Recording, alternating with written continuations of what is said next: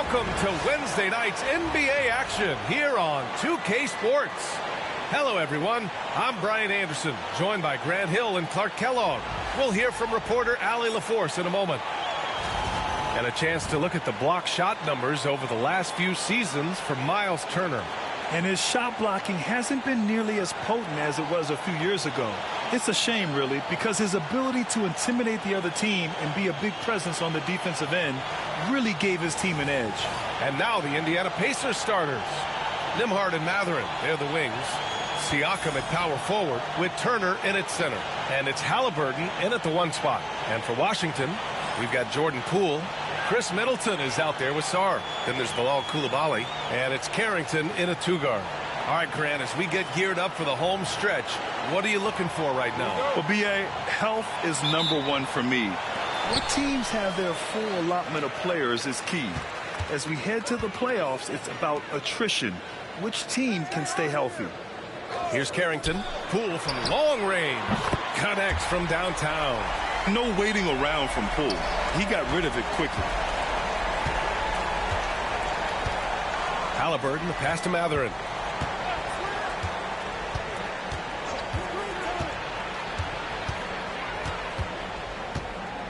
From 13, it's rebounded by Washington. A tough loss coming against San Antonio in their last game. I really think that L has to fall on their defense, or a lack thereof.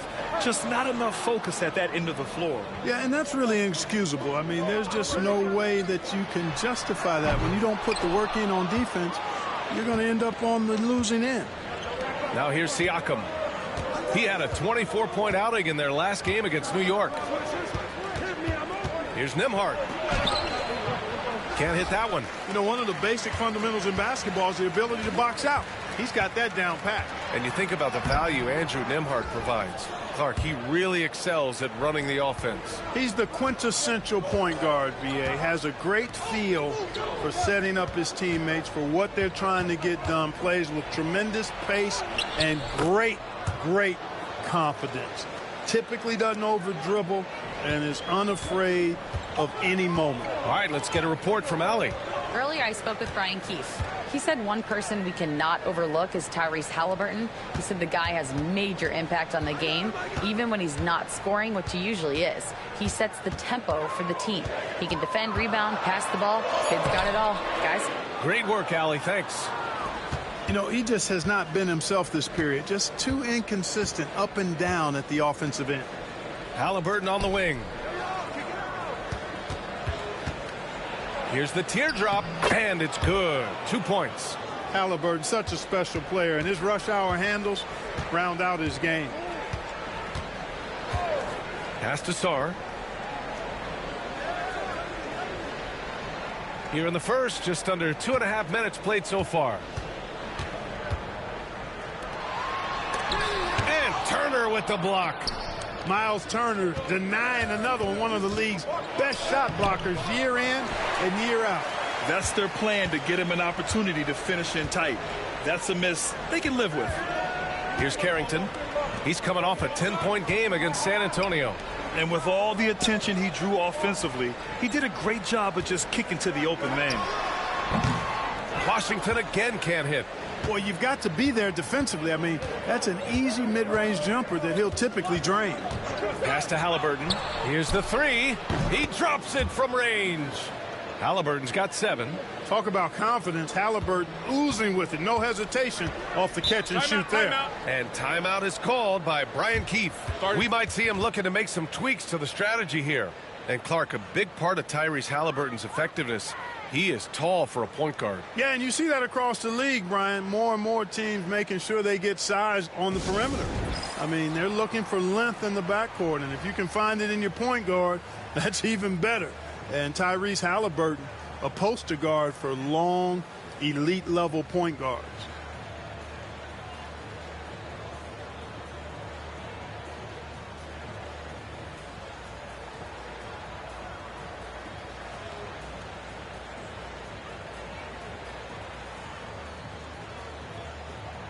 And Washington making a change here. George is checked in.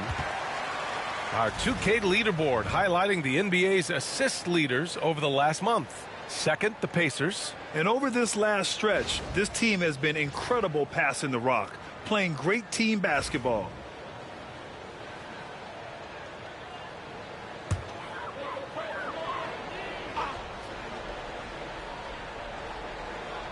Here's Middleton.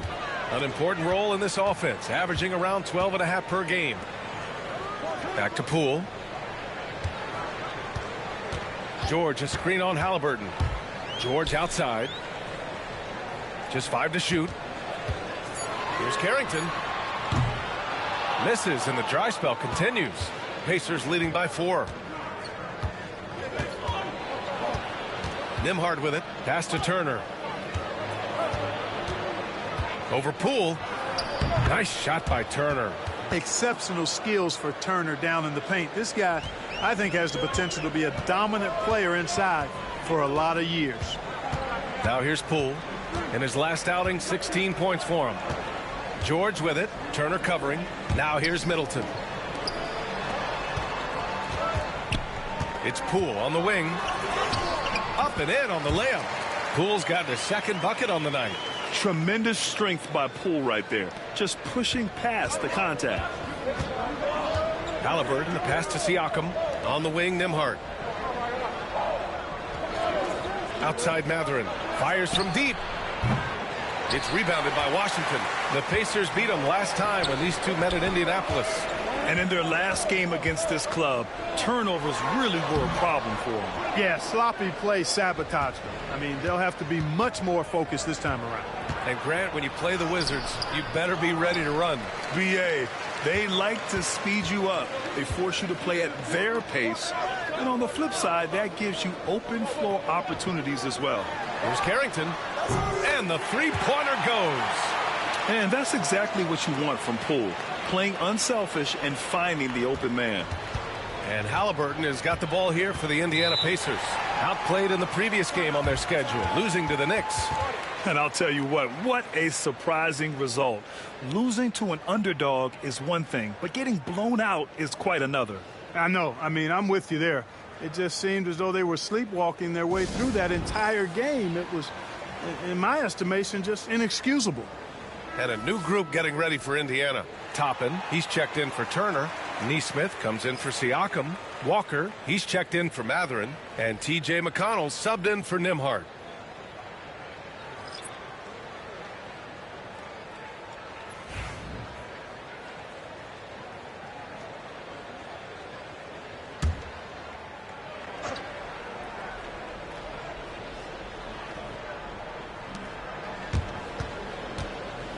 McConnell outside.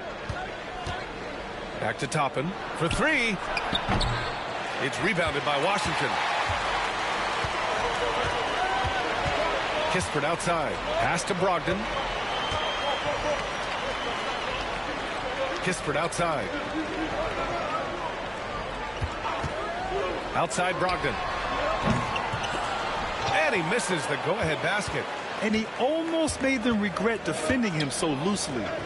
4 seconds separating the shot and game clocks. Three-pointer, Halliburton. He's got it. 4 for 4 now. He's automatic. You know, throughout this quarter, guys, they've had no answer for him defensively. And he's been absolutely relentless. Here's Brogdon. 11 points for him last game against San Antonio. Uses the glass to finish the layup. You know, he doesn't have the quickness of some guys, but he does see everything, including that opening. Tyrese Halliburton getting it done for the Indiana Pacers. He put together 10 points in the quarter. Time for a quick break, then back to the action.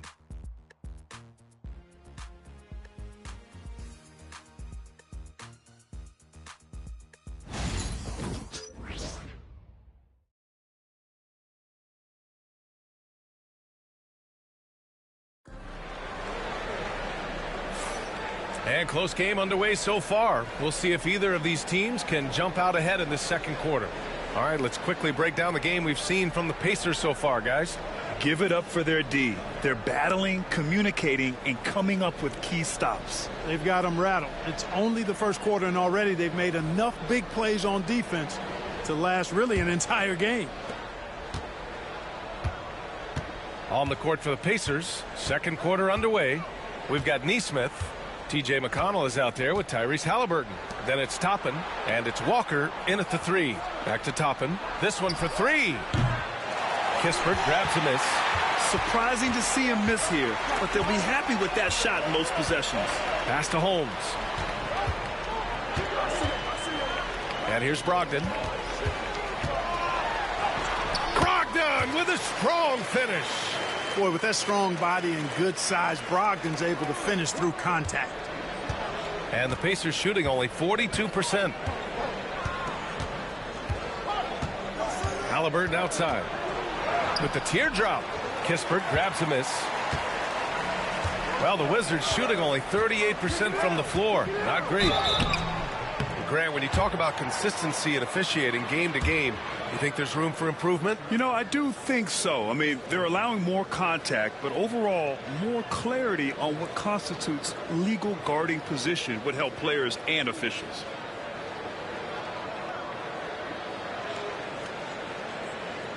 Take a break. Take a break. 2 shots.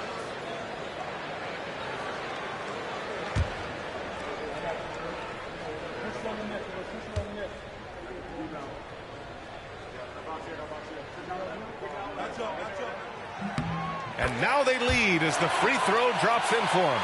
Well, there's no question. Pascal Siakam has raised the ceiling of this Pacers team. Yeah, absolutely. He complements Halliburton's up-tempo style very well. And defensively, he shores things up with his ability to guard 1 through 5.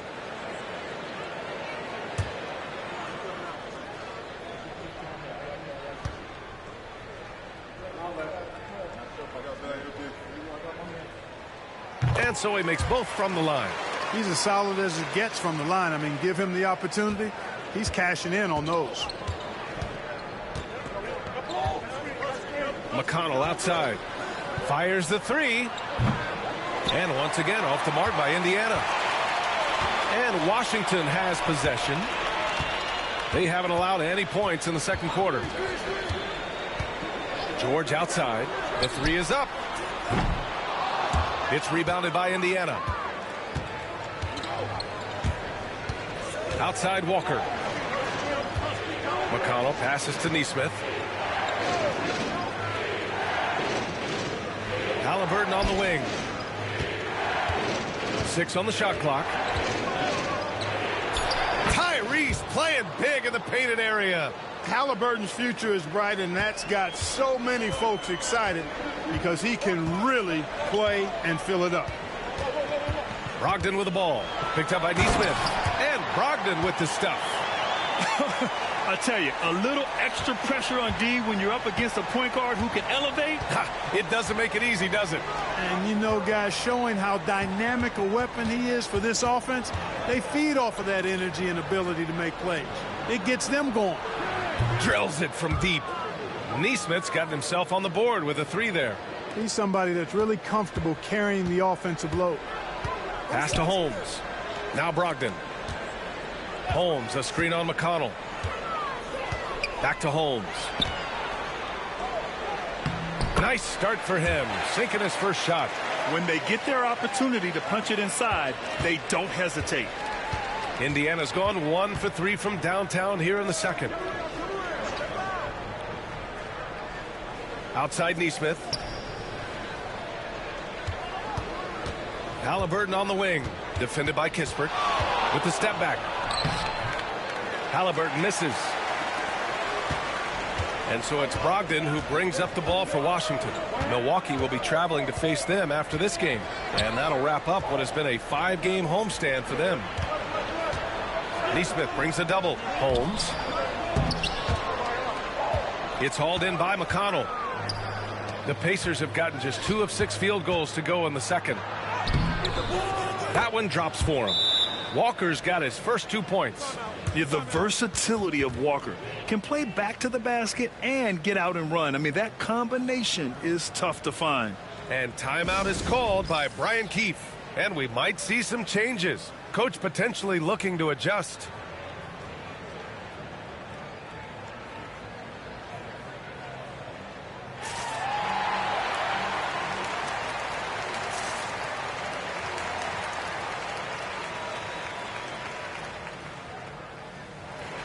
And a new group getting ready for Indiana. Turner, he's checked in for Toppin. Pascal Siakam comes in for Neesmith. Benedict Mathurin, he's checked in for Walker. And it's Nembhard in for McConnell.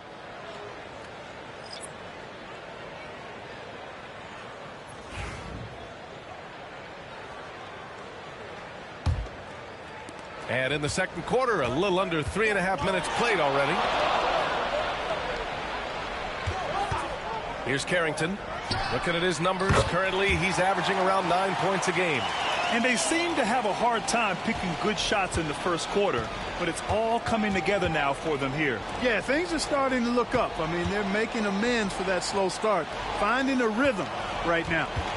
Now here's Halliburton. 12 points for him.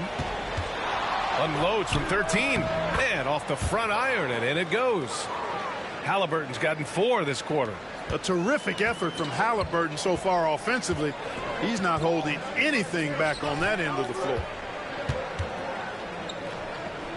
Poole outside. 1:44 left in the second quarter. Off with the layup. Clark, we hear a lot of talk about Halliburton's Supreme Court vision. Just how good is it? I think it's phenomenal, B.A. To be the facilitator that he is, you've got to have an understanding of what you're trying to run, but also a feel for how to get people shots and to adjust on the fly to what the defense is providing. And it's feel as much as it is skill, feeling where defenders are, feeling where your teammates are or might be. And that is a gift. And he's honed that in a way that's made him one of the top dime droppers in the league. I mean, he can do it all. Shoot, facilitate, great skills for the young Halliburton. All right, guys, let's get your take on the scoring breakdown for the Wizards. I really like how they're knifing inside with confidence, exploiting any openings they see in the defense, taking advantage. And on top of that, they've been dialed in from deep. And if they keep it up, it could be a big night for them.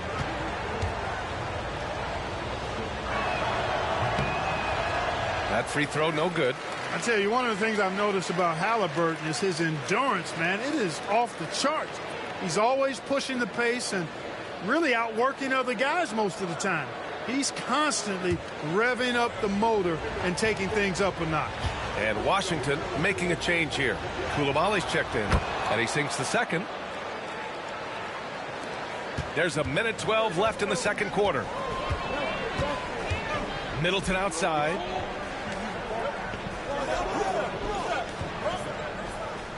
Pass to Koulibaly. Back to Middleton. Here's the pick. Clock at 6. And again, it's Washington converting. Man, the form that Middleton shoots those jumpers with, absolutely picture perfect. Nembhard outside. Outside Mathurin. Siakam outside. And Indiana misses again. The battle of the boards has been something to watch. Yeah, tit for tat on the glass. Just one more aspect of what's been a very closely contested ball game here. That's good. And Halliburton gets the assist. Siakam's gotten himself going here. His first points of the game on the deep ball. 16 seconds left in the first half. Now Poole. He's got 5. The Wizards need to get off a shot here. Middleton from the outside. So the clock runs out with the score tied going into the half. And we'll return shortly.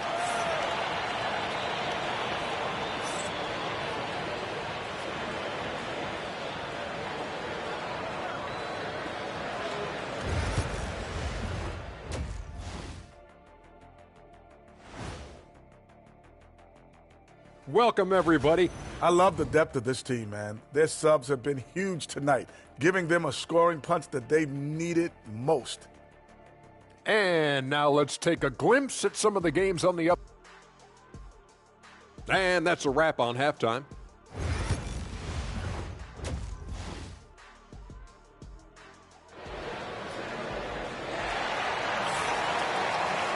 And we're halfway through this one.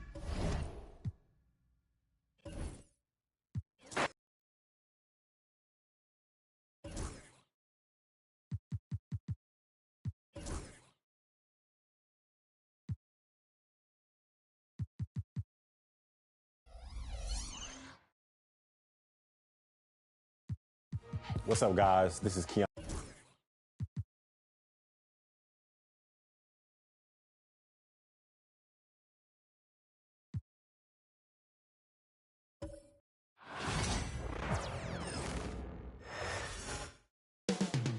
Coming right up, the Celtics taking on the Spurs. For the Celtics, playing at a high level deep into the season, and they're hungry to keep it going tonight. Spurs, Celtics, up next. Back in a moment.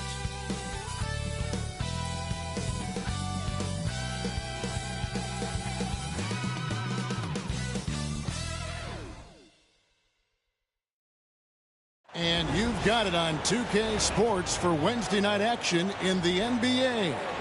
I'm Kevin Harlan, joined by Greg Anthony and Richard Jefferson, with David Aldridge roaming the sideline. And here's a look at some numbers for him. In the last 5 games, you can see the trend upwards for effective field goal percentage. And it shows you how confident he's playing right now. And the starting group for the Spurs. Up in the front court, it'll be Vassell and Barnes. De'Aaron Fox out there with Paul. And it's Wembanyama in at the center, locking down the middle.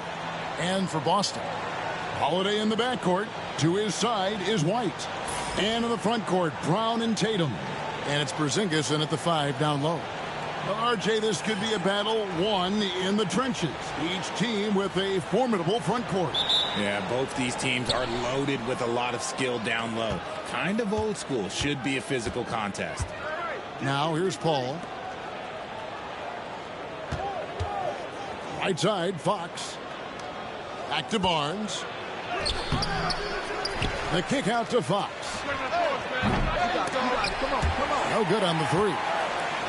And so White will bring it up for the Celtics. Tatum against Fox. Tatum draws the double.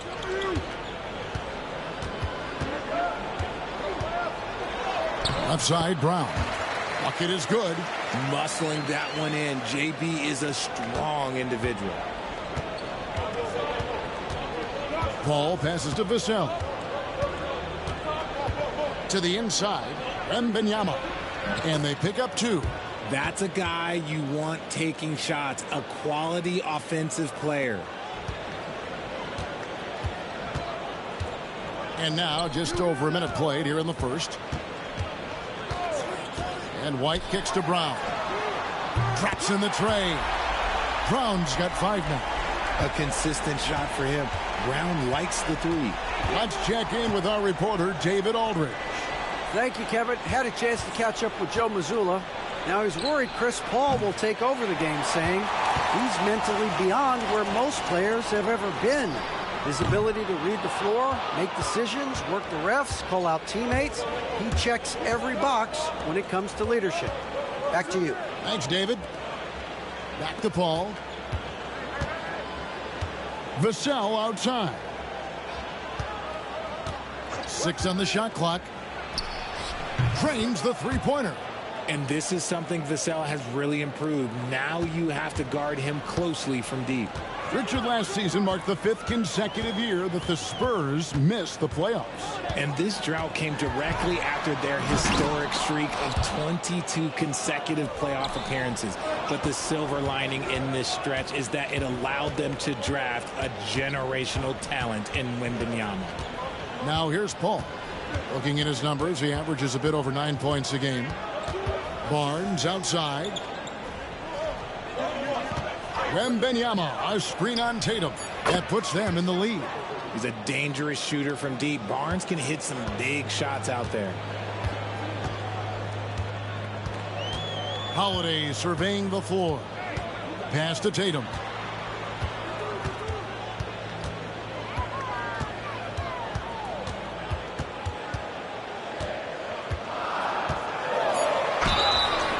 And the call on the shot that sends him to the line.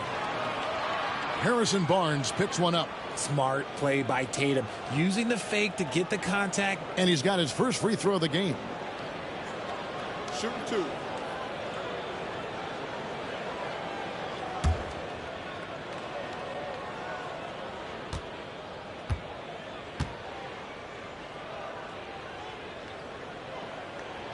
And that one falls for Tatum.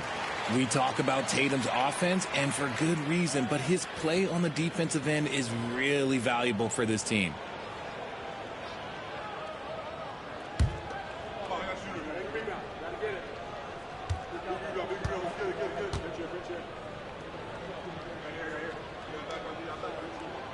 And so Tatum nails them both. And RJ, the combination of Jason Tatum and Jaylen Brown winning a title together. That's something else. There was some small talk going around about breaking them up. Good thing for the Celtic front office, they kept them both. In their first 7 seasons as a duo, they have 5 trips to the conference finals. That is a ridiculous run. And we've got a timeout from Greg Popovich. He's going to have a discussion here on the sideline.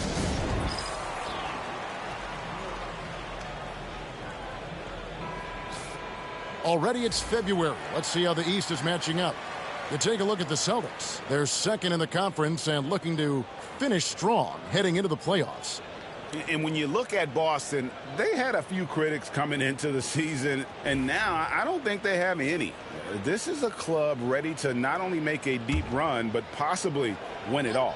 Even though some people doubted them, there are just as many people, if not more, who believed in this team from the very beginning. And it's pretty clear right now who was right. Wembanyama. He hangs in there and cashes in on the second chance points. You have to be aware of Wembanyama on the boards. Really keep a body on it. Outside Holiday. Up top Brown. Yes, and it's Holiday with the assist that time. Brown's got a couple of threes now in the first for the Celtics. Outside Fox. Wembanyama looking it over. The tray. Vassell, no good. And so it's Holiday with it. They'll bring it up for Boston. They come in fresh off a win against the Heat. Well, you look at the points they produced in that game. Great adjustments on the offensive end. Coaches love that kind of showing offensively, especially on the road. And they've scored several times already here in the first quarter on the inside. Outside Tatum. Some nice ball movement here by the Celtics. Here's Brown. Laid in with a nice touch off the glass. Brown's got 10. Great start for him. 4-4. He could be in for a big game. Paul outside. Here's Vassell. His 3-pointers off the mark. His consistency just hasn't been there this quarter in terms of his shooting. Brown the pass to Tatum. Outside Porzingis.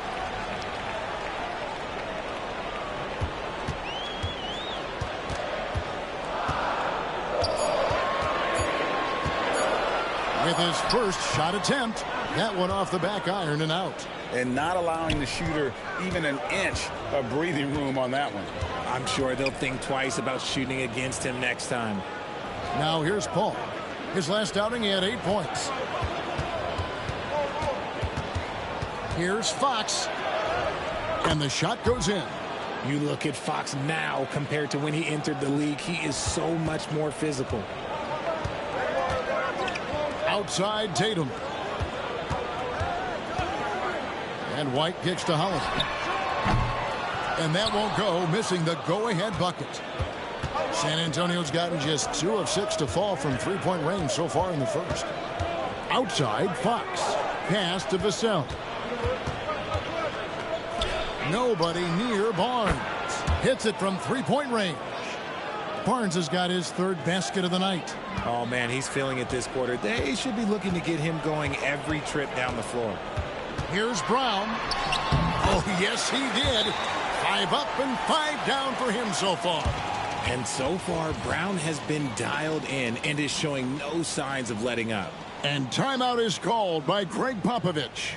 He's ready to talk things through with the team. Celtics making a switch here. Horford's checked in. Jeremy Sohan's checked in for San Antonio.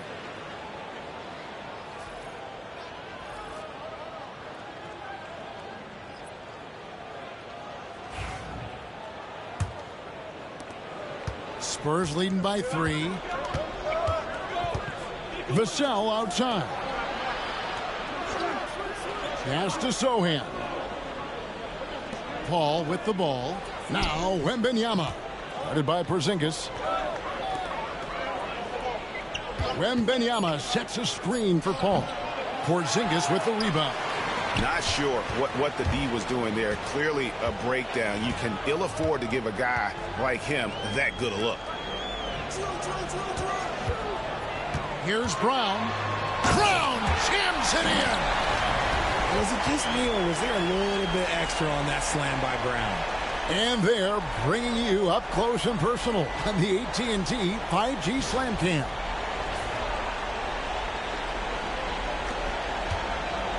San Antonio's gone 3 of 7 from three-point range in the first quarter. Over the last few seasons, we've seen the resurgence of Porzingis. And Richard, it has been fun to watch. Kevin, he's been effective on both sides of the ball. He's always been a good player, but his recent fit has really improved his play. Wasted no time on that shot, but it's off the mark. Paul outside.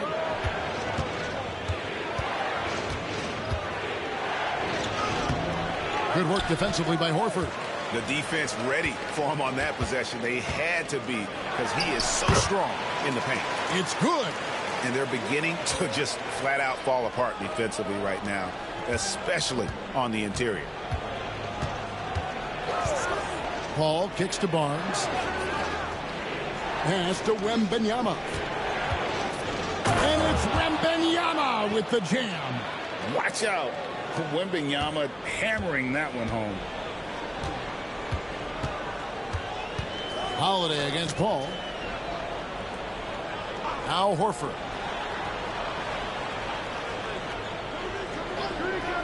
Back to Brown. Stripped away. Vassell outside. That one drops, and he's now 2 for 5. Ooh, this is how confident of a scorer Vassell has become, taking on all comers. Holiday dishes to Horford. It's Brown on the wing. Lots of room.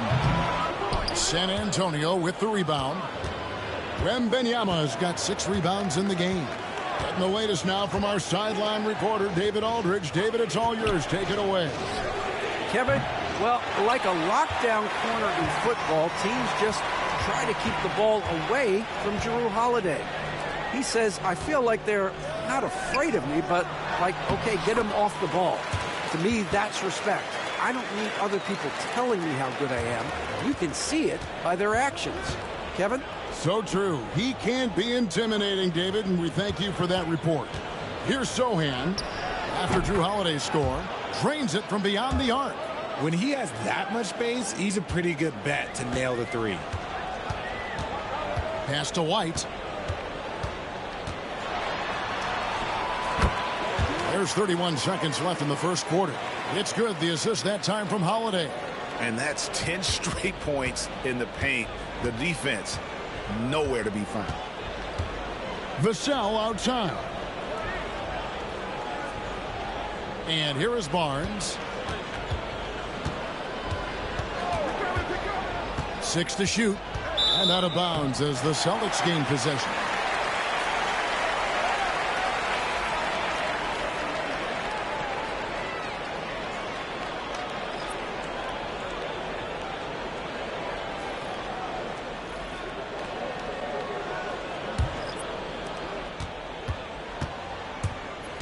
Brown with it. He's got 14.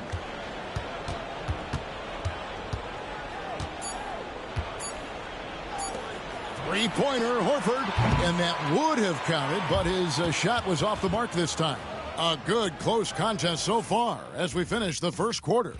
It's the Spurs. They lead by a bucket. And back with the start of the second quarter in just a moment.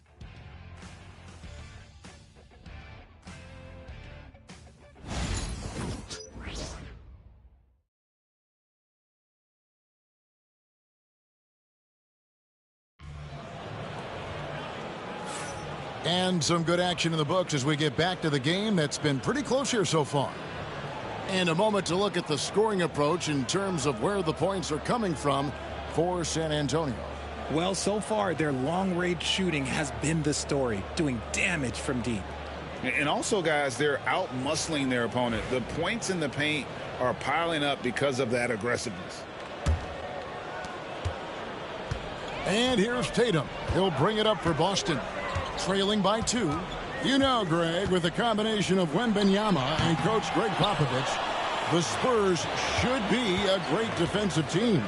Yeah, it's hard with a young roster because all 5 guys have to work in unison, and often someone's going to make a mistake. On the floor for San Antonio, the forwards for him, Johnson and Sohan. De'Aaron Fox out there with Castle. And it's Bassey in at the center position. Here's Pritchard after the basket by De'Aaron Fox. Tatum with it. Sohan's there. Pass to Pritchard. Shot clock at 6. Tatum with a screen on Fox. Sinks the triple. Pritchard's got himself going there. His first points of the game on the deep ball. He can really stroke it from deep. You have to keep better tabs on him. Fox passes to Bassey. Here's Johnson. And Horford pulls it down. And you got to give credit to the D for never giving up on the play and doing just enough to bother him at the rim. And there's the whistle on the shot. Took the foul. Shot misses. He'll be shooting 2. And something that every NBA player has now that maybe they didn't a couple years ago, RJ, their own personal trainer. Well, it's just a beautiful investment of your own resources back into your body. I love that players are hiring chefs, dietitians, sleep aides, and the teams are hiring them. I love every aspect of that.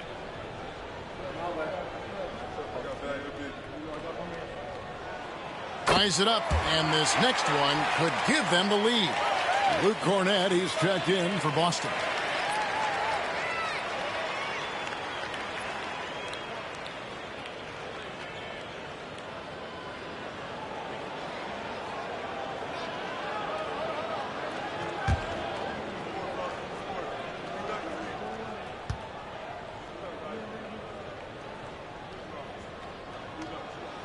And they now lead as the free throw drops for him. Richard, the Celtics have been among the NBA's elites for quite a while now.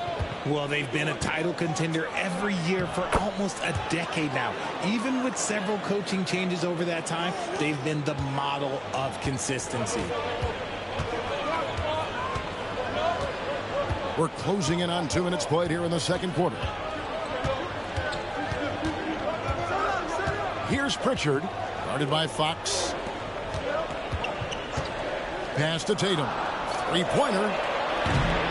Boston, no good that time either. And the well is running dry for him right now. Nothing falling. Yeah, and the risk now is that he gets inside his own head. Time to take deep breaths in through the nose, out through the mouth, and let the game come to you.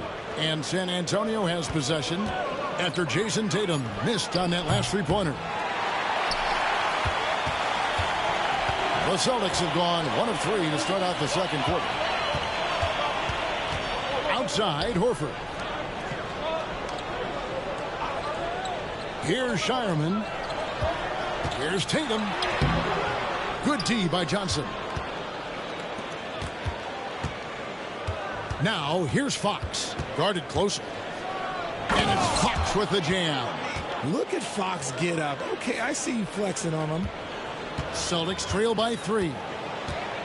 And we've got a timeout from Joe Mazzulla. This will give him a chance to discuss some potential alterations.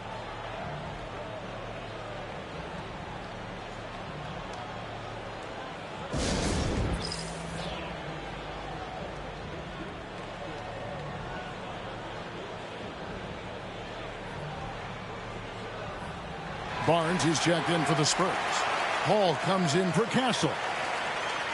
And now let's have a look at the teams that have had the quickest hands in the NBA during the past month. Number 5, the Spurs. What a month they've had defensively. I mean, they've really gotten after it on that end of the floor.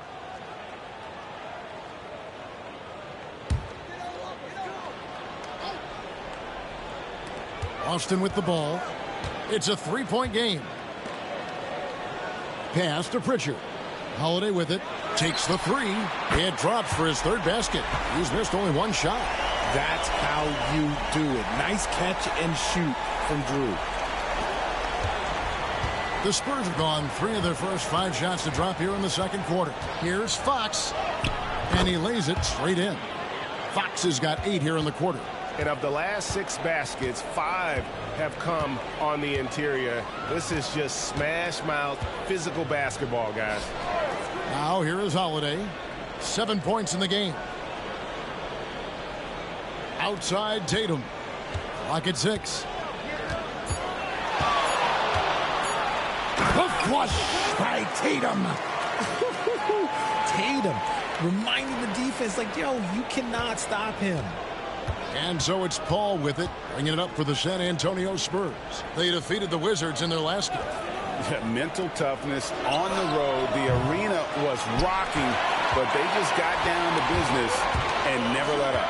And the mental game you talk about, a lot comes down to coaching, having your players focused. And Boston has possession. Harrison Barnes missing on the 3. Zingas high post. Boston needs to get off a shot.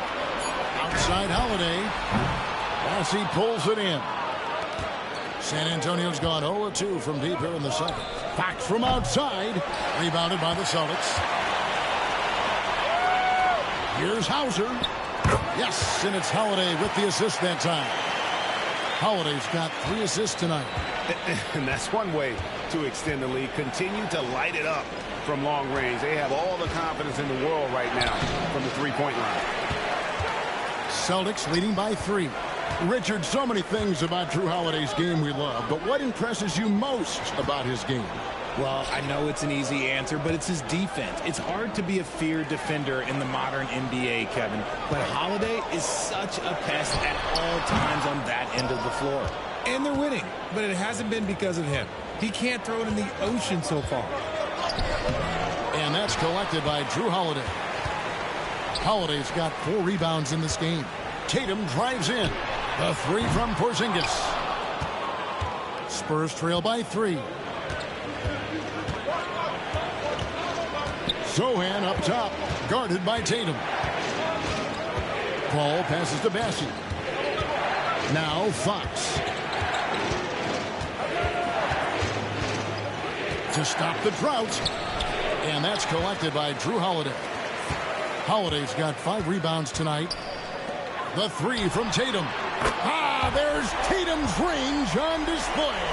The ball movement on this run has been fantastic and is a big part of why they've been able to get these good looks.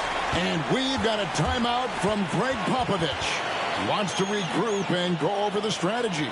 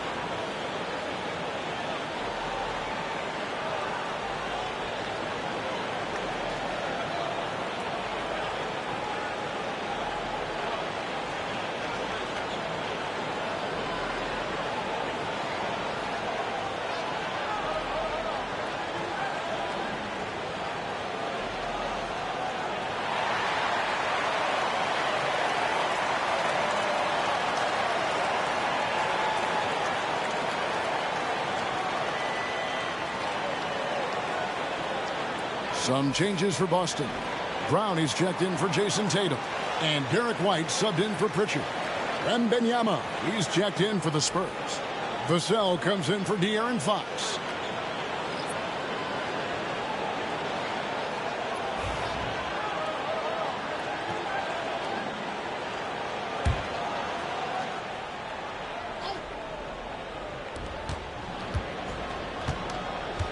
Holiday against Paul. Barnes outside. Wembenyama left side. Sohan. That's good, and it's Wembenyama with the assist. Sohan's got 6 points. Oh, nice setup by Wembenyama. On top of everything else, this guy has an incredible IQ. A nice shot by Brown. And defensively, they are on their heels every time the ball comes inside. Paul passes to Barnes. Paul is screen on Brown. And here is Barnes. He's got 8 from outside the arc. Rebounded by Hauser. He's cooled down a little bit after draining those 2 3-pointers in the first quarter. Richard, one thing is for sure with these Spurs, a lot of top free agents have got to be looking at him now as a destination. It doesn't take a lot of skill to see that Wemby is a different type of player. And look, if you are a free agent, that's the player that you want to look at to say, hey, can I team up with him and go on a string of championships? Now here's Brown. He's got 16. And the rejection by Wembenyama.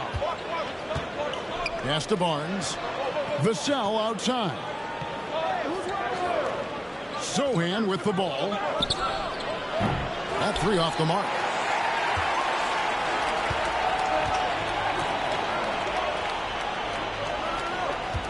Outside, White.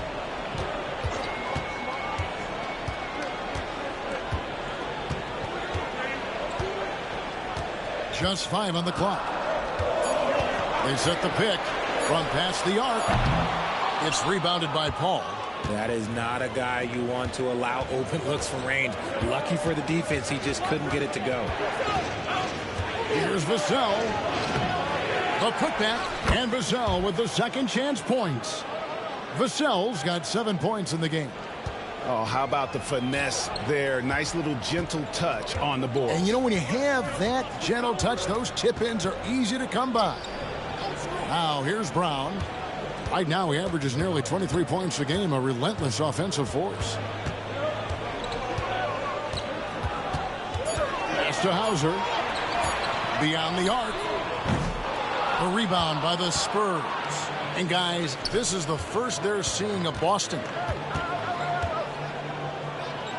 Sohan, the pass to Vassell. Porzingis against Wembenyama. Vassell outside. Puts up a deep 3. Doesn't get it to drop for him. And the rebound battle split evenly thus far. Here's White over Paul. And it's White missing. Spurs trail by 3. Vassell finds Paul. Tries it from 9. And it's good off the back of the rim and in. The ageless wonder. Paul's jump shot has only gotten better over time. Top of the key, Porzingis. Brown against Barnes.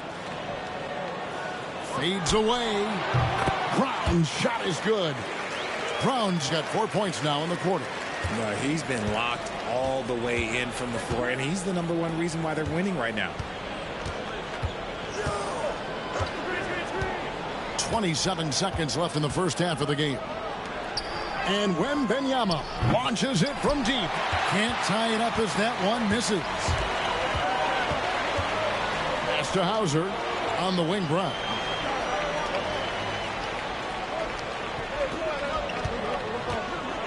With the... Oh, wow! That is powerful.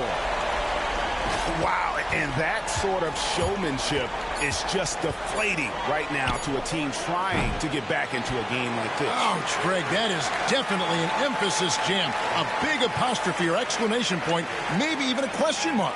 So that'll be it for the first half. Fairly even battle underway in this one. Celtics lead by 5. It's time now to go courtside as we send you over to David Aldridge from the sideline. David, take it away. Thanks a lot, Pop. What do you need from the second unit in the second half?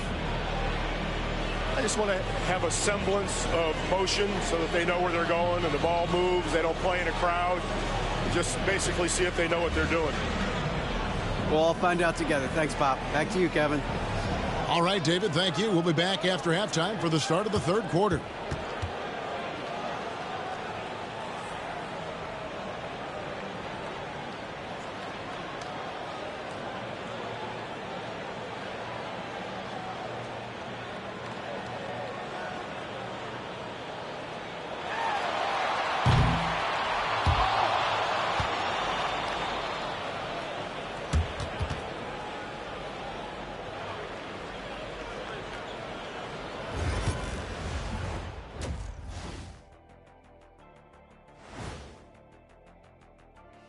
Welcome, everybody. The story tonight has been a solid showing through the first half for the Boston Celtics.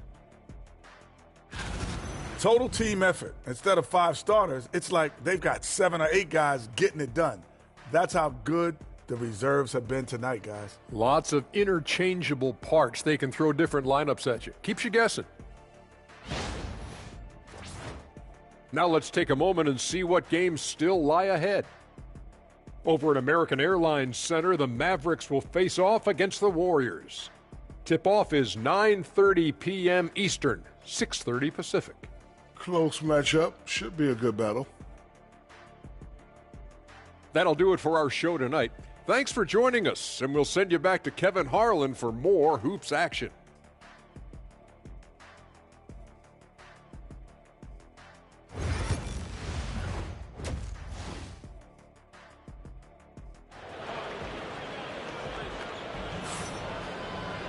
And in that first half, we saw a pretty tight battle. We'll soon find out what sort of adjustments were discussed during the half. It's been a clinic out there by Jaylen Brown. No problems fighting his way to the rim in this one. A lot of points in close. And you love that mindset he has going at the rim. He hasn't settled for anything, and he's been the aggressor all game long.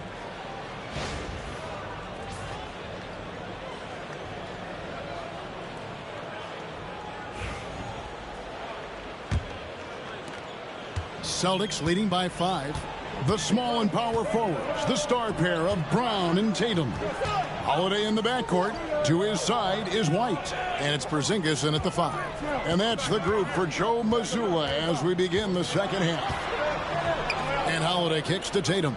4 on the clock. It's up a 3. And it's Fox with the rebound. And it's Fox with the ball for the Spurs. And, you know, De'Aaron Fox, he has become, RJ, I think, almost impossible to defend. Yeah, he's always had great speed, so defenders would sag off of him. But now that he has that step-back 3, so you have to play up, and that's what he wants you to do. Got a piece of it. Here's Tatum. Rebound, San Antonio. Wembanyama's got 7 rebounds in the game. For the tie. So good at drawing contact. CP uses his smarts to get to the line. First trip to the free throw line for him in this one. Gotta admire what he's been able to do at the free throw line this season. How about over 90%? Shoot 2.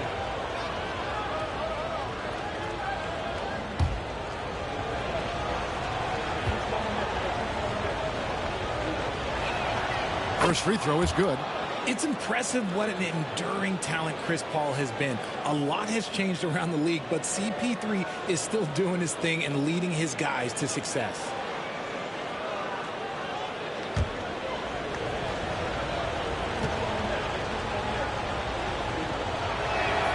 And it's tied up with that one. Well, Greg, Boston didn't just win the title. They won their 18th NBA championship in style. No series went more than 5, going 16-3 in the postseason, Kevin. Half of those wins were by 15 or more. The Celtics really weren't even challenged during that title run. And Wembanyama outside. Fox kicks to Paul. Floats it up. Nobody's getting that high, but Wembanyama.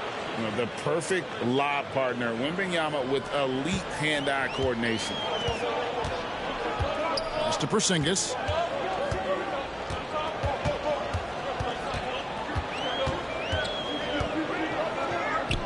And here is Brown, covered by Vassell. Tatum wide open, he fires one. The shot's good. Brown making the play. Tatum's got 6 in the quarter. And he's finally getting the feel from beyond. His second 3 of the half right there. Vassell sends a screen for Barnes. Here's Wembanyama. That's in. That's his 5th field goal. He's shooting a hot 71%.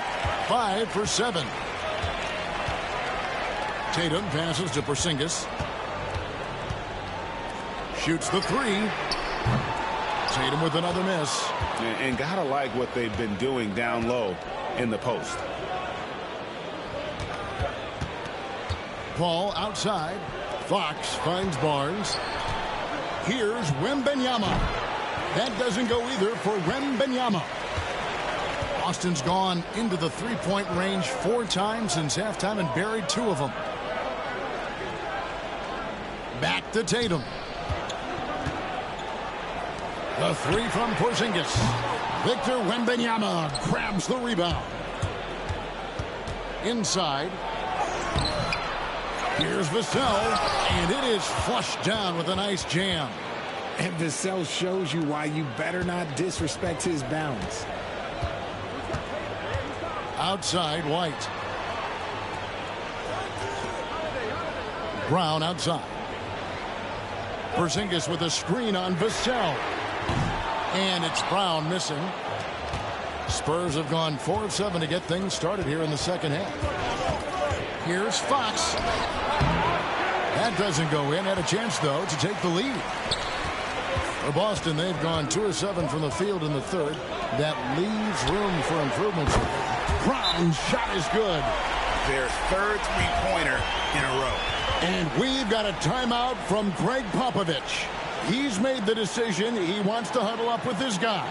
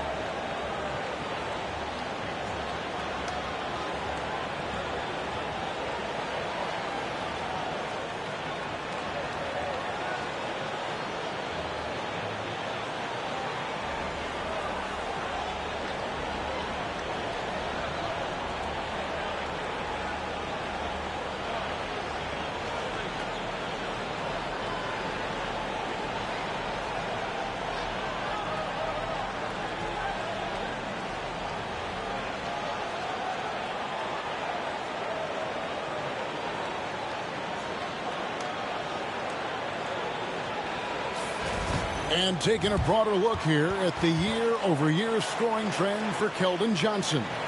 And maybe it's shocking, maybe not too shocking, but the scoring trend over the last few years has been going down a bit. I'm sure it's something he's well aware of, and we'll see if that continues to be the case. Spurs trail by 3. Barnes outside. To the paint. And that's a foul called on Porzingis. That's his first foul. Yeah, clearly he had an established position there.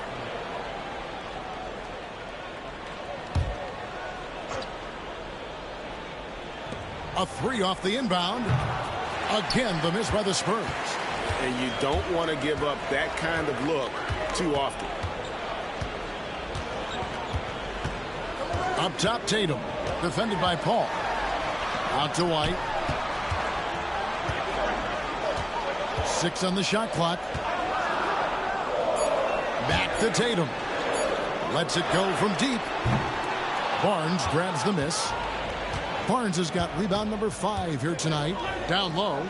Oh, Wembanyama. Too easy. And this is why many are excited about Wembanyama's future. Such a unique, versatile player and scorer. Pass to Holiday. Launches a three. Rebounded by the Spurs. Vassell's got his 4th rebound with that last one here tonight. Barnes kicks to Vassell. Right side, Fox. For the lead. And it's White with the rebound. White's got his 4th rebound in this one. Now here's Tatum. 13 points in the game. A 3-pointer off the mark. And imagine how good they'll look if he can start to chip in a bit more offensively. And that one's good, Barnes. Another bucket down low. They've been the aggressors, taking the ball inside and attacking at the rim. Here's Tatum. The step-back jumper is good. Tatum's got 8 here in the quarter. Over the years, Tatum has limited the amount of mid-range jumpers that he takes, but it is still a natural part of his game. Wembanyama. The rebound by the Celtics. Porzingis has got his 4th rebound in this one. Richard, you talk about the fastest players in the league. De'Aaron Fox is in the running. And I say that literally. Kevin, he is at his best when he is attacking the lane. He's a lefty that is a tremendous finisher, and his floater arguably might be the best in the game. And here's Fox. He'll bring it up for the San Antonio Spurs. Pass to Barnes. And he gets the whistle. 2 free throws coming up. No hesitation from Barnes. Knew he was going to get the whistle, played right through it. And a look now at how the offensive approach has been going here so far for the Celtics. The name of the game in the modern NBA is making threes, spacing the court, and that's exactly what they are doing tonight. And you can't ignore their passing. All game long, they've done a great job of just delivering the ball in rhythm right where it needs to be. The first one falls. GA, these Boston Celtics are unquestionably a top-tier offensive unit. Stupendous shooting, excellent instincts with the ball. Yeah, they are a model offense in many ways, making it tough for many teams to keep up with them. The Celtics making a switch here. Pritchard's checked in. Barnes hits them both. Boston trailing. Here's Pritchard. The scoring numbers have been solid for him. He's averaging just under 14 points a game. Here's Tatum. Rebounded by the Spurs. Now, Sohan. He has 6. Paul dishes to Fox. Wembanyama sets a screen for Fox. Back to Paul. 3-pointer. That drops. Nice feed that time from Wembanyama. Paul's got a pair of threes now here in the 3rd for San Antonio. So it's the Celtics now, trailing by 4. Barnes against Brown. Outside Tatum. Whistle blows. Basket is good. So a chance here for a 3-point play. And even though they're down, it's not on him. He's been lights out on offense for them this quarter especially. And let's take a moment, guys, to get your take on the scoring so far for the Spurs. Their offense has been a well-oiled machine. They're moving the ball around, playing for one another, and just piling up assists. And we also got to talk about the damage they've done inside. The opposition having a hard time keeping that ball out of the paint.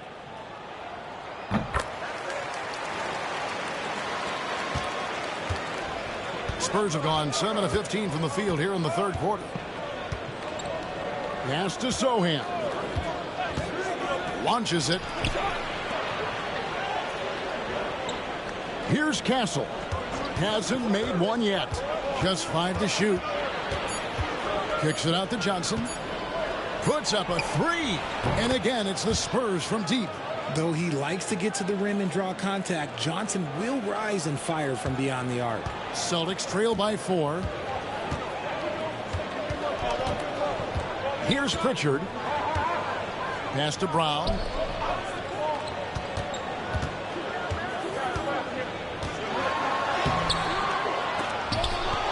And the foul called on Victor Wembanyama. That is his first foul of the game. Luke Cornett, he's checked in for Jason Tatum.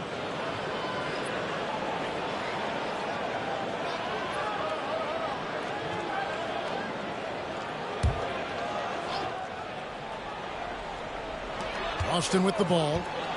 4-point game. Into the lane. Shot clock at 6. Pritchard passes to Hauser. There's Brown with the 3. Buries it from 3-point range. Brown's got 6 in the quarter. And now with 2 3-pointers in each half, he's really doing his all to help his team out from deep. Pass to Wembanyama. Here's Champagnie. He's covered by Brown. Champagnie passes to Wembanyama.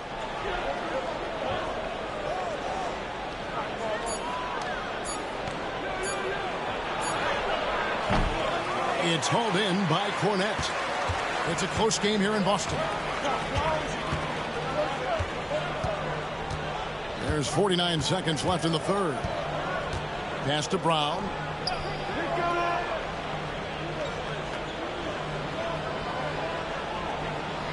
For the lead, Wembanyama with the rebound. Wembanyama has got rebound number 13 for him here tonight.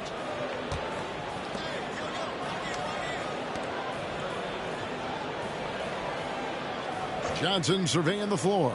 Wembanyama, a screen on Brown. Johnson can't get it to go. Brown against Wembanyama. Brown outside. And a lot of contact on that one, so he'll shoot 2 here.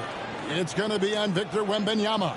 Yeah, way to play in attack mode and get to the line. For Boston, they have been on target from the free throw line. They're 5 of 5 in that department.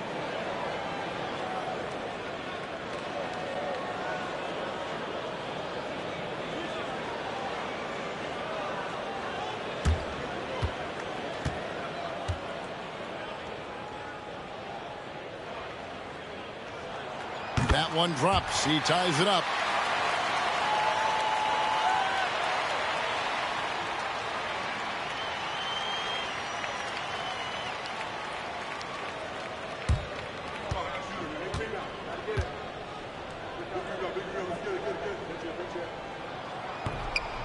No good on the second free throw. Tie game in Boston. And time to step aside quickly, but we'll be back in no time with the start of the fourth quarter.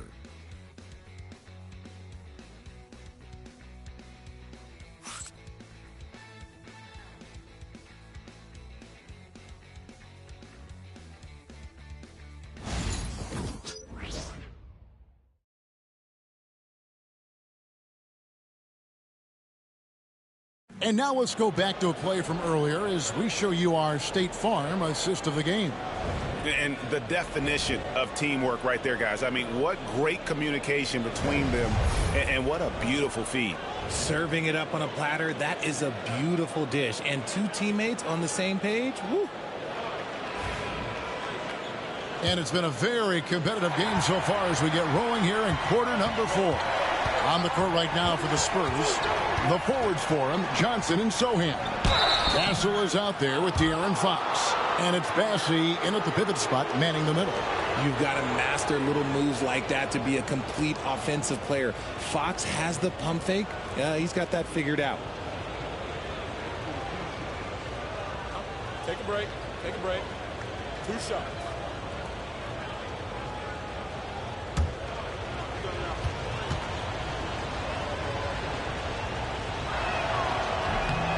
Free throw good, Fox. You gotta love how scrappy De'Aaron Fox is. No matter what kind of challenges he faces in a game, he's never giving less than his all.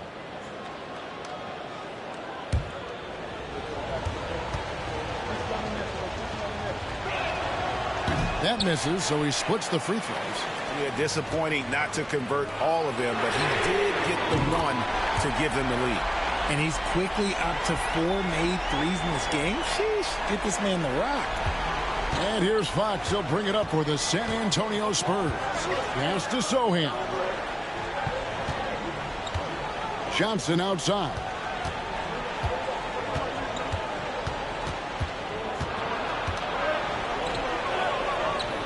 Here's Castle. Back from outside. Rebounded by the Celtics.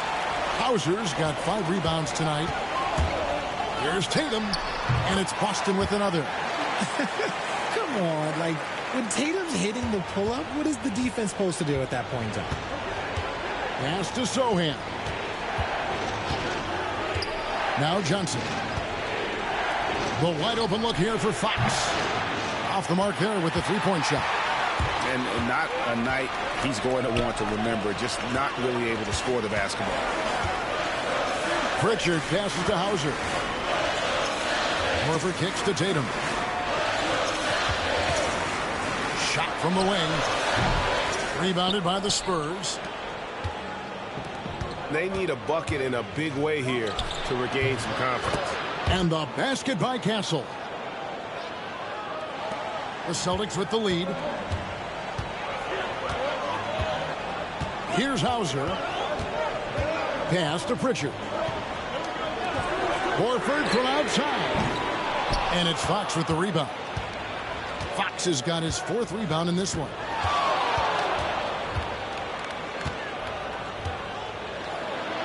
And the layup falls. Fox has got the game tied up here for San Antonio. Look at Fox fearlessly going inside, hunting for a higher percentage look. Here's Pritchard.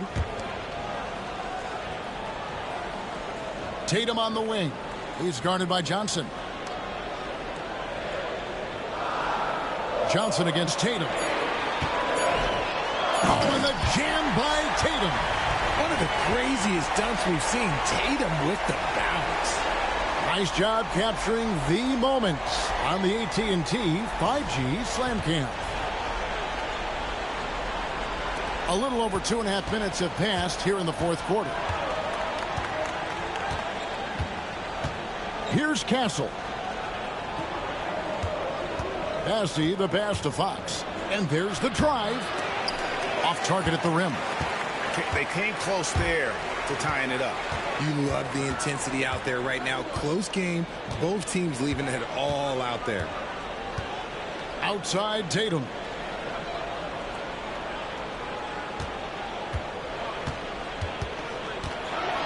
And slam dunk by Tatum. We see this from Tatum often, and it never gets old. Just scoring at will. Spurs trail by 4. Look at the clock. A little under 3.5 minutes gone here in the 4th. Castle misses. For Boston, they've gotten 4 of their 6 shots to fall so far here in the 4th. A pretty nice efficiency there. To the middle. Howard down after the assist. Let him into the lane. The D just kind of stepping aside and letting him get to the rim. There's a reason, GA. The lead is what it is right now. Yeah, it's going to take better rim protection than that if they're going to climb out of this hole. Here's Castle. Again, the miss by the Spurs. Celtics leading by 6. Here's Hauser. Knocked loose. Cornette kicks to Tatum.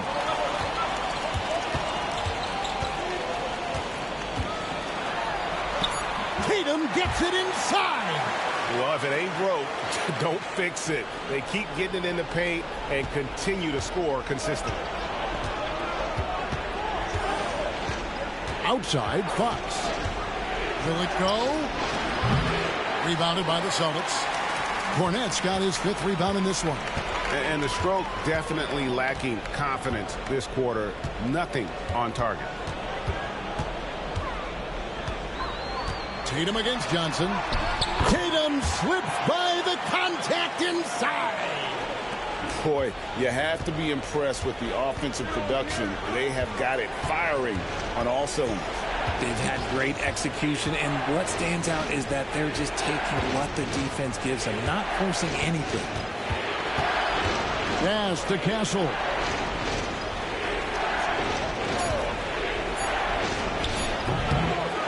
Out to the wing. Here's Sohan. And he's good on the 3-ball. And they've shown a little extra hustle on the offensive glass here in the second half. Second chance points are starting to add up for them, and they can use every one of them. And so Joe Mazzulla calls for the timeout. He knows every possession is critical now.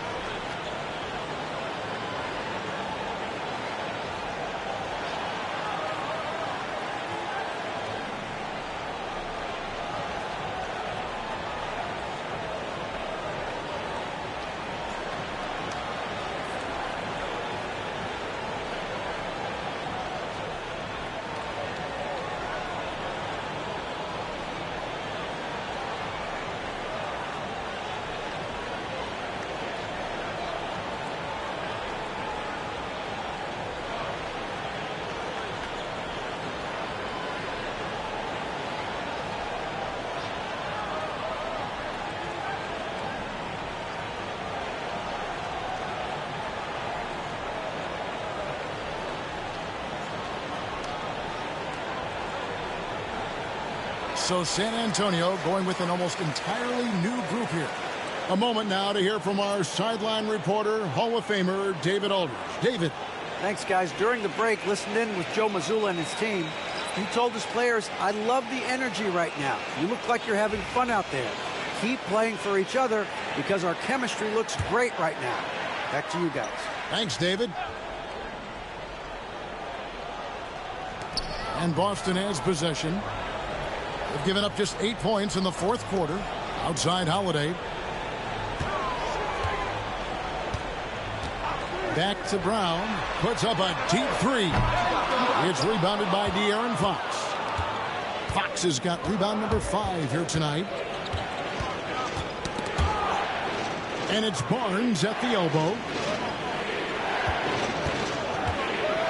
Wembanyama down low. Guarded by Tatum. Wembanyama gets the bucket. And a monster game for Wemby with the matchup issues he creates. I'm not sure anyone in this league can stop him when he's on. Holiday, the pass to Porzingis. Doesn't go that time. You know what? They're winning, though, despite the fact that he has just been really off. Knocks down the 3 ball. Now just a 2-point Celtic lead. They've given up a lot of 3-pointers here today. Tatum with it. And it's Vassell picking him up. Fires for 3. And that's good. Jason Tatum for 3. Tatum's got a pair of threes here in the fourth quarter for the Celtics. Barnes outside. Vassell outside. And he can't answer back. The three-pointer offline. To the inside. Here's White. Victor Wembanyama grabs the rebound. Barnes finds Paul. Spurs working the ball around now. And Fox gets it to go. That is a huge shot by the lefty, and Fox is proving that he can be the go-to guy when his team needs a bucket. Brown outside. And it's off from three-point range. And so Fox will bring it up for the San Antonio Spurs. To tie it up. Good, and Paul gets the assist. Paul's got 4 assists now tonight. And accepting his role as a leader. Fox wants to come through for his guys in the big moments. It is the sheer confidence of Tatum, ready to put his team on his back. The Spurs have gone 7 of 15 from the floor here in the fourth. Right around 46-47%. Here's Fox. And that'll be 2 free throws coming up. Officials on the call with the foul. That one on White. I mean, even from over here, you could see that one pretty clearly. Shoot 2.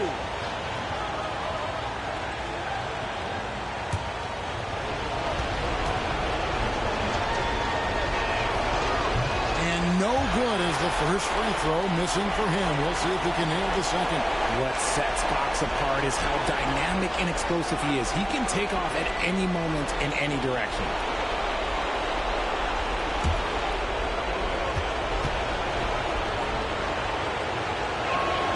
That's good, going 1 of 2 from the line, and that narrows the gap to 1. And he had to have all of those guys. That miss comes at the worst possible time. Here's Tatum. Well-placed jumper from the free throw line. Tatum's got 38 points. And this is exactly who Tatum is, someone who doesn't back down from taking the big shots. Here's Fox, shoots over White. Fox, no good. Celtics leading by 3. And White slams it in. And how about the footwork? Check out those moves in the post and then the sweet finish to go along with it. Excellent work around the basket. You're right, G.A. Here's Fox. Porzingis with the block. You see why Porzingis is one of the best shot blockers in the league. All the length. Brown kicks to White. Wembanyama against Tatum. Wembanyama with the rebound. The Spurs shoot here in the fourth quarter around 41%. Fox against White. And it's White with the rebound. There has been nothing for him this quarter. Ever since halftime, he's lost all of his touch. And so they choose to intentionally foul.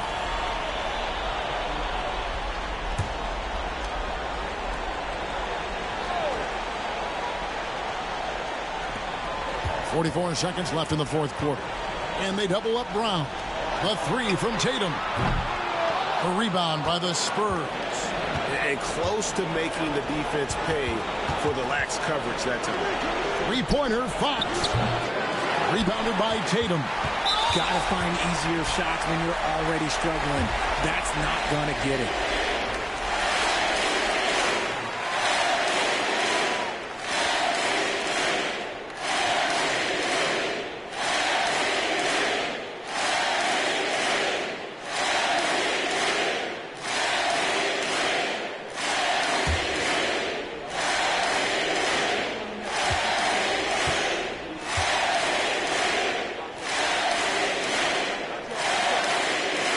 It's the first that increases their lead to 6.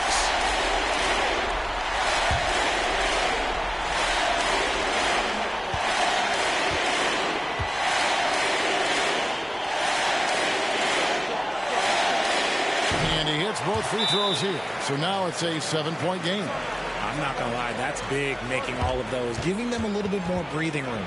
San Antonio calls timeout. They're behind by 7.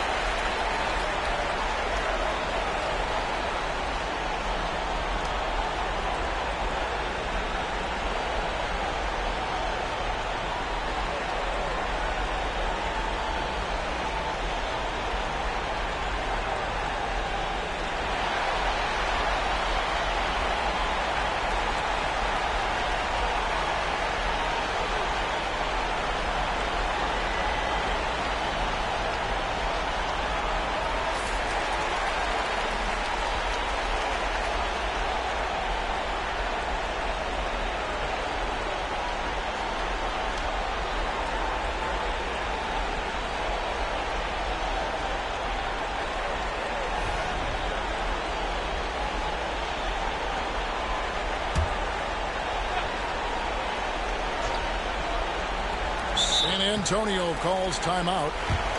They trail by 7.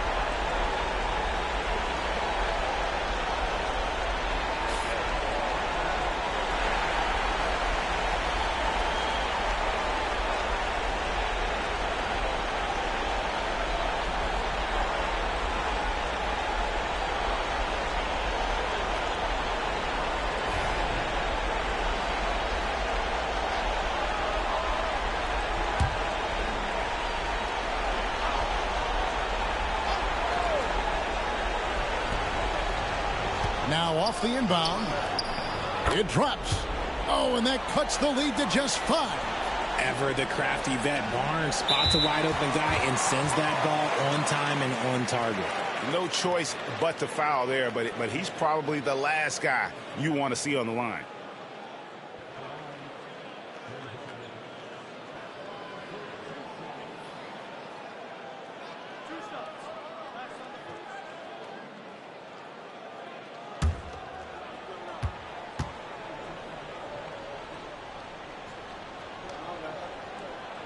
He hits the first one, and that increases their lead to 6.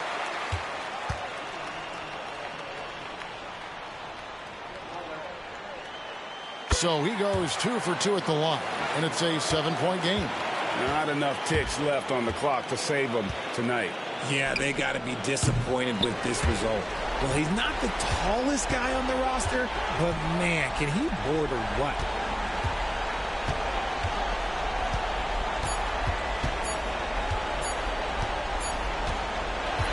So we see Boston get the win here. It was up for grabs right until the final seconds.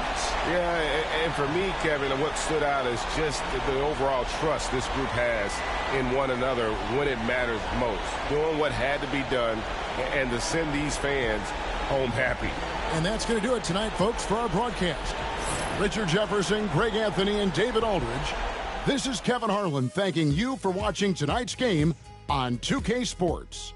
But first, let's reveal our player of the game, Jason Tatum.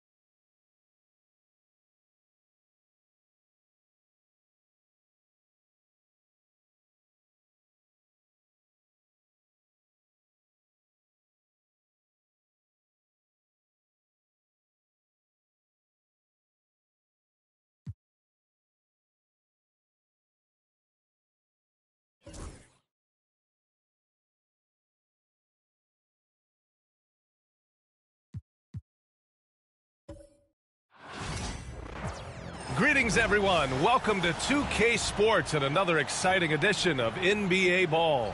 Along with Stan Van Gundy and Hall of Famer Grant Hill, I'm Brian Anderson. Allie LaForce will be with us courtside. And a chance now to take a look at some numbers for Josh Green. Over his last 10 games, his three-point shooting has gotten a lot better. He looks very confident from deep. There's no doubt he's got the green light to shoot from his coaching staff. Here are the starters for Charlotte. Miles Bridges is out there with Mark Williams. Then there's LaMelo Ball. Then it's Green. And it's Smith in at the 2 spot. And for the Magic, Wagner and Banchero, the talented forward pair. The backcourt is Suggs and Caldwell-Pope. And it's Bataze in at the 5 spot. All right, Coach, we're headed down the home stretch here. What's the mindset across the league? Well, it all depends on where you are, Brian, in the race. Here we go. If you're in playoff contention, then you've got a natural motivator, and that's where you're focused. If you're a team that's out of the postseason picture, you're probably already thinking ahead to next year. 1, 2, 3. Cancun. And I like the shot selection. Suggs recognizes when to look to score inside. Williams passes to Bridges. He buries it from 3. Rock solid screen right there. The defender got completely lost. Yeah, you've got to lock and trail hard. You can't allow him a clean look from there. Now here's Suggs.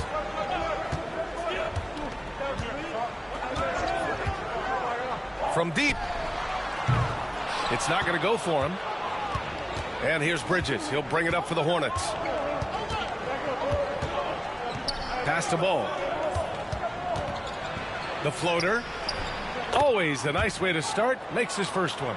And I love how Ball will fight for it, getting around that inside physicality. Banchero outside. Bataze with a screen. And it's Banchero with a 3.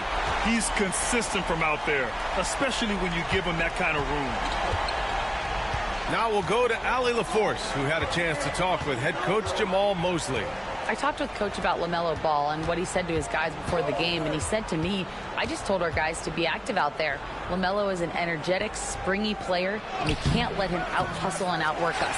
LaMelo is a challenging assignment for any defense. We'll see how this unfolds, guys. Good job there, Allie. Thanks. Now here's Caldwell-Pope. Looking at his numbers, currently he's averaging around 9 points a game. They get it back, and he bangs it home with one hand. And that's why you don't give up on the glass. Man, his efforts well rewarded right there. Well, that's what he does. He makes an impact with his activity on the boards. Williams a screen on Caldwell-Pope to the inside, and Williams punches it home. That's just a great pass. Excellent vision to see the open spot in the defense and lead him to the score. Grant, the Hornets are a team hoping to end a pretty substantial playoff drought. Yeah, it's been a long time since they made a buzz in the postseason, but their return could be closer than people think. A few smart moves here or there might be all it takes. Suggs just staying active and goes to the line now. Orlando shooting their first free throws of this game.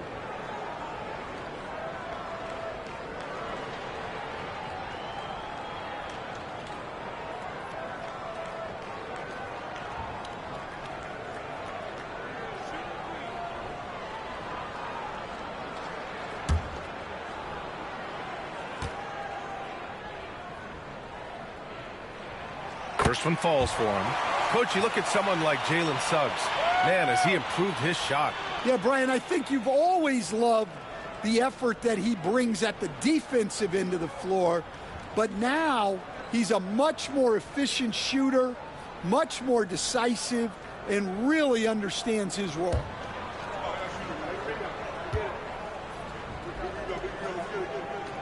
He hits the second from the line. And the only question for the Magic, figuring out who will initiate the offense stand. Yeah, Brian, they have great players who can finish plays, but the issue they ran into last playoffs was finding someone to set them up. That's something you know they need to address.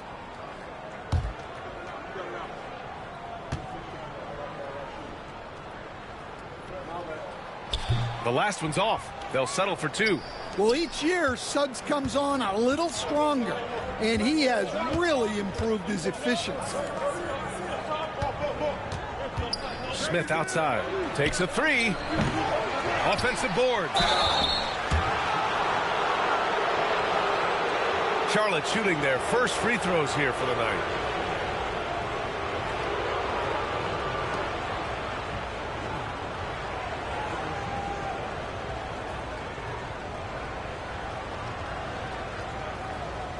Take a break. Take a break. 2 shots.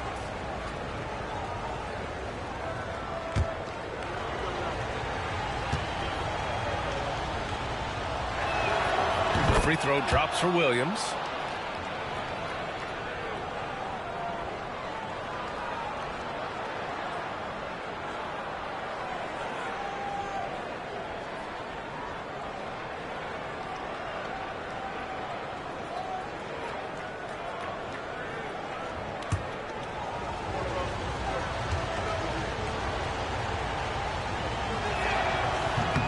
And Williams drops them both. This Magic squad, Stan, has a great young core. What do you think they have to do now to take that next step? Well, Brian, they do. They have great depth and a lot of good young players, but they need more shooting around their core guys, and they've got to improve their backcourt position. Their front court is loaded. They've got to get a little bit more balance. Just putting on a show right there. Suggs showing off his creativity. And we've got a timeout called by Charles Lee. He'll take the opportunity to regroup. They come into this one following a loss to Brooklyn. Offensively, it was never their night. The issues they suffered were pretty clear. Well, when it's all said and done, their offense just wasn't enough. They needed more on that end.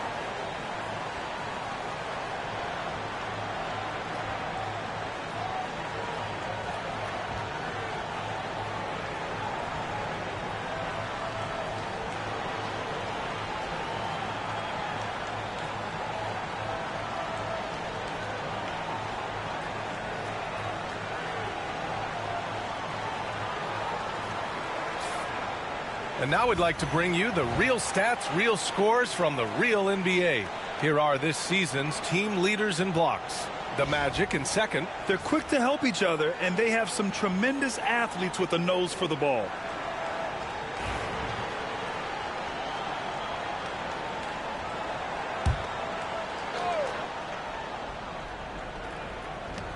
Williams finds Smith. Green with the ball.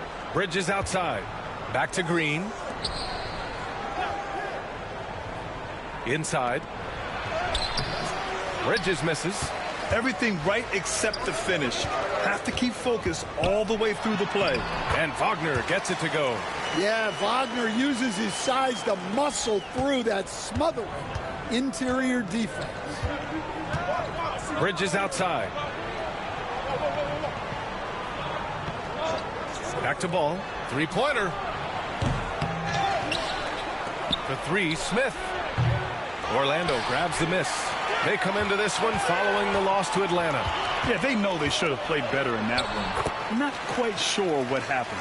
Yeah, look, that's not the kind of performance they would have liked. But the one good thing about this league, the next game's always right around the corner. Smith outside.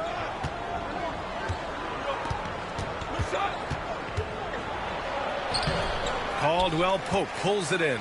Orlando leading by 6. Boy, the offense has been on point. They have great timing and great communication. So hard to get stops against them. Now here's Caldwell Pope. No points yet.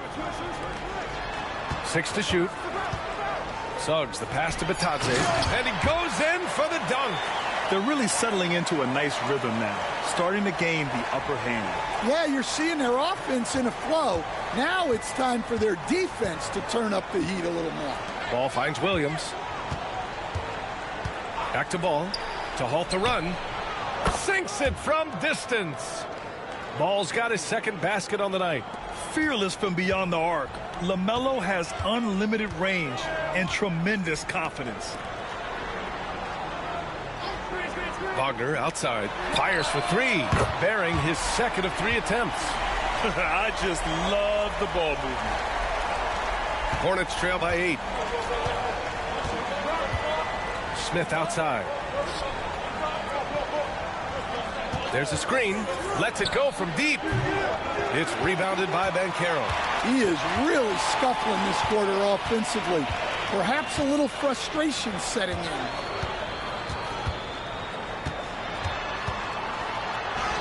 Perfect night so far, 2 for 2. Oh, too big, too strong. It'll take more than that to stop Banchero. And it's Charles Lee calling timeout here. I think right now he must be looking at some adjustments.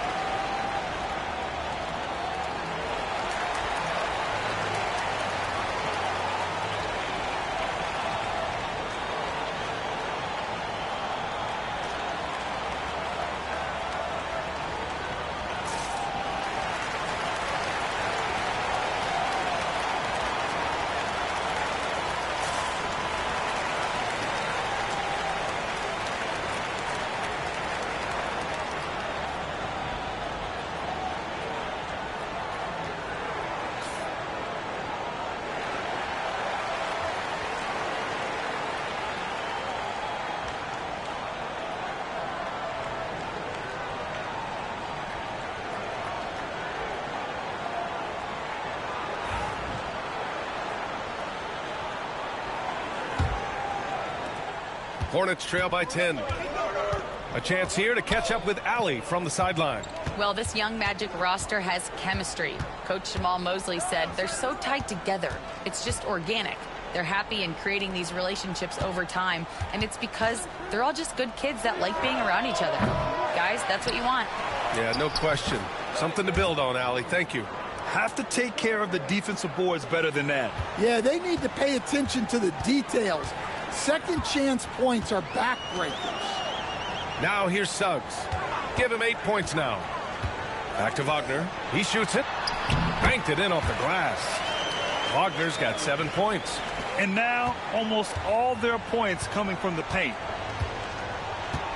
Williams a screen on Suggs. And he lobs it up to the rim. And Williams punches it home. Yeah, what a creative player in these pick and rolls. Ball takes pleasure dicing up defenses like this. And given LaMelo Ball is 6'7", how does this give him an advantage at his position, Grant? Well, B.A., he's able to score on smaller guards, as well as see over them and find his teammates. His height and quick decision-making are real weapons. And Caro no good. Hornets trail by 8. Here's Ball. He's got 5.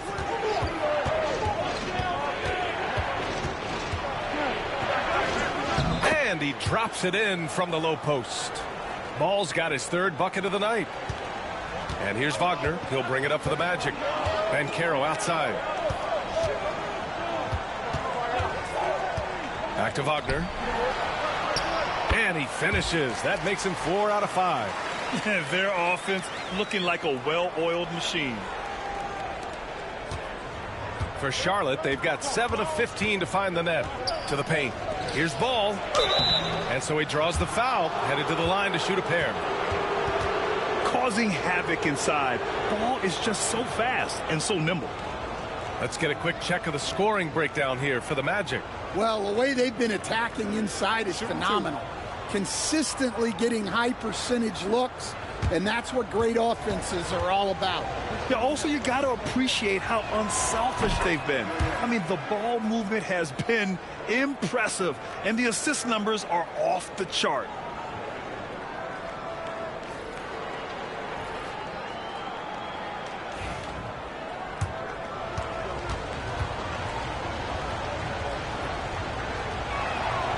And he makes both free throws. You got to respect the enthusiasm LaMelo Ball brings to his game. He thrives out here under the bright lights with all eyes on him. Now here's Wagner. He's got 9. From outside, off the mark. Hornets trail by 6. Ball surveys the floor. Pass to Simpson. Back to Ball. Down to 5 on the shot clock. A minute 37 left to play in the first quarter. It's good. They just look so overwhelmed inside. You know, that's why they continue to get attacked. Anthony outside. He takes it in. Chalk up 2 there. And the Magic lead by 6. Well, look at how fast Anthony's drive is, making it very difficult for the defense to keep up. Pass to Ball. From outside the arc. Knocks down the long J. Ball's got 12 points in the game. Just a heroic scoring effort from him this quarter. He's doing everything he can to will them back into this game. Here's Anthony. Goes to the reverse layup and drops it in. Yeah, Anthony is a talented scorer. He understands how to capitalize when he's near the rim. Here's Diabate. Back to Ball. 40 seconds left in the first quarter of the game. Pass to Bridges. Here's Diabate. He had a 21-point outing in their last game against the Nets in Brooklyn. Yeah, and he also put in major work on the boards. Just an all-around dominant performance. Now here's Anthony, leading by 5. Back to Wagner. And he dunks it. What a pass to set him up. Well, with his size and power, Wagner can seem unstoppable at the rim. Ball outside. Here's Simpson. No shortage of scoring here at the end of the first quarter. It's the Magic. They lead by 7. Let's take a quick break, and then it's on to the second quarter after this.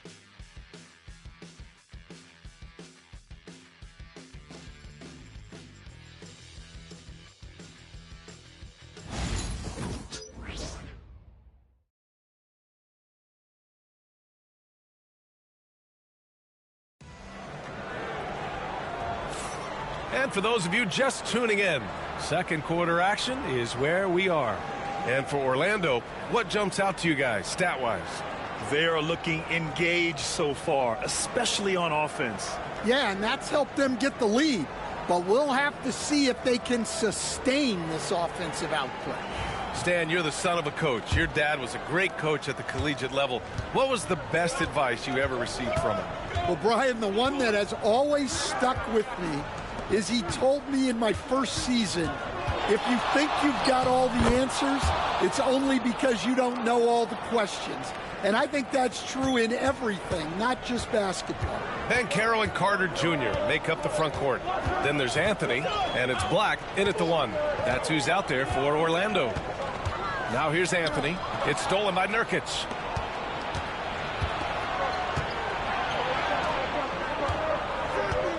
Pass to Simpson. Nurkic, a screen on Anthony. Here's Ball. Ball ventures inside and converts. You know, when everything's clicking, Ball can steal the show, and we're seeing it right here. Here's Anthony. Anthony, rebounded by Nurkic. And Ball will bring it up here for Charlotte. They haven't allowed any points in the second quarter. They've got the Lakers ahead of them in their next game in Los Angeles. Now here's Nurkic. Over Carter. Just 5 on the clock. Shot by Nurkic. No good. Well, and even though he couldn't get that one to fall, that's a shot they want him taking. Anthony feeling it out a bit. Here's Banchero. It's hauled in by Simpson. Hornets trail by 3. Ball left side.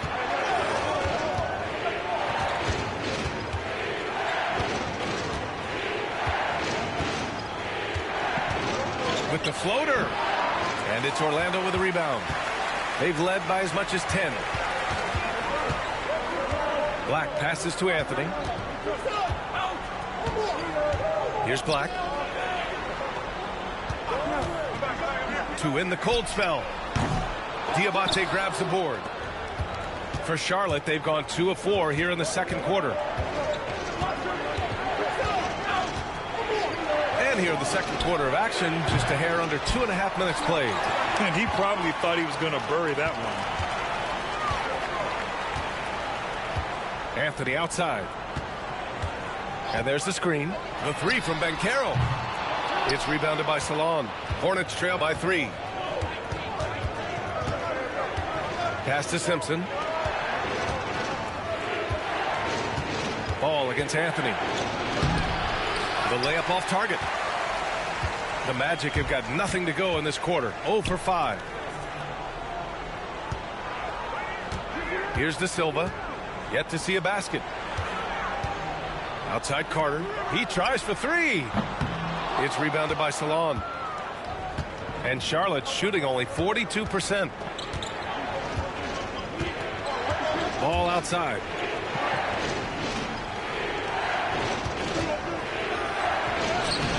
Off target at the rim. Well, he certainly had trouble finding the mark this quarter. Carter, a screen on ball. Fires from the line, and it's good. Off the back of the rim and in. Banchero's got his 3rd basket on the night right there. Hornets trail by 5. How about Paolo Banchero, coach?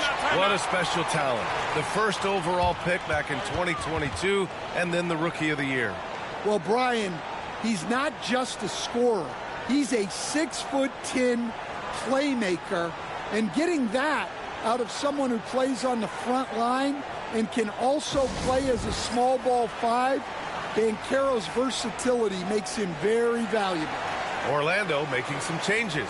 Bataze comes in for Carter, and Suggs is subbed in for Anthony.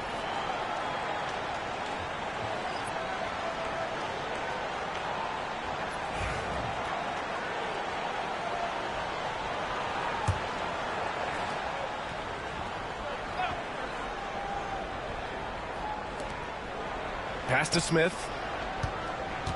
Here's Diabate. Ball outside. 13 feet out. Ooh, lands soft on the front of the rim and drops in. Ball's got 6 in the quarter. Yeah, terrific work from the mid-range. Ball has an impressive feel when to take these shots. Here's Bataze. The Hornets pull it in. Williams has got his 5th rebound in this one. Hornets trail by 3. Pass to Ball. Here's Salon. Williams up top. Shot clock at 6. Charlotte needs to get one up in a hurry. And Ball gets it to go. Yeah, inside Ball has to rely on his agility. That's how he finds his way to close-range looks. Suggs, the pass to Bataze. Here's Black. Pass to De Silva. And here's Banchero. Diabate grabs the board. Diabate's got 4 rebounds in the game. Ball outside. Smith outside.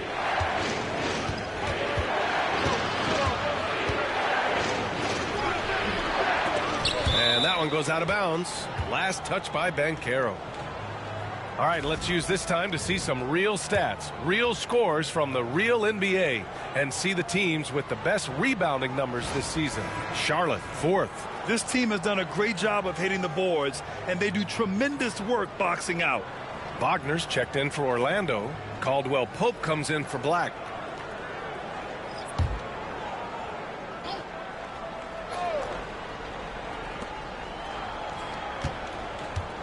Suggs against Ball. 5 to shoot. Good. He's been great in this one. 9 for 15 after that shot. They're punishing those late defensive rotations, getting good looks inside throughout the half. Back to Wagner.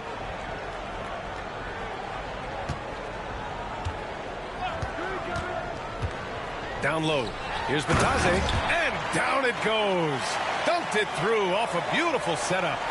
Oh, what ferocity on the throwdown. I just love when he goes up with purpose. Where was the D right there? The effort lacking big time. And with the score as close as it is, these are the opportunities you truly can't allow. Williams, and it's good for 2. Williams has got 10 points in the game. The D hasn't been quick enough to react to the ball inside. That's helped cause this run. Pass to Batase. Oh, plenty of contact on that shot.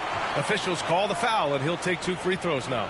Well, Grant, with all the parity and competition in the league today, there's still those teams piling up losses. Yeah, B.A., and with teams like the Thunder excelling, it's almost like youth is no longer an excuse. But some rebuilds take longer than others.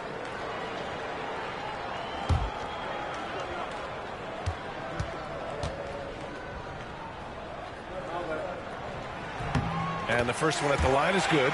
Wendell Carter, he's checked in for Paolo Banchero.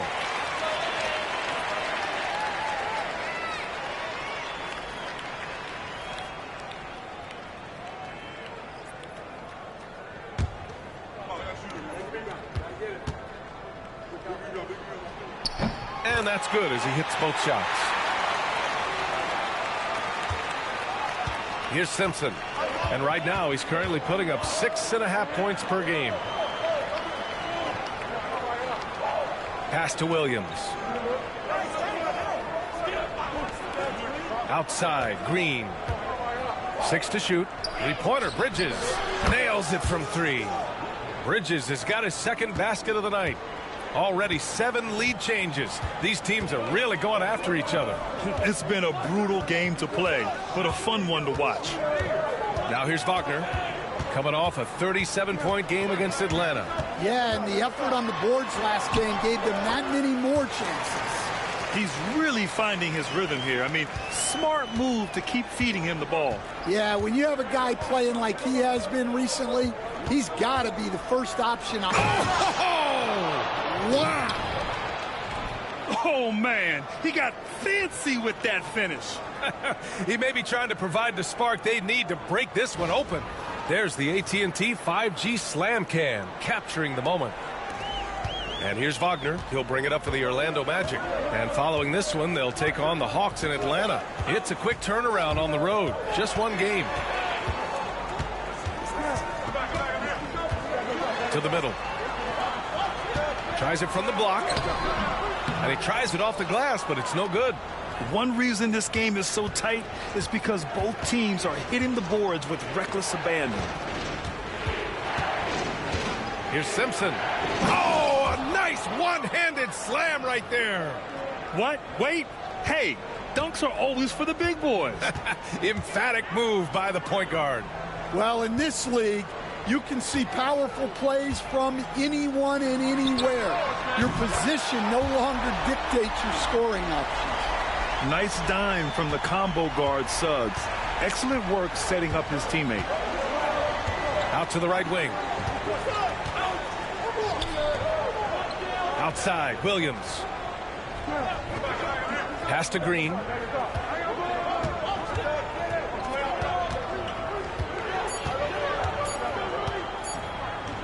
Beyond the arc. And it's Orlando with a rebound. That's his shot. And one, I'm sure, he wants back. Wagner inside. Green covering. And that misses. That would have put him up. Bridges feeling it out a little bit. 50 seconds left in the second. Pass to Green. Puts up a three. He's off on that one. Orlando trailing here. Here's Wagner. And there's the drive. And he gets it to go. He's 8 of 11 now. What a strong drive by Wagner. If you're going to do it, then don't hold back. Here's Simpson. It's Bridges on the wing. Williams with the screen. Bridges misses. Orlando has gone 1 of 4 from three-point land here in the second. Here's Suggs. Smith with the rebound. Suffocating defense to keep the layup from falling. Pass to Bridges. Oh, nice D from Carter. And we're through the first half of play here in what's been a good one. Orlando ahead. They lead by 1. We'll see you after halftime for the beginning of the third quarter.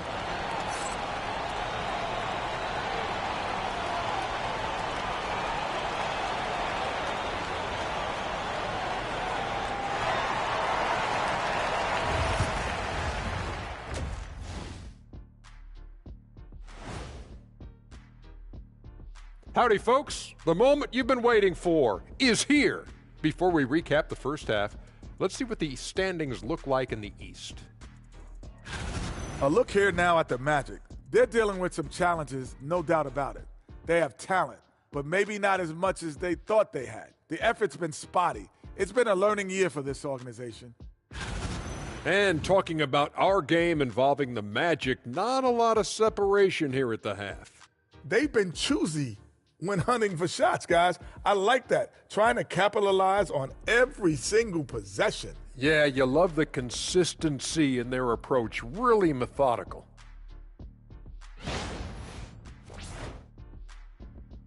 Glad you could join us. Ryan Anderson and crew are ready to take it away for the start of the third quarter.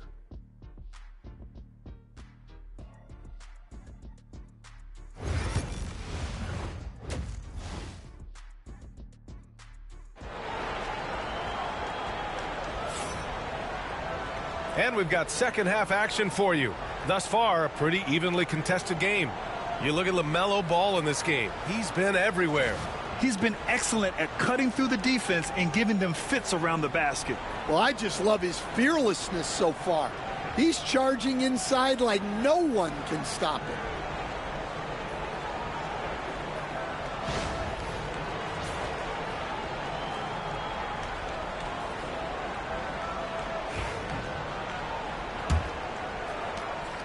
Charlotte trailing. And so in the game for the Hornets. They've got Williams, Smith out there with Ball. Then it's Miles Bridges, and it's Green in at the 3 spot. Here's Ball. Blocked! Bridges against Banchero. Suggs outside. And there's the call on LaMelo Ball.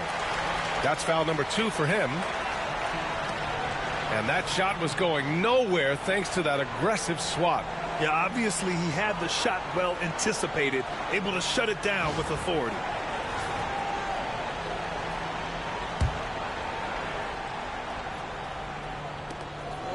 Suggs outside. Jacks up a 3.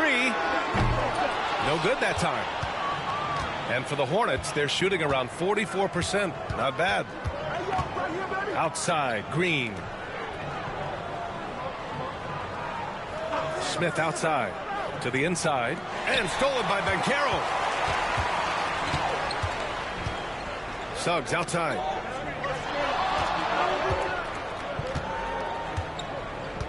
Back to Banchero. Shoots over Ball, and Banchero with the bucket. And the assist from Suggs. Suggs has got 4 assists in the game. Smith outside. Driving to the basket. Played it in with a nice touch off the window. A crafty finisher. Smith has a variety of ways he can finish a drive.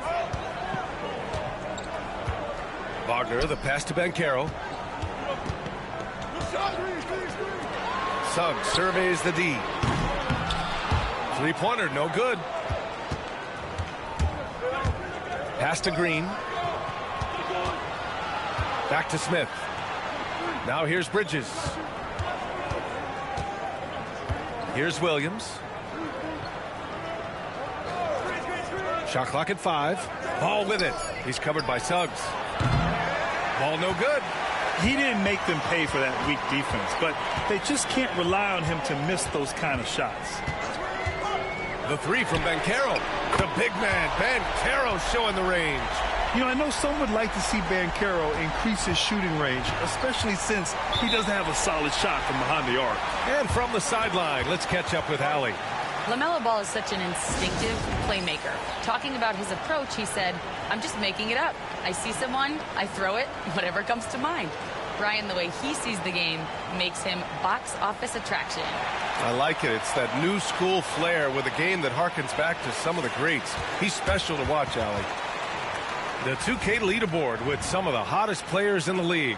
The top small forward scorers during the last month of play. Franz Wagner, number 1. And there's no question he's one of the greatest offensive threats in the league. Always capable of posting huge numbers from the wing. To be so impactful from the small forward position puts him in good company. A lot of all-time scorers at the 3 spot. And the foul is called. He missed it, so he's got a couple of free throws coming his way. It's on Contavious Caldwell-Pope. And for Smith, the quickness, the jump shot, the potential. I mean, it's all there. First trip to the line for him here.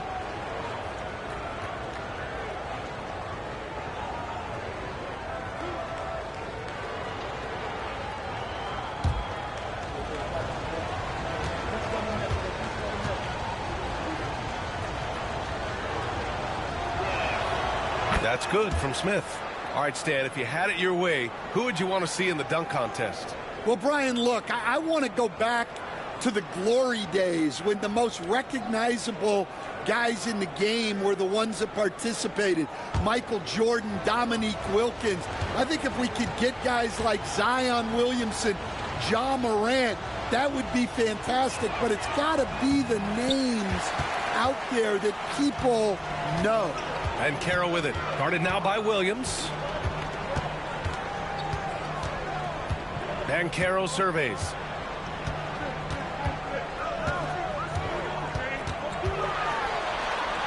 On the wing, Suggs. Up and over Smith. Suggs, no good. It's impressive how they've overcome his cold streak tonight. Everyone stepping in to fill the gap. Smith finds Williams. Ball outside. The three, Smith. It's good. And the assist that time from Ball. Ball's got his 3rd assist of the night. Yeah, great idea there. He set Smith up and let him knock him down. Shoots from 14. That one's true. And that's 9 for 12 for him now. He's been shooting with great consistency tonight.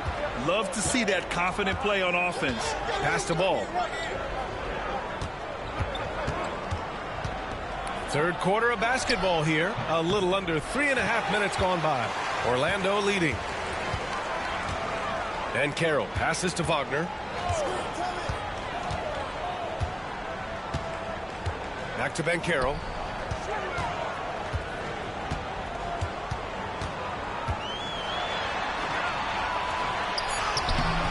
The rebound by Bridges. Bridges has got 4 rebounds now. Green against Suggs. Back to Green. There's Ball with a 3. And it's Orlando with a rebound. Batadze's got his 5th rebound in this one. Well, he had 6 points from beyond the arc in the first half, but yet to get it going here in the second. The Hornets have got just 2 of 6 in the second half. Pass to Williams. Ball outside.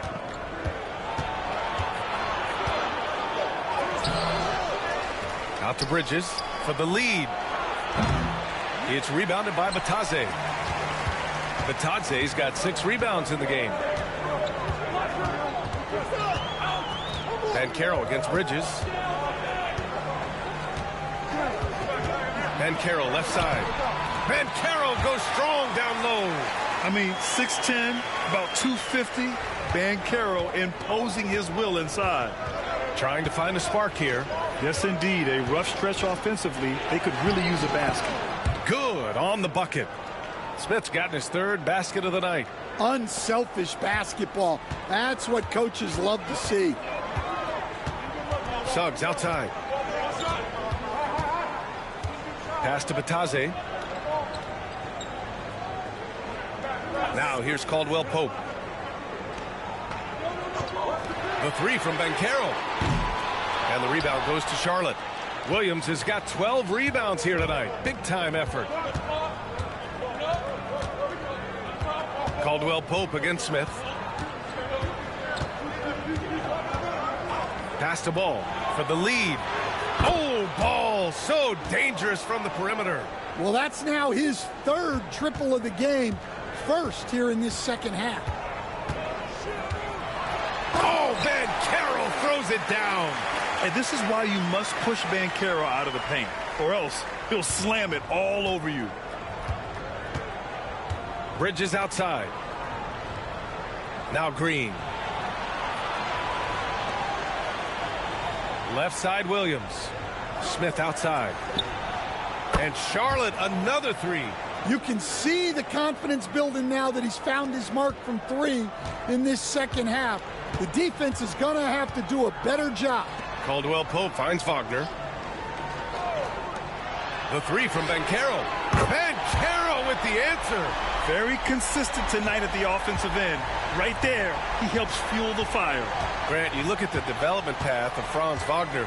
Not surprising he had an easier transition to the NBA. But think about this, B.A. I mean, he played against men very early in Germany, splitting time in Euroball, and at Michigan let him really develop in multiple ways. So he's seen it all and is still so young. Suggs outside. Banchero the screen. Wagner outside.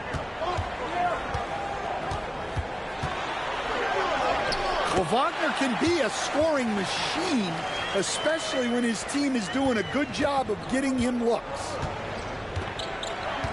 Smith outside. Out of bounds. It'll be Orlando's ball. It's February. Let's see how things are shaping up in the East. You take a look at the Magic. When it comes to playoff seedings, they're in a dubious position right now. 9th place in the conference. And, of course, Charlotte just need to keep fighting. And looking at Orlando, they had some lofty goals to start the year, but they may not have the roster to hang with the league's elite teams. Yeah, they wanted to accomplish more this season, but things haven't quite worked out. Some bad breaks along the way. Hornets trail by 3. Bridges passes to Ball. Here's Diabate, averaging around 5 points a game. Williams up top, Ball outside, takes the three. It's rebounded by Batadze.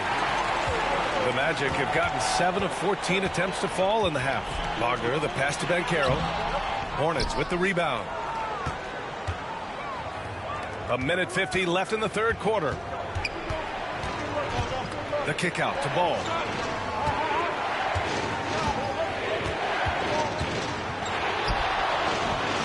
It's rebounded by Batadze. Batadze's got 9 rebounds now. Banchero outside. Orlando again missing. Hornets trail by 3. To the wing, right side. For 3, Smith drops in the 3. Smith's got 14 points.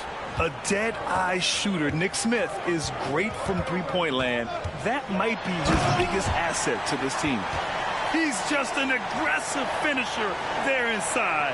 Hey, when you got bounce like that, you feel like you can take on anybody. Pass to Diabate. Bridges outside. Williams a screen on Wagner. And that's good for 2. He's got 10. Yeah, he makes it look so easy out there. The game comes naturally to him. Now here's Wagner. He's got 24. Suggs no good. A rough game for him scoring the ball. Just can't seem to get it going. Bridges. And it's Bridges with the jam. Yeah, the instant LaMelo sees the opening, he's moving the ball. He jumps at the chance to feed a wide open guy. Wagner, the pass to Banchero. We've got 22 seconds left in the third quarter. Wagner on the wing. He's guarded by Bridges. The three. And Wagner is good for three. Wagner's got 9 points in the quarter. These teams just keep trading the lead. Yeah, you wonder what it's going to take for someone to pull away. Here's Williams. No good. Would have counted had it gone. It's been all about Franz Wagner for Orlando. 27 on the night. He's had it his way. All right, we'll get back to the action after this break.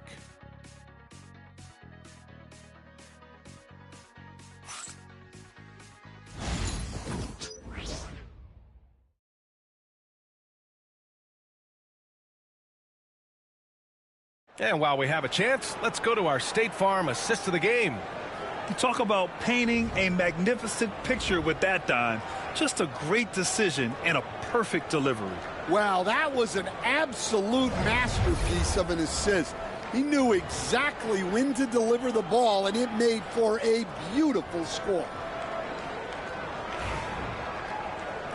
And with these teams locked in a very close contest, this fourth quarter promises to be a good one. Banchero and Carter Jr. make up the front court. Then there's Anthony, and it's De Silva in at the small forward position. That's who's out there for Orlando. Well, he's just so strong on the glass.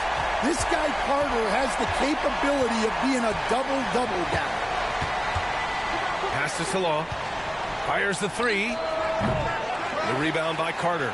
Magic leading by 3. Here's Black. Banchero finds Anthony. And the rebound goes to Charlotte.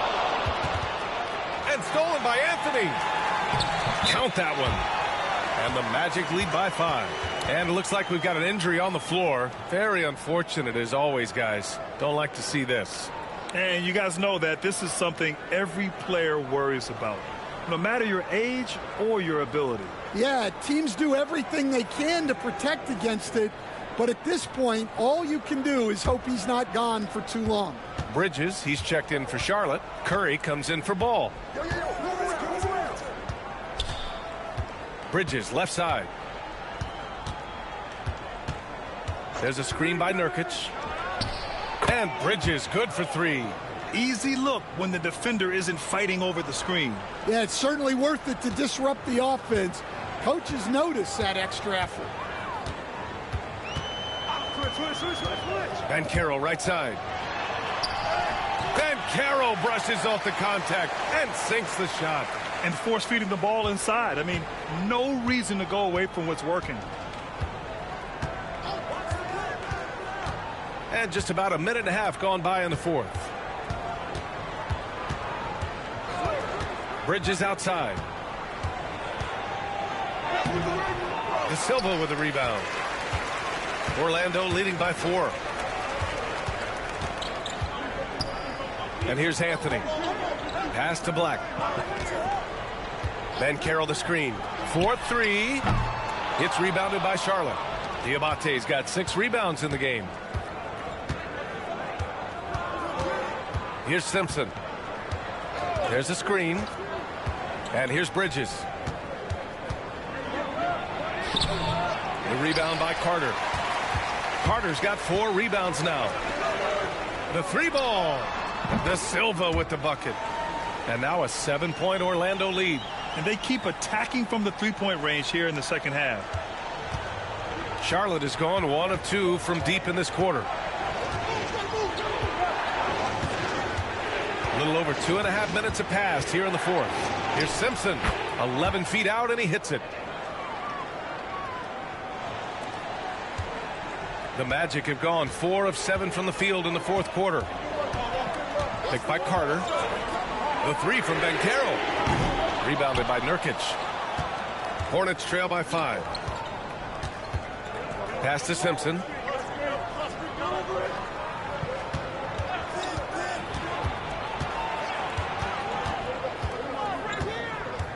Bridges outside. Just 4 to shoot.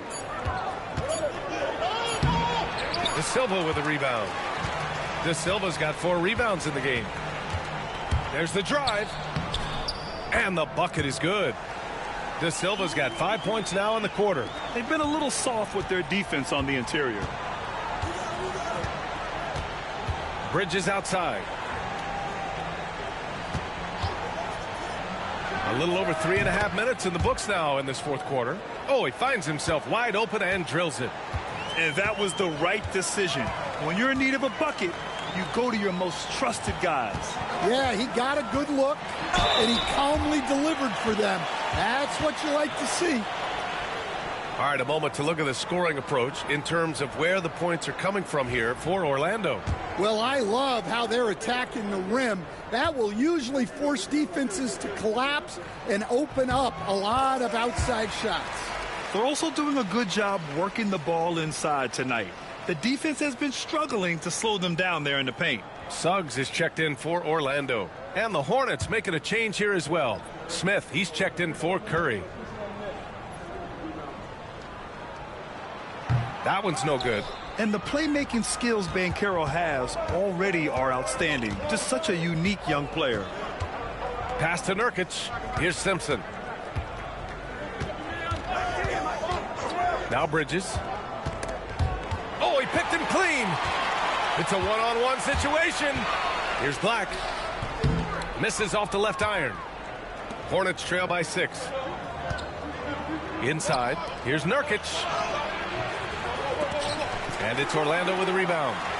Banchero's got rebound number 9 now. What an effort here tonight. Anthony with a bucket. And he gives up some size inside, but makes a great adjustment on the finish. Yeah, you got to love that kind of effort. Getting in there and fighting through the defense. Here's Simpson. To the paint. Here's Nurkic. Good setup. Led him to the rack perfectly for the layup. So capable of overwhelming you. Nurkic is terrific at maintaining his focus and balance on these tough finishes. Banchero left side.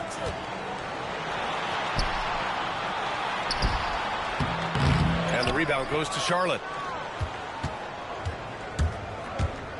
Bridges outside.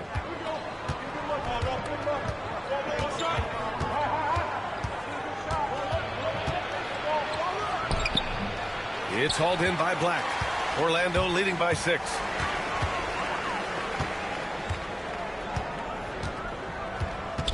Pass to Banchero. Carter inside. Oh, and there's the whistle on the shot. So 2 free throws for him coming up. You love to see Carter using his size down there, going right into the defense and earning the foul. Take a break. Take a break. 2 shots.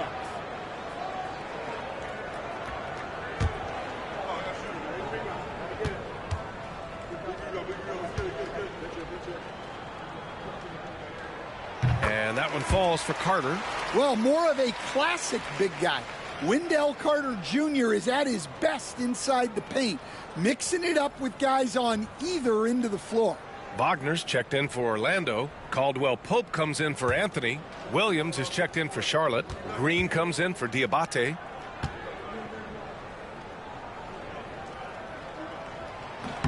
And so Carter nails them both. Hornets trail by 8. Outside, Williams. Pass to Simpson. Bridges outside. Smith outside. Williams a screen on Caldwell Pope. Smith no good. Magic leading by 8. And Carroll with it. Outside Carter. Now Suggs. 5 on the clock. For 3, Caldwell Pope. Williams grabs the board. Charlotte has gone 1 for 3 in the fourth quarter from range. Bridges outside. Back to Smith. Bridges outside. Shoots. Pulled the shot a little left. The bounce goes his way, though. Bridges has got 19 points. And we've got a timeout from Jamal Mosley. He's decided it's time to clarify the situation, leaving little room for error.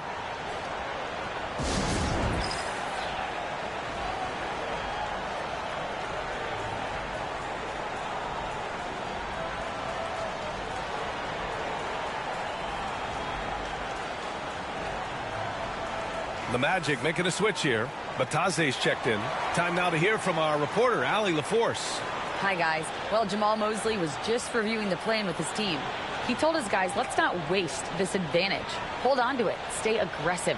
Let's not give up ground. Coach wants to see his team staying strong out there, guys. And Allie, thanks. And so it's Suggs. He brings it up for Orlando. And now Allie LaForce, an update for us on LaMelo Ball. What do you have, Allie? Thanks, guys. I got a status report from Charlotte's head athletic trainer. Apparently that knee was twisted pretty severely. No torn ligaments, but still significant pain and swelling. He won't return for the rest of this game, and he's likely to miss a few more after that. We'll see how he bounces back, guys. All right, Allie, thanks. Well, we're all hoping he gets healthy quickly, guys. Yes, we do. And these trainers are so good at what they do. Hopefully they'll be able to get him back on the court soon. Oh, Banchero throws it down. Yeah, that play shows Banchero's strength and his determination.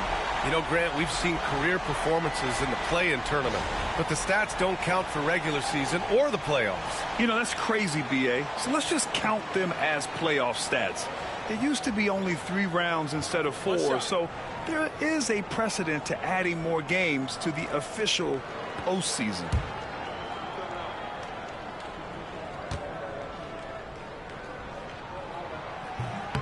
And the free throw, no good. Their lead could be even bigger right now, but their efficiency from the line has dropped off a little. Pass to Smith. Left side, Williams. Here's Bridges. And he converts the layup. Bridges has got 9 points in the quarter. Well, that's what you want. Get him the ball and see if he can close the gap. Now here's Banchero. Nice D from Bridges. Hornets trail by 9. Outside, Green. Here's Simpson. Misses the 3. Orlando has got 2 of 5 threes to go here in the 4th. The kick out to Banchero. 1:44 left in the 4th. From behind the arc. It's hauled in by Simpson. Charlotte's gone only 1 of 4 from the perimeter here in this 4th quarter. Outside, Green. 3-pointer, Bridges. Pure from 3-point range. Bridges has got 16 in the 2nd half. That's inexcusable defense right there. You gotta contest the shot better than that. Pass to Banchero. Back to Suggs. Shoots from 12. No luck on that one. Hornets trail by 6. You know, I think it's desperation time for them. It's not going to be easy now. They're going to need just about everything to go right from this point on. Williams, a screen on Banchero. Here's Bridges. Yes! And now that's a momentum builder for sure. So important in a close game. Look at his teammates here. They love it. Plays like that going to get them going. Yes, some guys shrink in big moments, and some rise to the occasion. There's 42 seconds left in the 4th quarter here. The shot from the low post is good. And the Magic lead by 6. Well, when you watch everything Caldwell Pope does, it's possible he's still a little underrated. And it's Charles Lee calling timeout here. He wants to make sure everyone is aligned, given the situation right now. Any speculation on what we're going to see coming out of this timeout? Searching for a fast bucket, then a way to stretch things out. Yeah, and then they have to foul quickly and hope for some misses at the line.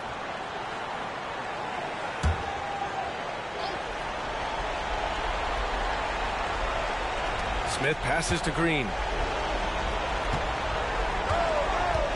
Here's Simpson. He's covered by Suggs. Smith outside.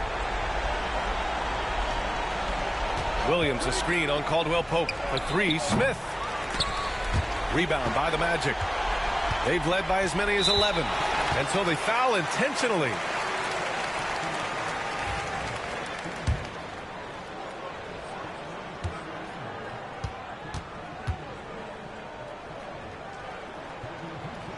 And he misses the first one. Boy, he wanted that one to go.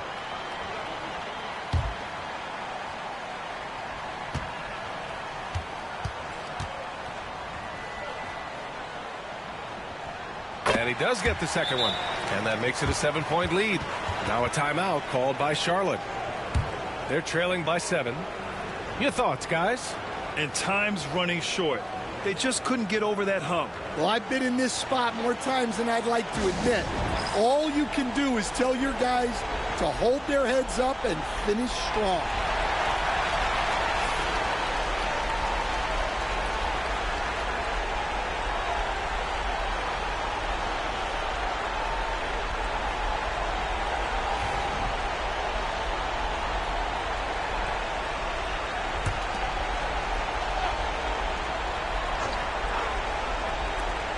.16 seconds left in the fourth quarter. Oh, nails the triple. Well, you love a quick 3 points off the inbound. That's about as good as it gets from out of bounds. Yeah, and there's no question they have to foul. Now, I'm sure they would have preferred to avoid it.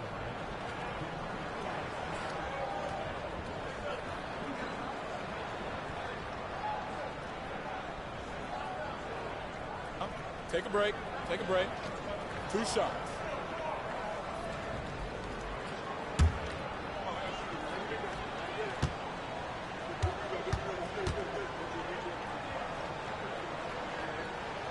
First free throw is good, and that puts him up 5.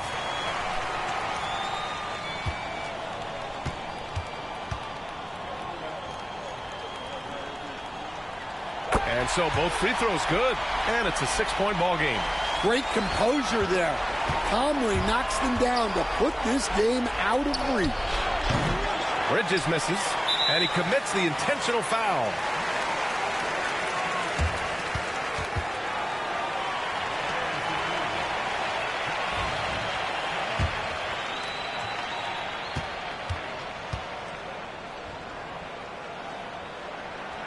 Oh, the first of 2, no good.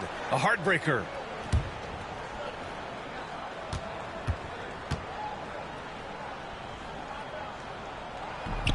And he's able to hit the second one, and that makes it a 7-point lead.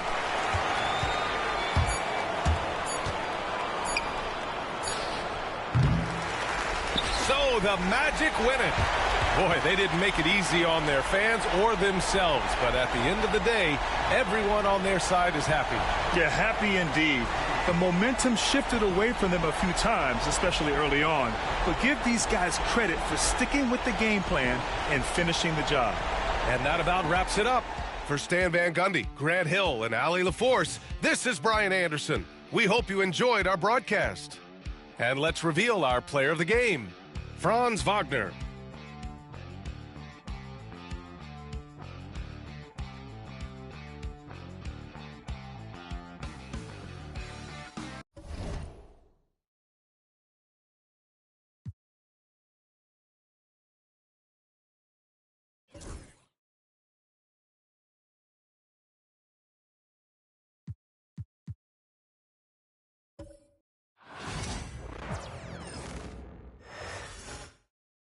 The Raptors coming down the tunnel prior to the game. They're prepared to give their rabid home fan base a night to remember. Welcome, sports fans. Thanks for joining us. It's the NBA on 2K Sports. This is Kevin Harlan with Greg Anthony and Brent Barry. From the sideline, we'll have David Aldridge. We'll be hearing from him in just a moment. Already it's February. Let's see how the East is matching up. You look at Cleveland. They are the favorite right now to lock up the #1 seed come playoff time, sitting in first place right now and not looking like they, are going to be slowing down at all. And of course, there's the Raptors. They're much further down in the standings right now. And I think for the Cavaliers, they've got their sights set pretty darn high right now. After what they've done this season, their goal is nothing short of a title. A massive amount of confidence, tremendous swagger with this team, and they believe in themselves. That might be all it takes to get them where they want to go. And a look at the starters for the Cavaliers. A lot of length inside. It's Mobley and Allen in the post. A loaded backcourt. It's Garland and Mitchell. And it's Hunter in at the 3 spot. And for the Raptors, Barnes and Pirtle make up the inside pair. Emmanuel quickly out there with Grady Dick. And it's Barrett in at the 3. And on paper, Greg, this might seem like a potential blowout, but anything can happen in this NBA. Kevin, we see upsets happen all the time. It's what makes the sport great. You can't take any team or game for granted. And so it's the Cavaliers getting on the board first. Now here is Pirtle, the 10-footer. Barrett, no good. Barrett against Garland. Pass to Mobley. Over quickly, and there's Mobley, and that's good on the assist by Garland. Sometimes basketball is a simple game. Get that ball to Evan Mobley inside, and good things will happen. Now, here's Quickly. In the game against Philadelphia, very impressive. Kind of a ticky-tack foul there, but you have to be aware that's how the refs are going to blow the whistle tonight.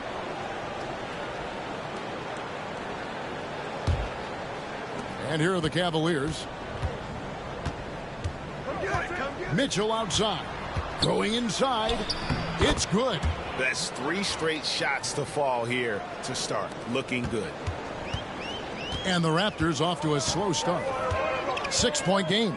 The Cavaliers beat them last time when these two teams met in Cleveland. And their last time against this club, they really fell short at the free throw line. No good with the layup. And so Quickly will bring it up for the Raptors. And again, Toronto no up.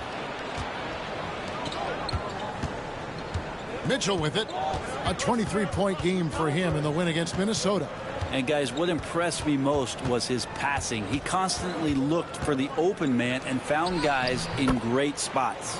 Count that one. And this has been a great job of just getting into the middle of that defense and really scoring effectively from the paint. And the defense of this Raptors team, Craig, they are built to switch. And it's no accident with their roster construction. They like having wings that can guard all 5 positions. Makes defending a much easier prospect. And here is Allen after R.J. Barrett hitting the 3. For 3, Hunter. It's rebounded by Dick.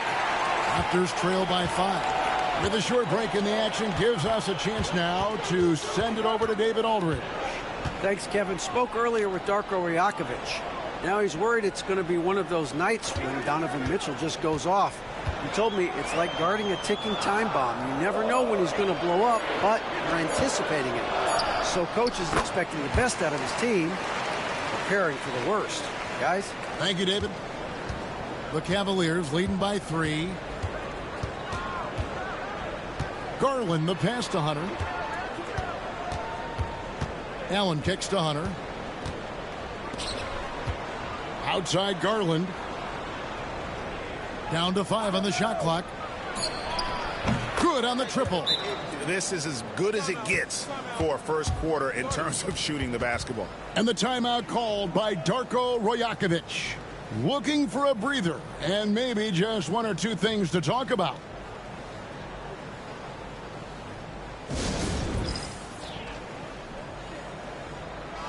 A moment to check out Darius Garland here.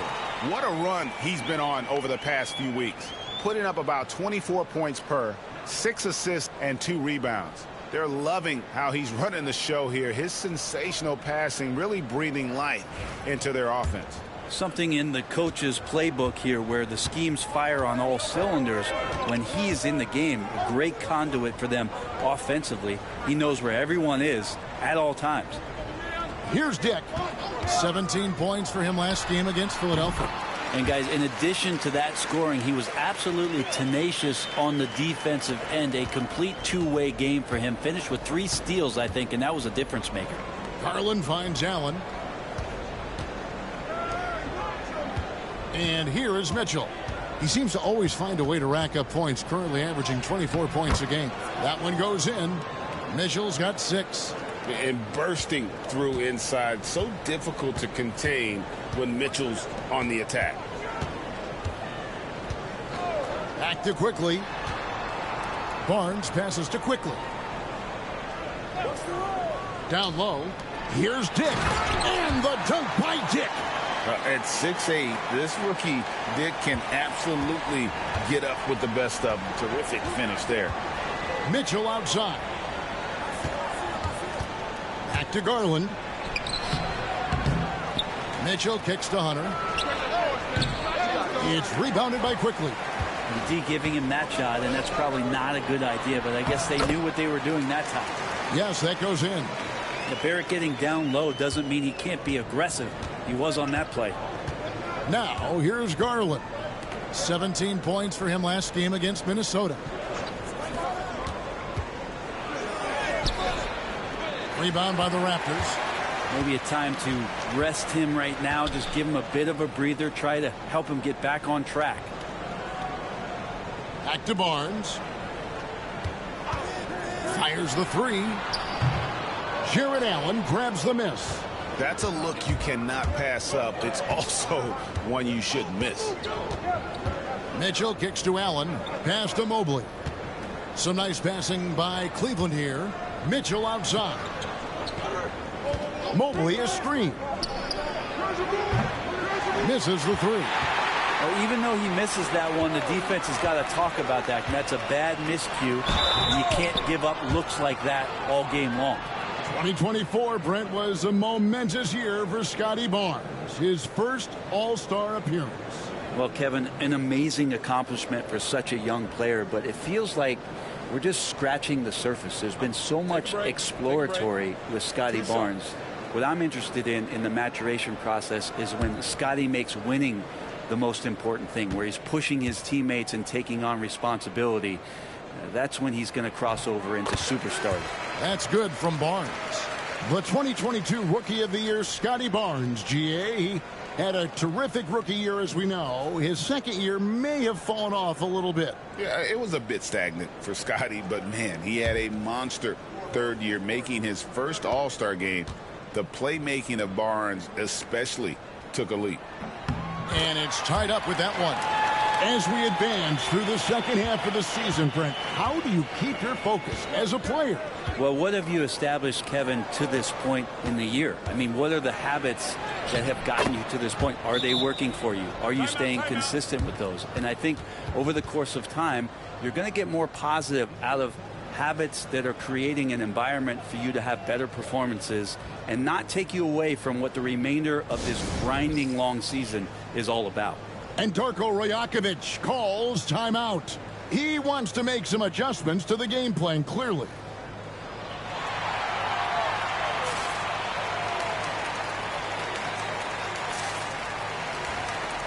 Thompson, he's checked in for Cleveland.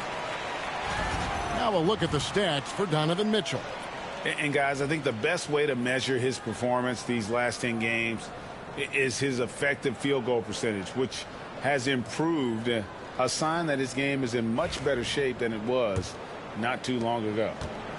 And so quickly we'll bring it up for the Toronto Raptors, trailing by 2.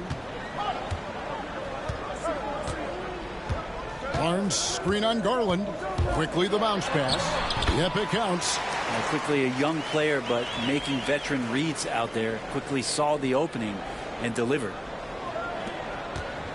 The Cavaliers have gone 7 of 13, just over 50% from the floor. Some good looks.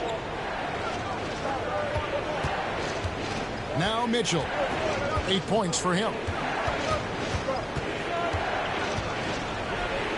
That one is good. He's only missed 1 shot of his 6 taken on the floor. It just seems like the more he touches it, the more the lead grows. Pass to Walter. Birtle sets the pick for Barrett. Thompson with the rebound. Well, he finds some space in that in-between gap there. Too bad he can't release that one on target. Mitchell outside. Lets the three fly. Sinks the three-pointer. Now it's a 5-point Cleveland lead. Excellent pass from Mitchell. His teammates are so fortunate to have a guy to make them better. Here's Walter. He has yet to score. Quickly, that's for two. That's basket number 2 with his third shot off to a fast 2 for 3. Sweet shooting touch from the confident guard. Quickly's role is to score as often as possible. Thompson finds Garland. Thompson with it. Now, here's Strus. He's averaging just around 8.5 points a game. Onside, Barrett.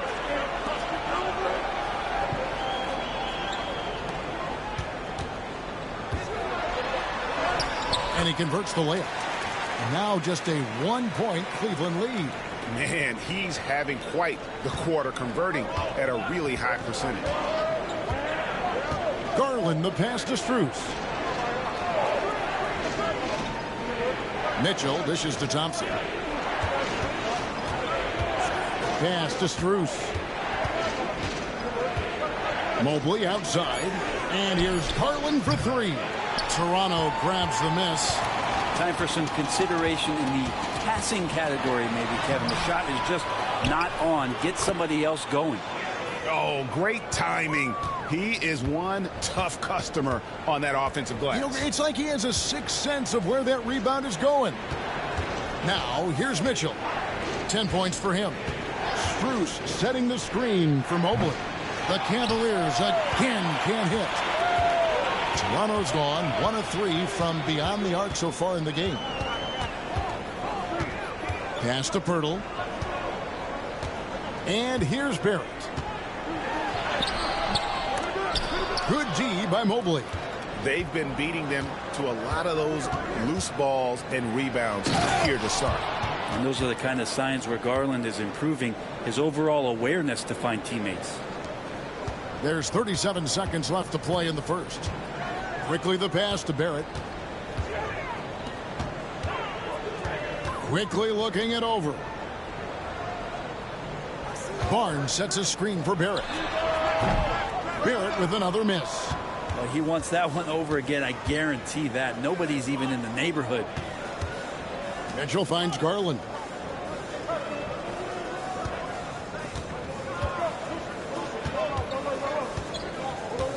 Lets it go from 14. And he tries off the glass, but it's no good. So at the end of 1 quarter of play, still a close game. Cavaliers lead by 1. And we'll get the second quarter underway on the other side of this break.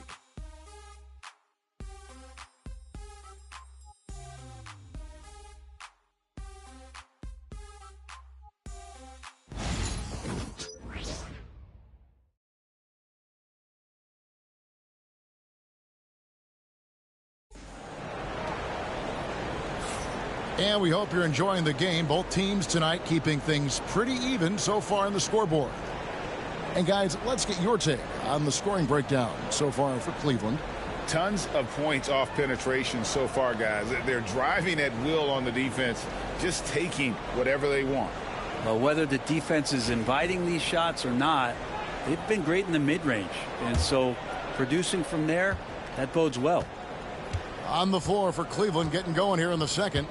They've got Max Strus, Isaac Okoro out there with Allen, and it's Jerome in at the point guard. Now here's Allen. Last game we saw him score 14. Boucher with the steal. Here's the fast break. Dick leading the way. Good. Dick's got the opening field goal of the second quarter for Toronto. Oh, good balance from Dick. Able to take the contact and still score inside. And Greg, the Cavaliers in recent years establishing a defensive identity. They do a great job of locking down the paint, Kevin, forcing teams to shoot over the top and just vacuuming up those misses. And so here's Toronto. After the Cavaliers pick up 3. Pass to Mobo. Boucher the screen. Shed tried to come right back with the 3 of his own, but it's no good. Cavaliers leading. Screen by Allen. Inside. And then Allen slams it in. Allen rolling with some force, or at least the force he can muster. He can be useful in the pick and roll. Now here's Boucher. To the paint. Toronto working the ball around now. Pass to Mobo. Now Dick. 6 to shoot. Shoots over Okoro. Dick can't get it to go. Okoro with it. No scoring in this one. It's Strus on the wing. Here's Allen. And they double up Allen. Pass to Tyson. Rebound by the Raptors. They're coming off that win against Philadelphia. Yeah, and with most of the arena against them, they just banded together and trusted one another to make the right play. Yeah, and in that game, it turned into a massive scoring night. It wasn't so much about the game plan as it was establishing early confidence to get that win. Here's Jerome. He picked up 15 points in their last win against Minnesota. Here's Allen. Mobo with the rebound. Man, I thought he was making that in so close. That's some aggressive defense. We're just over 2.5 minutes into the second quarter. Plays it up and banks it in. Mobo's got his first bucket in this one. And they've repeatedly probed inside in the first half, guys, and it's paid off. Jerome passes to Strus. Okoro wide open. He fires. Once again off the mark by Cleveland. Raptors have gone 2 of 5 from the field here in the second quarter, shooting 40%. And the dunk by Dick. Very little resistance against that throwdown. Nope, not what they want to see in a game this close, Greg. On one side, inspiration. On the other, devastation. Now here's Allen. And he can be counted on to put some points on the board every night. He's averaging right around 13.5 points a game. When a pick like that is questionable and creates that much of an advantage for the offense, you have to blow the whistle. Yeah, a quick little lean like that is going to get the ref's attention. Foul call. Hunter's checked in for the Cavaliers. Garland comes in for Isaac Okoro. Pass to Boucher. Over Allen. Shots good by Boucher. Boucher's got the lead up to 2 now for Toronto.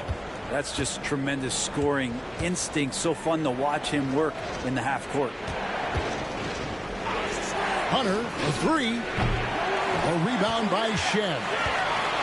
Toronto have gone 4 of 7 from the field in this second quarter so far. Garland with the defensive effort. Cleveland's gone 1 of 3 from way outside since the start of the second quarter. And then Allen slams it in. You could put that ball just about anywhere for Jared Allen. Puts those long arms to great use. Toronto shooting at an even 50% from the floor here in the second quarter. And Darko Rajakovic calls timeout. And coach has decided they need a moment to talk things over.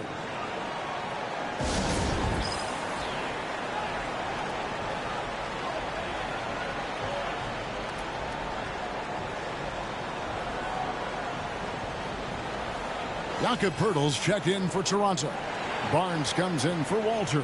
And Cleveland also making a change. Mitchell, he's checked in for Ty Jerome.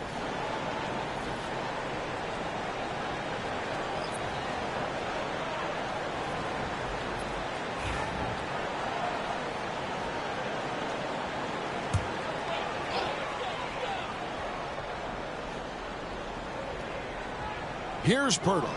His scoring has been there on a regular basis. He's averaging more than 14 points a game. Here's Barnes.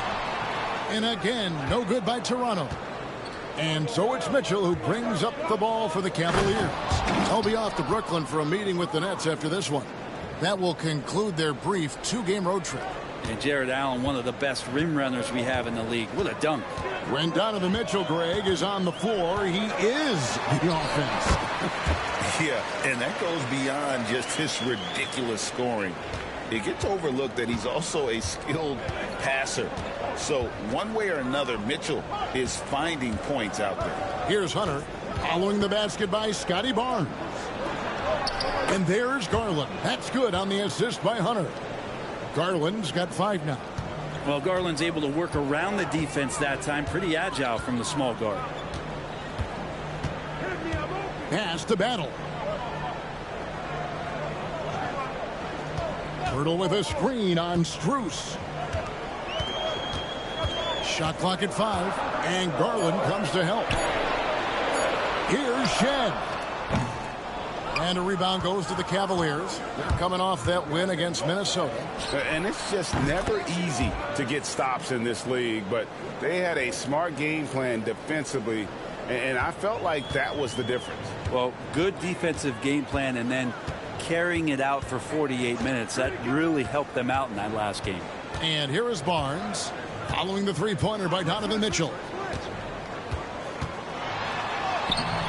Barnes against Mitchell. Barnes can't get it to go. Something that's kept this game close is the fact that the rebound stats for both teams are almost identical. And at the offensive end, he's done about as much as they could have hoped for today. Here's Barnes following the basket by Donovan Mitchell. They need this. The Cavaliers pull it in. Allen's got his 4th rebound with that last one here tonight. And the shots just continue to say no in terms of falling. I'm not sure how he finds himself in so much space there. He's kicking himself for whiffing a bit on that one. To the middle. Pass to Shed. And the 3-ball is good. Now, Pirtle, as a big, such an unselfish player, always willing to make the extra pass. The Cavaliers leading by 4. Garland kicks to Mitchell.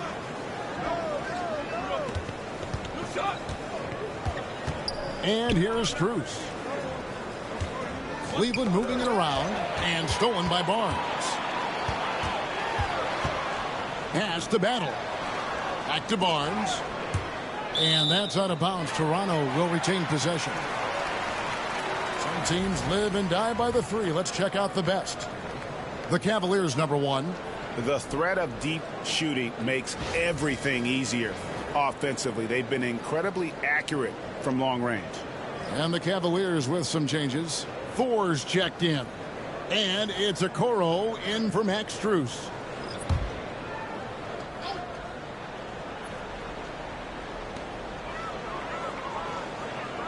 And here is Barnes. He had a 33-point outing in their last game against Philadelphia. Basket good. Got to have touch from there. Clearly, Scotty's got it. The Cavaliers have gotten 7 of their 12 field goal attempts to drop here in the second quarter. Up over 50%. Mitchell. It's rebounded by Scotty Barnes.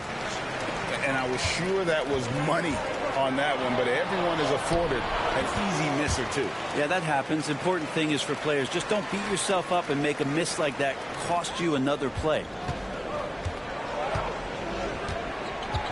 Now, Okoro, scoreless thus far. Connects from 3-point range. And the Cavaliers lead by 3. Bringing that 3-point percentage up quite a bit this quarter, shooting it well. The lead's going to get a little bit bigger if they can keep this up. Here's Dick. He's got 10. The kick out to Barnes. Shot clock at 6. Hurdle sets the pick for Barnes.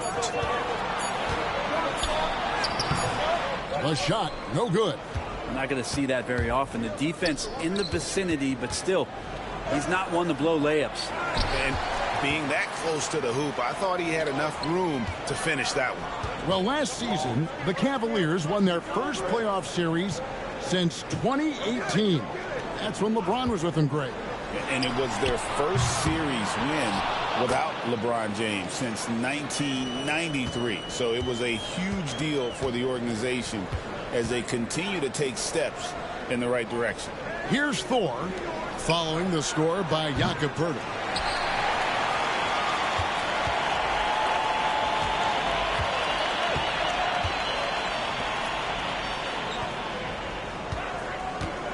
40 seconds left in the first half. Here's Dick. He goes up again. Nice shot by Pirtle. Yeah, they're going to have a nice little run here. It's Garland with the ball for Cleveland. Mitchell outside. Elbow shot. That one a tad offline to the right, but drops in for him. Mitchell's got 17. Onside, Barrett. 12 seconds left to play in the first half. The 11-footer. Cavaliers with the rebound. Here's Okoro. And no luck with that time on the buzzer beater. And a close game so far through the first 2 quarters as we reach halftime. Cleveland ahead. They lead by 1. And now we'll send it over to David Aldridge, who is standing by courtside. David. Thanks, Kevin. Tristan, what needs to happen in the third quarter to get this game under control? We got to get multiple stops. You know, our coach keeps tracking the back of the bench of, you know, consecutive stops. So coming out the second half, we got to get multiple stops, multiple efforts. And then, you know, on offense, just got to execute. Yeah, those multiple stops are how you get runs going. Thanks, Tristan. Back to you, Kevin. Okay, David, much appreciated. And now time for halftime. So we'll be back in just a bit to get the third quarter underway.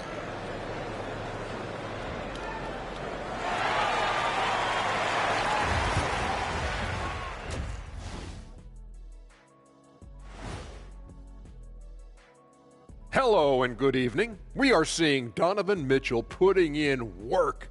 Such a consistent offensive force. His performance in the first half, Diesel approved. Plays physical, Diesel approved. Doing most of his damage right at the rim, of course, Diesel approved. Diesel approved defense. The praise doesn't come any higher than that.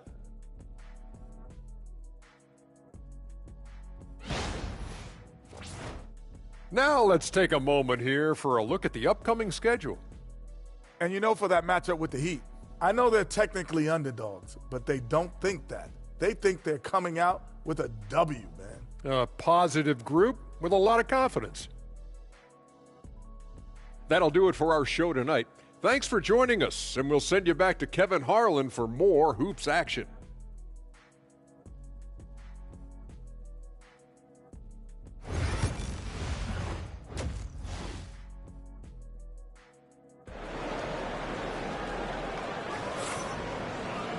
And if you're just joining us, we've played through the first half in a game that's been fairly even so far. It's been one outstanding game from Donovan Mitchell.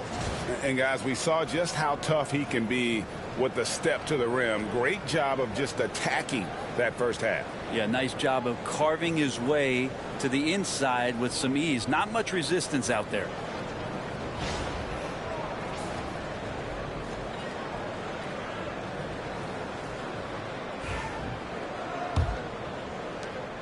Cavaliers leading. In at the forward spots, we'll see Barrett and Barnes. Dick is out there with Emmanuel Quickly. And it's Pirtle in its center. That's the 5 out there for the Raptors. And guys, we know Mitchell can fill it up in a hurry, which is what makes him so much fun to watch. Pass to Dick. Fires the 3.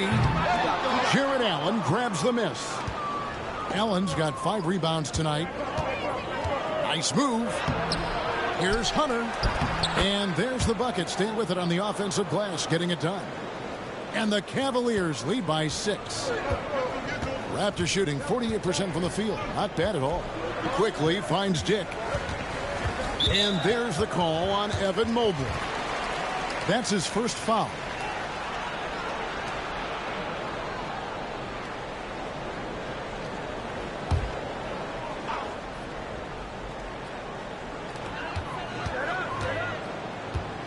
Here's Quickly from deep. The Cavaliers pull it in. Mobley's got his 5th rebound in this one. The wide open look here for Garland. No good on the triple. Raptors trail by 6. Here's Barrett. Jared Allen grabs the miss. Allen's got 6 rebounds now in the game. They have yet to hit a shot, a real slow start here in the second half. Now, here's Hunter. Scoring-wise, he's definitely making his mark. Right now, he's averaging about 19 points a game. Pocket 6. Cleveland needs to get a shot off here. For 3, Mitchell. Toronto grabs the miss. Pirtle's got rebound number 7 for him tonight. For Jakob Pirtle, his parents paved the way for him to become a professional athlete. And I'd say, Brent, they did a good job. Well, it's a good point, Kevin. They were doing some blocking of their own, just not basketballs like Jakob does. Both of his parents, members of the Austrian national volleyball teams, and building some roofs on some people trying to put down a few slams. Now, here's Garland. Following the miss by Scotty Barnes. To the inside. Here's Mitchell. And Pirtle sends it back. Pirtle, a very skilled defender, using that size and length to send that one back. All right, after 4 misses, they finally get one to go. That has to be a big relief for the offense after beginning this half on a bit of a cold streak. Cleveland leading by 4. Just over 2.5 minutes gone by here in the second half. He was all alone on that one. Mitchell's got 23 points. Really in a good position thanks to the accuracy from beyond. And Darko Rajakovic calls timeout. He wants a minute here to get things straightened out with his team. And here we have a rundown of the players you don't want on you when you're putting up a shot. The leaders in blocks over the last month. Evan Mobley, 4th. And guys, as the month has unfolded, his interior defense has gotten better and better. Well, we're into the third quarter, just over 2.5 minutes played. Quickly the pass to Dick. Back to Quickly.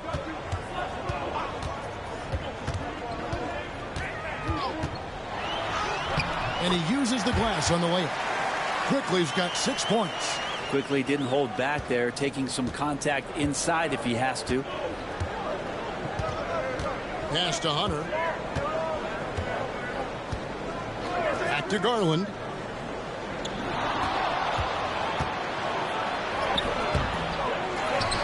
And Pirtle pulls it down. Raptors trail by 5. Barnes finds Quickly. Dick with it. Onside, Barrett.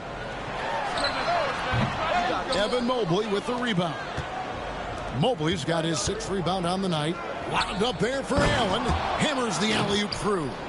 And ball handlers like Mitchell really elevate your offense. It's his precision passing to pass the basketball at the right time. Really a terrific ability. Dick bangs home the trifecta. Dick's got 5 points now this quarter. And obviously his momentum from the last game has carried over here tonight. And the coach pretty smart for zoning in on him and giving him opportunities to stay with that confident play. Now here's Allen. He's got 10. Inside. There's Garland. Set it up with the fake, but it's offline. And it's Barnes with the ball for Toronto. 4-point game. They'll be playing host to Miami for the next game. And that's game 2 of this string of 4 games played at home. Back to Quickly for the 3. Evan Mobley with the rebound. Cleveland's gone into the 3-point range 4 times since halftime and buried 2 of them. Over the course of a season, each team takes on a certain personality. Brent, do coaches try to shape that personality based on their roster? Well, Kevin, it's a great question, and I think the best coaches in our league adapt to the personality of the team as it starts to formulate throughout the season. You lean in to what guys naturally are. Take a break. Some success comes with that. 2 shots.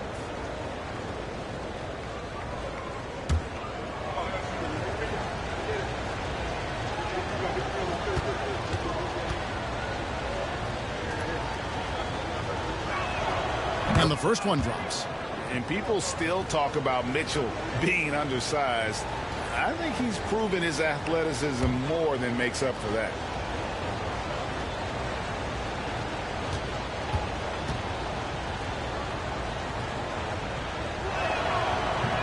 And Mitchell drops them both. Here's Barnes. 8 points for him.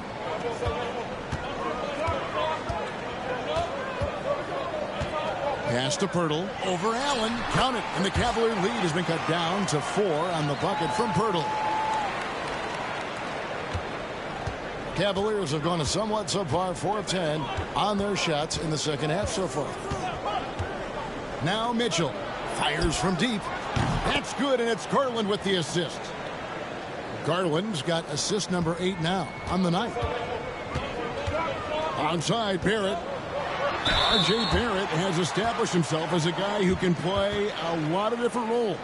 Brent, a very versatile player. A versatile player, Kevin, for sure, and the scoring has been there, but I don't think that's what you rely on with R.J. Barrett. You want him to be a complementary player that plays in different positions on the floor to put the defense at a disadvantage. He's that skilled, and he has that ability to grow that way. And the first one at the line is good. You look at R.J. Barrett on TV, you don't realize the guy is 6'6", 214. He's got that size along with the shooting ability and a nice overall game. And Cleveland making a change here. Strus is checked in. Second free throw, no good. The Cavaliers leading by 6. Takes it inside. Nice D from Barrett. Toronto's gone 1 of 4 in three-point shots here in the third. Here's Dick. The Cavaliers pull it in. Now, here's Strus. 8 points for him. On the wing, Mitchell. Dick defending, and it's Mitchell missing. Toronto shooting is leaving something to be desired. Just 36% here in the third quarter. Count it, and the Cavalier lead has been cut down to 4 on the bucket from Barrett. Well, that's a good confidence builder right there as R.J. finds some room from the mid-range to knock it down. Now, here's Garland. 5 points in the game. Once again off the mark by Cleveland. Going to struggle for him tonight, but if they can make this lead hold up, he can just chalk this up as one of those nights. Here's Shed. He averages a bit over 6 points a game. Down low. Here's Dick. And the dunk by Dick. And we saw this at Kansas. When Dick's on a roll, just keep feeding him. Cleveland's gone 3 of 5 with the long ball since entering the second half. Mitchell with it. 28 points for him. Here's the 3. That one, no good. The Raptors have gone at a pretty good shooting pace. They're 6 of 13 from the field here in the third. Pass to Pirtle. It's over Garland. Pirtle's shot is off. Cavaliers leading. To end the cold streak. Boucher with the rebound. Here's Shed. For the lead. Gets it to go from beyond the arc. Shed's got 6. A great competitive game so far. And from the look of it, this one could go right down to the wire. Pass to Mitchell. Now, here's Strus. Here's Allen. Back to Strus. And here's Mitchell from the arc. And it's Toronto with the rebound. Barrett's got 7 rebounds in the game. Boucher kicks to Barrett.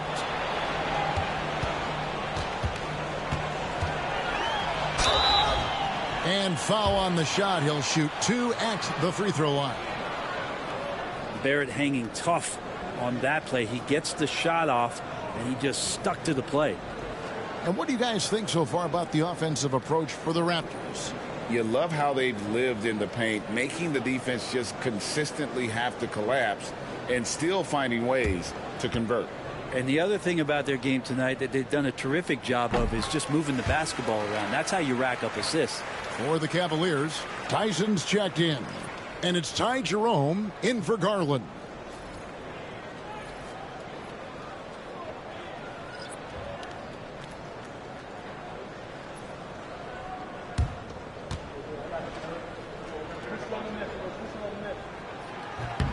And so Barrett nails both of them.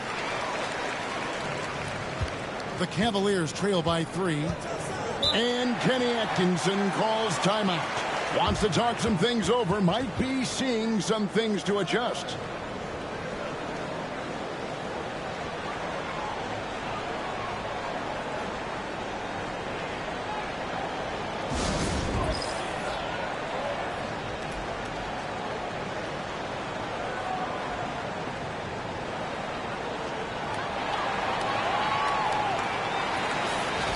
Just a quick look now at how the point totals have looked over the last several months for Grady Dick.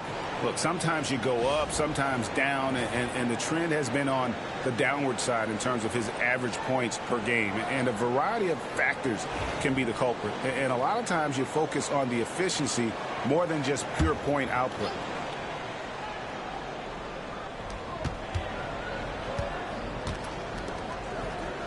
Some nice passing by Cleveland here. And it's Strus missing. Toronto with the ball. They're on a 17-7 run. Pass to Shed.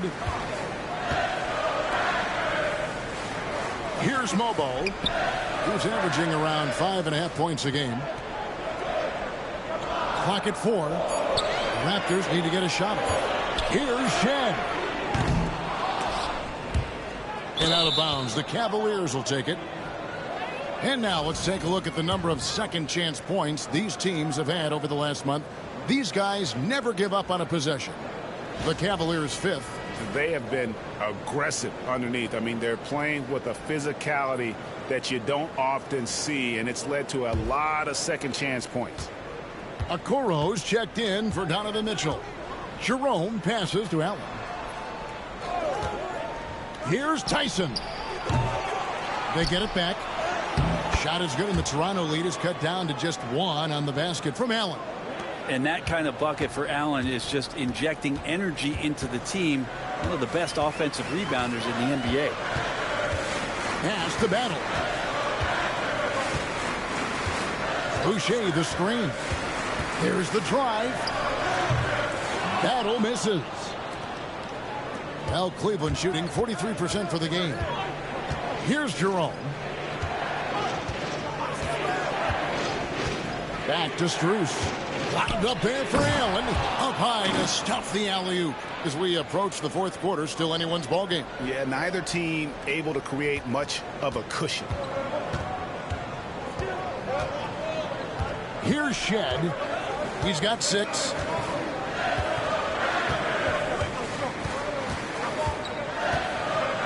To the inside. There's Boucher. Off with the layup. Donovan Mitchell firing on all cylinders for Cleveland. He comes away with 11 points in the quarter and is showing no signs of fatigue. And we'll be back with you shortly.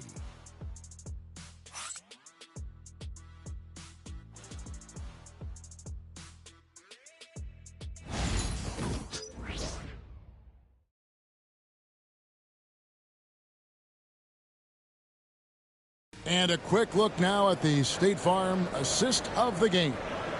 And he sliced the D wide open with his feed. They had no chance to prevent that basket. That's what great passing will do for you right there, dissecting the defense with that play. Well, this has been a great contest so far, and I imagine the fourth quarter could have even more action in store for us. And so in the game for the Cavaliers, they've got Hunter. Also, Max Strus out there. And it's Tyson in at the 5 spot. Yeah, nothing too fancy. Just getting the job done when they need to. Make every possession count.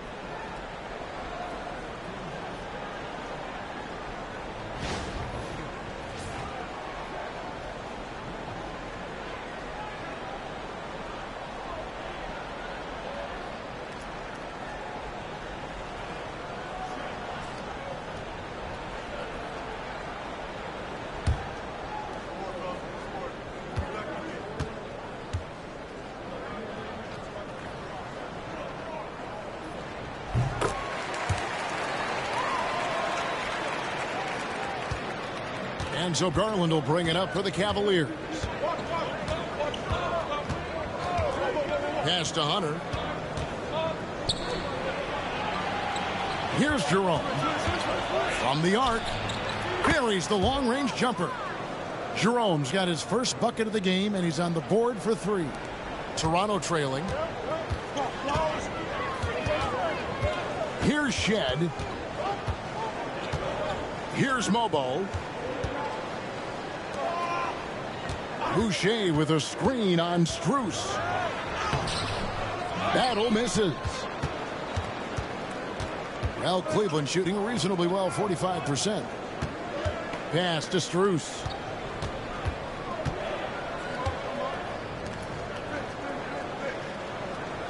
To the middle.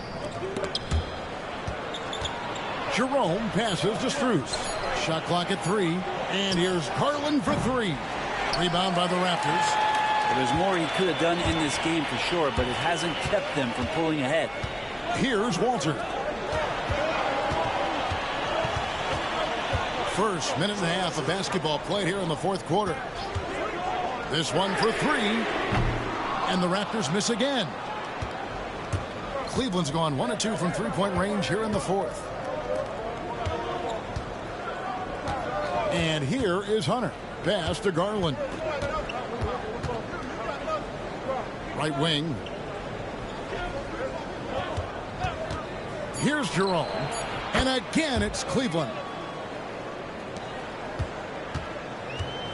Last quarter of play, about 2 minutes in now. Here's Shed. Here's Walter.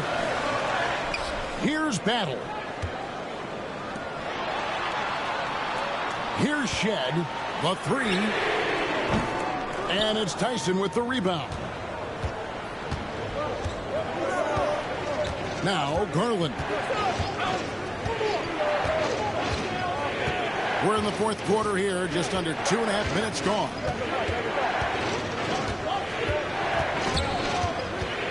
Looking to end his cold spell, and he lays it up and in. And now a 5-point Cavalier lead. Garland out there doing a great job creating space with the handle, playing with some confidence. Pass to Battle. Boucher with a screen on Strus. Here's Walter.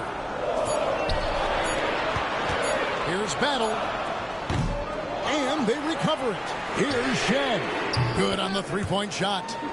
Shed's got 6 here in this quarter. Confident and composed on the three-point shot at a critical juncture.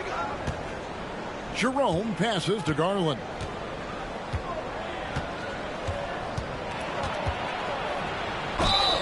And contact on the shot, so he'll be shooting free throws here. GA, you look how Garland can create for himself. Very good off the catch or the bounce. So deadly off of those high pick and rolls because he can dribble into that 3. A playmaker that can do that is a headache. Garland knows how to create that space and get his looks.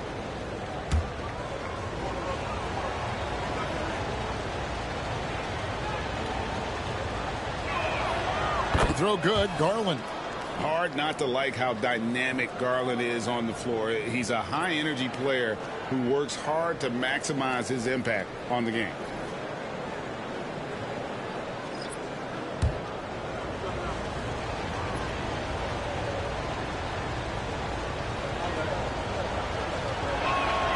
Both free throws good from Garland. Well, when he gets into a groove at the free throw line, it doesn't just last for tonight. This might be 2 weeks, 2 months, something like that. Quickly kicks to Barrett. Shoots. Gets an open look and hits. And Barrett's a creative player, a guard who can thrive in pick and roll sets. Mobley outside. Garland with the screen for Mobley. The Cavaliers again can't hit. Pass to Battle. And there's the slam dunk to finish it off. I like that pass from Barrett. Willing to do what's best for the team. It's Garland with the ball for Cleveland. Now, here's Mitchell. Mobley dishes to Allen. Now Mitchell. Lobbed up there for Allen. Takes the alley-oop pass and dunks it down. And Allen letting the offense know that you can lean on him from time to time. The Raptors have gotten just under 45% of their attempts to drop in the fourth, 4 of 9. Pirtle kicks to Quickly. Pass to Pirtle.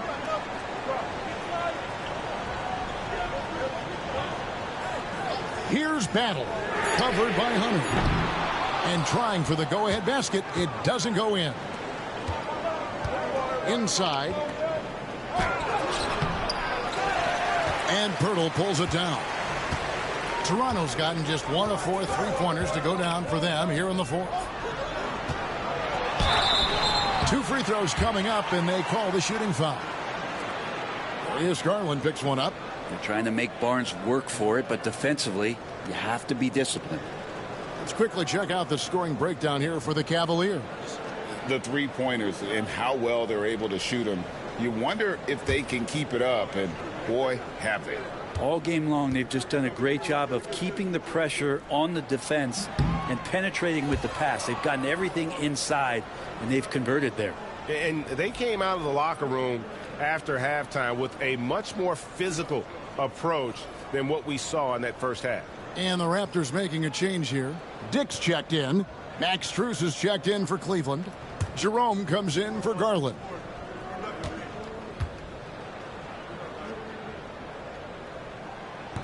So he comes up empty, missing both.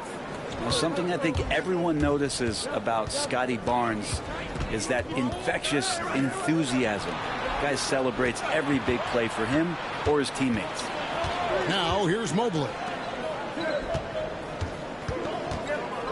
Now here's Mitchell.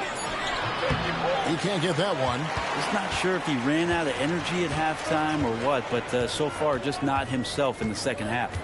Pass to Quickly. Barnes left side.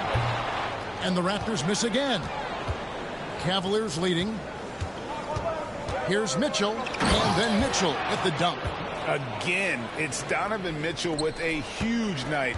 One of the premier players in our league. Quickly the bounce pass. Quickly setting the pick for Dick. And the Raptors miss again. Cleveland leading by 4. Pass to Strus. Now here's Mitchell. He's guarded closely. And Pirtle pulls it down. Pirtle's got rebound number 12 here already in the game. Onside, Barrett. Drills it from outside. Barrett's got 5 points in the quarter. Trying more and more to utilize the three-pointer. It's a good idea. That's his second three of the game. 1 in each half. And Kenny Atkinson calls timeout. He's not taking any chances and wants to huddle him up right away.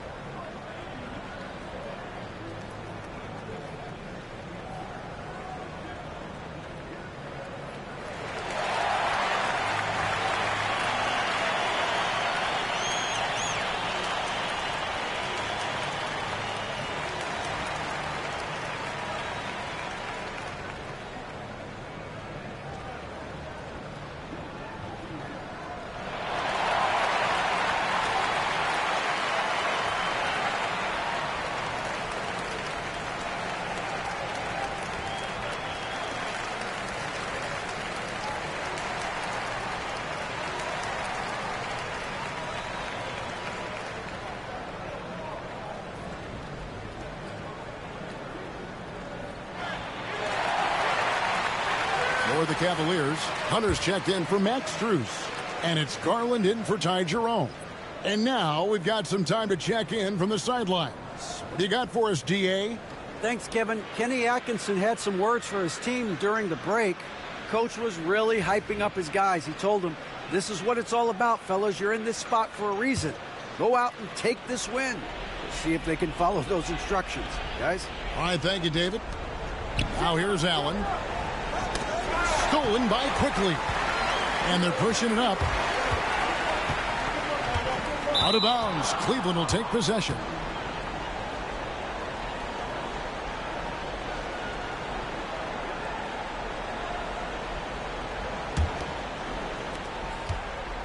And so Garland will bring it up for the Cleveland Cavaliers. They lead by 1.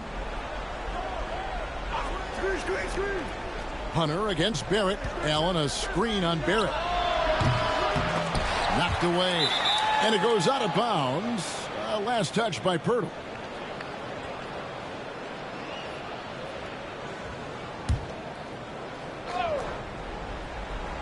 Here's Mitchell.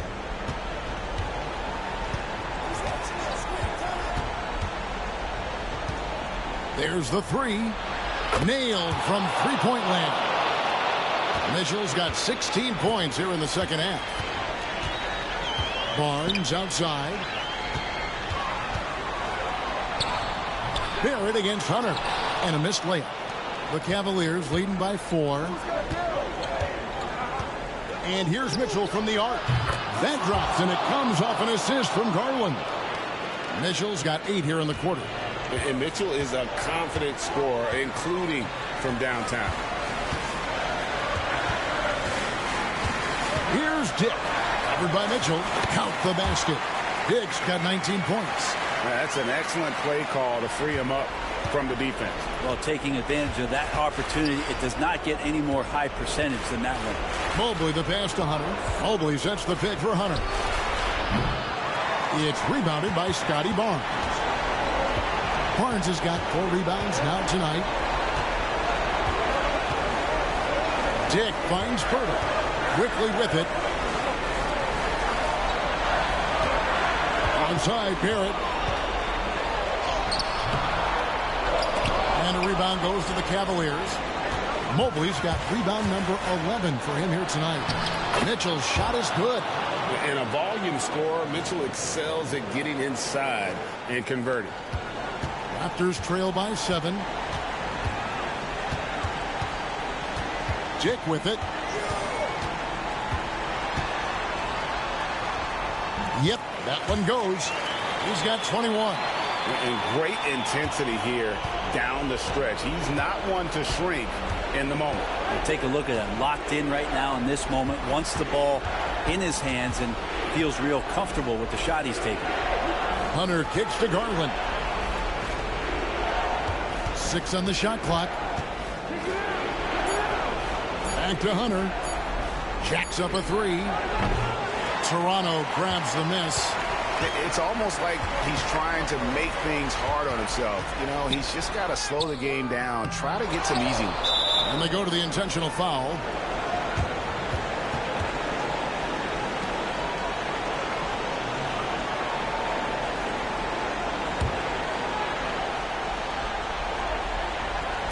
And he commits the intentional foul.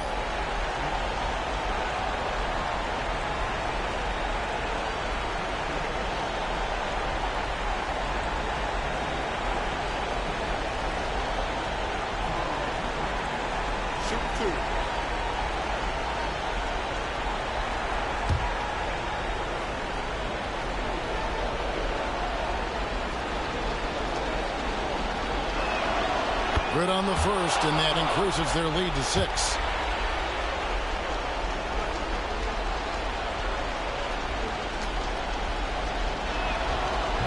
He's off on the free throw, unable to get that second one to drop in. No time to waste on this possession.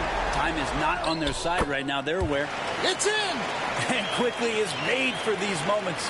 He takes huge pride in knocking down the big ones. And now they decide to foul intentionally. You have to foul, but I'm sure they would have liked to foul someone different.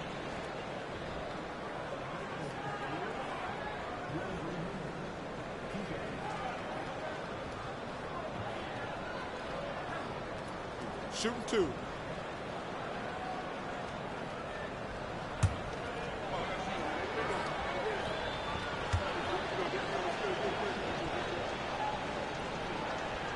First free throw is good, and that puts them up by 5.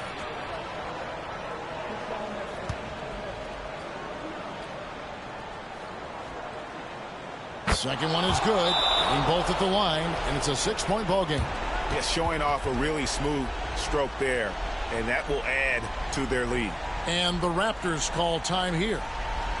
They're trailing by 6. Turning here to our analysts, what factors, guys, come to your mind?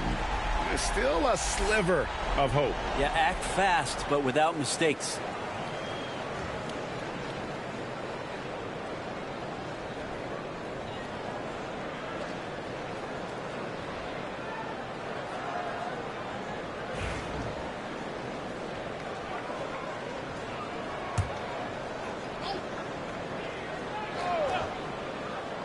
Here's Dick.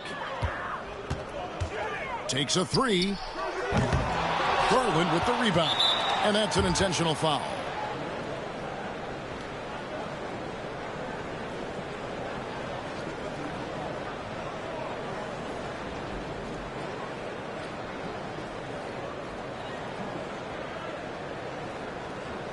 Take a break.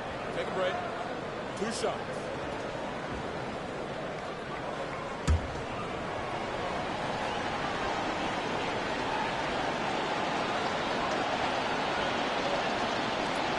So the first one drops, and that makes it a 7-point lead.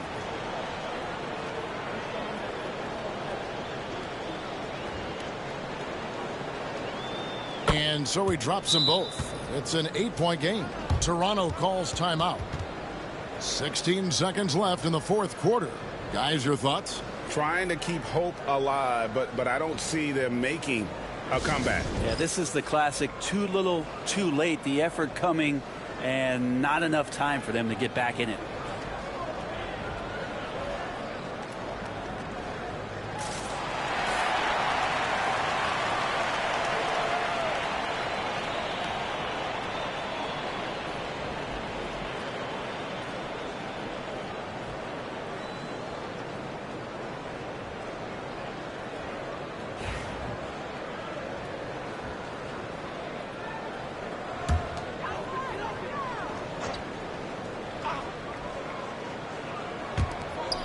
Barnes finds Dick.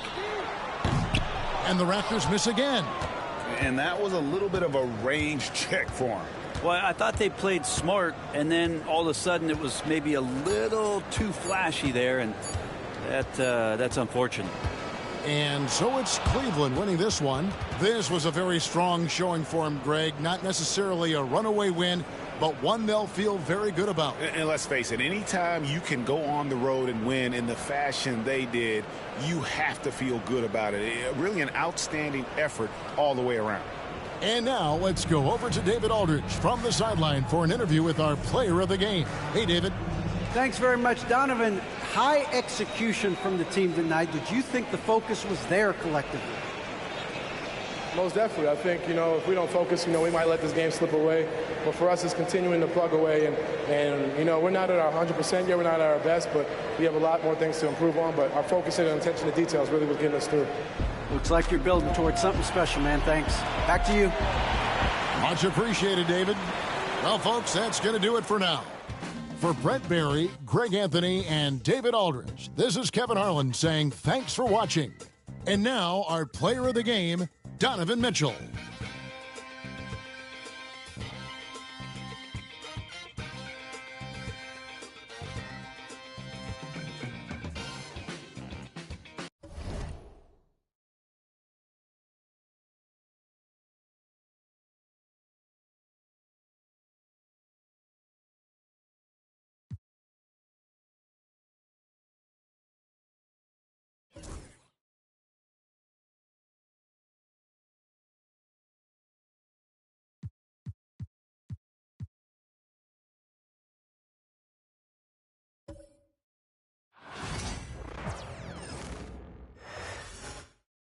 Oh, say does that star-spangled banner yet wave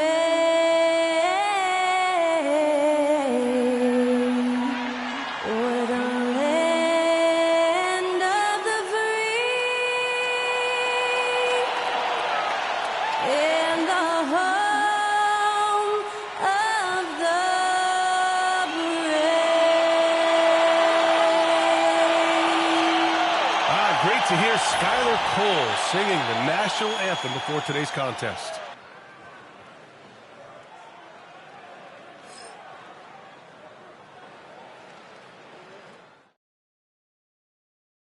Welcome, everyone. Thanks for tuning in to 2K Sports for this NBA presentation. In this one, we'll see the New York Knicks against the Atlanta Hawks. This is Brian Anderson with Hall of Famers Grant Hill and Doris Burke. Allie LaForce, our reporter. All right, a moment to check out some numbers for Karl Anthony Towns. He's having problems with his shot these days, and the analytics show that with his true shooting percentage headed down in the last 10 games. I wouldn't be surprised if he turned it around quickly, though. And now the Atlanta Hawks starters. Dyson Daniels out there with Trae Young. Then it's Reza Shea. Then there's Onyeka Okongwu. And it's Niang in at the 4. And for the Knicks, they've got Josh Hart. Jalen Brunson is out there with Mikal Bridges. Then there's Precious Achiuwa, and it's Towns in at the center position. We should see some great ball movement with these two teams, Grant. Fantastic group of passers on each side. They're just so unselfish. They play for one another. You can see how it keeps the whole team involved. And I'll tell you what, I just love watching teams that can pass like this. Yes, and a nice assist from Brunson. Karl Anthony Towns will mix his spots as a scorer, that time doing work inside. Niang outside. And here's Okongwu. Pass to Daniels. Here's Reza Shea. No good from outside. Here's Hart. Goes back up. Rebounded by the Hawks. Their last game, a win against the Magic, looking to carry it into this one. And as a rule of thumb, the road can really test your team's depth. But they all stepped up and collectively produced a lot of points. Well, how about the job they got from their bench? That productivity was a major part of the outcome. Now here's Hart. He picked up 30 points in their last win against the Pacers in Indianapolis. Here's Towns. From down in the low post, it goes. Towns has got his second bucket on the night. Well, just tremendous persistence from Karl Anthony Towns. Even under duress, the ability to stay focused. Here's Young. He's coming off a 19-point game against Orlando. Yeah, don't forget how great he was drawing contact and getting himself to the free throw line. Picked up a ton of easy points there. Now here's Brunson. A moment to hear from Allie LaForce. I briefly spoke with Tom Thibodeau. We talked about star guard Trae Young, their biggest problem tonight. Coach said Young is one of the most explosive offensive guys in this league. We want to make him a volume scorer. Force Trae into lower percentage looks. Should be a fascinating matchup, BA. Allie, thank you. And Atlanta with possession here. After the basket by New York on the other end. Back to Young. Puts up a deep three from beyond the arc and then some. Young's got 6. It's great to see Young working off the ball. He's got the skill set to flourish in that kind of action. Brunson passes to Towns. Three-pointer, Bridges. Rebound, Trae Young. Atlanta's gone 2 for 4 from range to start things off. Pass to Reza Shea. Lots of room. And it's New York with a rebound. Fresh off a win against the Pacers. And I'll tell you, that was not an easy environment to play in. It was a hostile crowd on the road, but it didn't bother them at all. Well, the best way to silence a crowd is with your offensive game. Those fans got quiet in a hurry when the buckets started raining down. I just love the strong finish there inside. Man, he's got that dunker's mindset, doesn't he? Always ready to pounce. Now here's Young. He's got 6. There's the triple. And he can't sink that one. He's 2 for 4 in the contest. It's Bridges on the wing. Here's Towns. And a foul called on the way up. So he'll take 2 from the free throw line. Doris, you look at the shooting of Karl Anthony Towns, a 7-footer. He's as good as it gets. He is, B.A. He has been verging on the 50, 40, 90 efficiency type numbers in recent years. He is right there with Dirk Nowitzki when you talk about the sweetest shooting big men of all time. And that one falls for Towns. Offensively, Karl Anthony Towns is one of the most well-rounded big men in the league, Grant. Yeah, maybe in league history, B.A. He's an elite three-point shooter, post scorer, and his passing is severely underrated.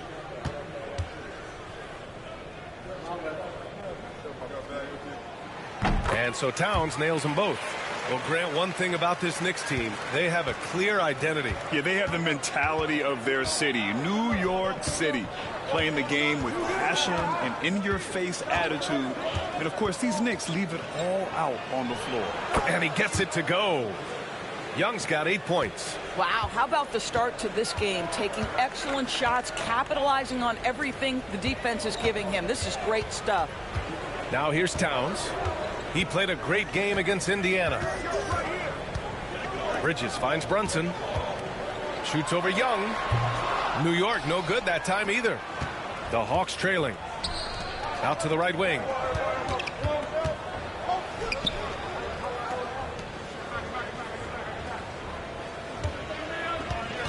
Picked up by Okongwu. Young misses. And the defense got away with one there. I mean, that's a shot he typically makes. Bridges passes to Achua. It doesn't go for him. Good D by Niang. The Hawks have gone 3 of 8 so far. Pass to Rizachet. Young against Brunson.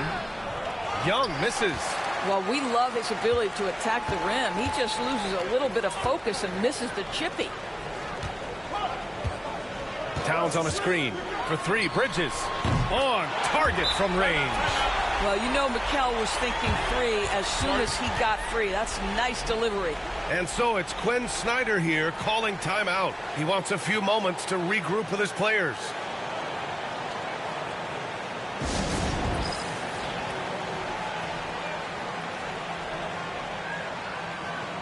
And Atlanta making a change here. Levert's checked in. It's February. Let's see how things are shaping up in the East. You take a look at the Knicks. Right now, they rank 3rd in the conference, aiming for a high seed in the postseason. And, of course, there's the Hawks. They're 5 spots behind them. Checking out Atlanta, they're really doing their best to rise through the rankings. Time will tell whether they can pull it off. You know, it's got to be frustrating for them. You can't dwell on the past. You've got to think forward, work together, and play for one another.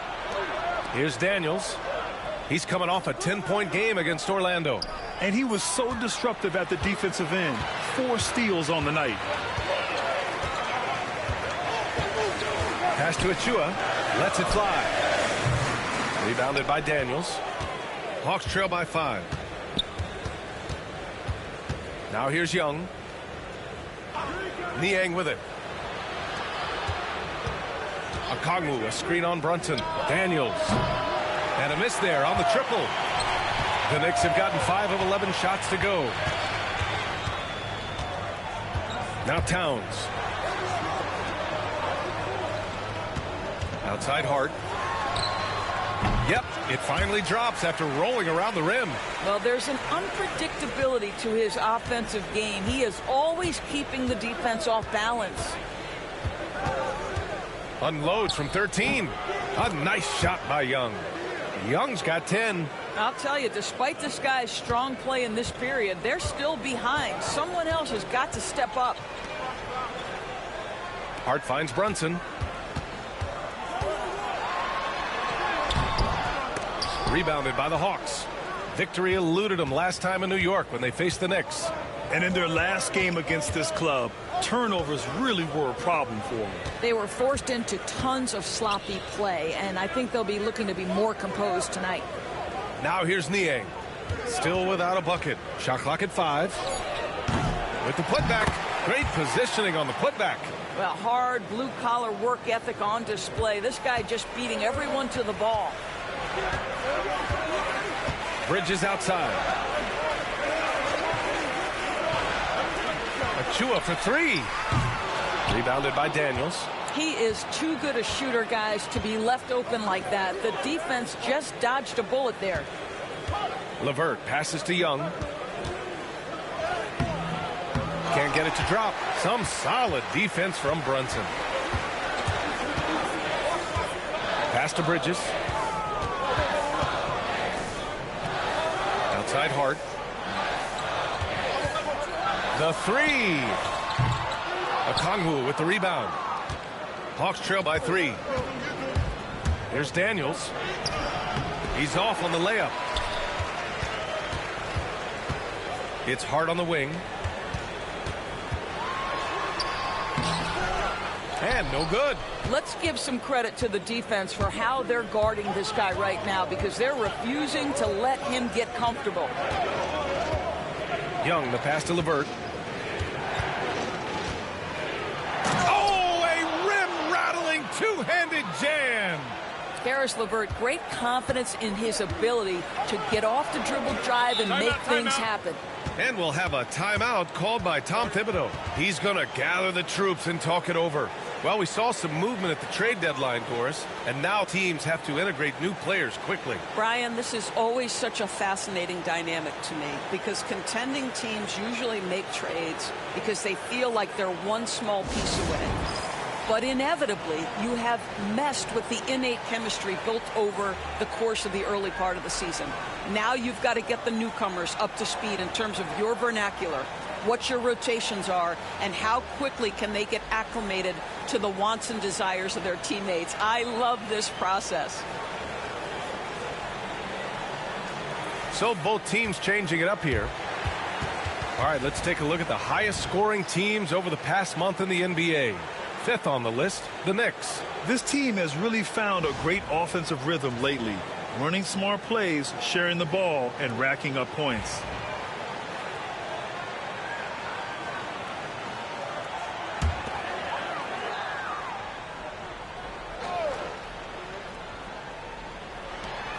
We've got 1:55 left to play in the first. Outside Payne. To win the drought. The rebound by Atlanta. Here's Rizachet. Still no points.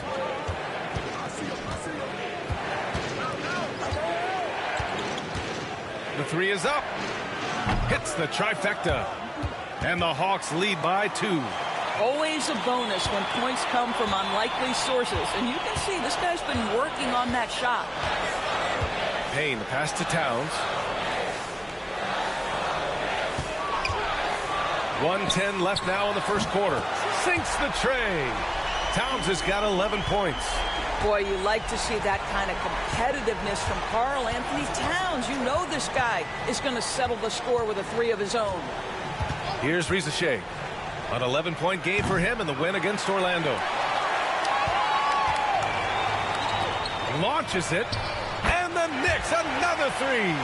Defensively, you have to stay connected to him on the perimeter. End of quarter management here. They can go 2 for 1. Make the math work in your favor. Down low. Oh, it's stolen. 7-second difference between the shot clock and the game clock. Towns outside. Right side Payne. Towns on a screen. From downtown. The shot by Payne, no good. LeVert outside. Pass to Rizachet. Here's the floater. The shot no good. It's been all about Karl Anthony Towns for the Knicks. 11 points in the quarter. He's on fire. And more NBA action on 2K Sports coming your way right after this.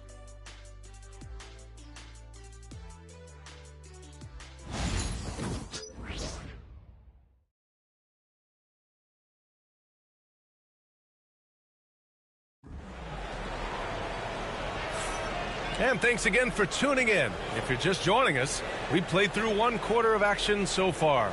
All right, before we move on, what do you guys think about what we've seen from the Knicks? They're getting a big contribution from the bench already. As a coach, I think you get a certain feel for what your team needs, and credit this guy for not waiting around. He went ahead and made the adjustment. Hawks trail by 4. They've got Jalen Brunson. Miles McBride is out there with Toppin. Then there's Cam Payne. And it's Porty in at the 5. That's the group for New York starting the second. And Nance with the slam.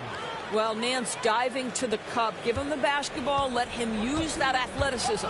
Doris, one thing you can say about Karis LeVert, he knows how to seize an opportunity. And the thing about it, BA, is it doesn't matter if that opportunity comes when he's being a starter or when he's coming off the bench. His mindset is, my skill set is score, and that's exactly what I'm going to do. Here's Rizachet after the basket by New York on the other end. They set a pick. Lets a 3 fly. And it's New York with a rebound. Following this one, they get to host the Bulls.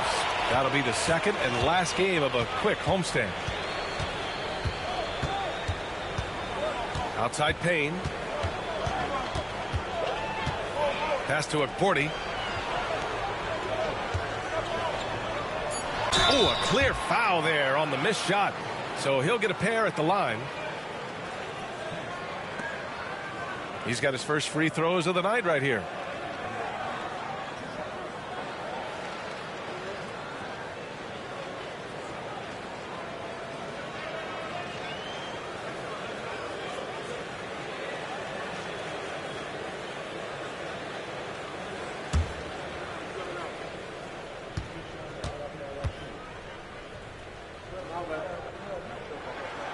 The first one falls. Well, Grant, as you always say, in the playoffs, you need a player who can score in isolation. That's true, B.A. And in a 7-game series, defenses disrupt your set offense. If your stars can go mano-a-mano and create something out of nothing, that's often the best you can get. He makes 1 of 2 that time. Hawks trail by 5. LeVert with the ball. Here's Krejci. Rebounded by Payne. Pass to McBride. The kick out to Brunson. Over LeVert. Atlanta with the rebound. Well, if the defense gives him that shot next time, they could get burned. I think he's just a little bit out of rhythm. From the arc. Knocks down the triple. LeVert's got 5. Well, you cannot allow Karis LeVert to square up from deep. When he's in rhythm, he's going to knock Ryan down that Gamer, shot with great consistency. 3587. Nah, this is just a CPU. I'm not Outside playing Brunson. right The rebound by Atlanta. Nance has got 4 rebounds now. Pass to Krejci. To the paint. So it'll be 2 free throws. He was fouled in the act of shooting. And a look now at Atlanta's upcoming schedule. On Thursday, they go back home and will be hosting the Orlando Magic. Then on Sunday, it'll be the Detroit Pistons coming to town. And for that game against the Heat, you'd be hard-pressed to find a more even pairing in the league. That one promises to be a really closely fought battle.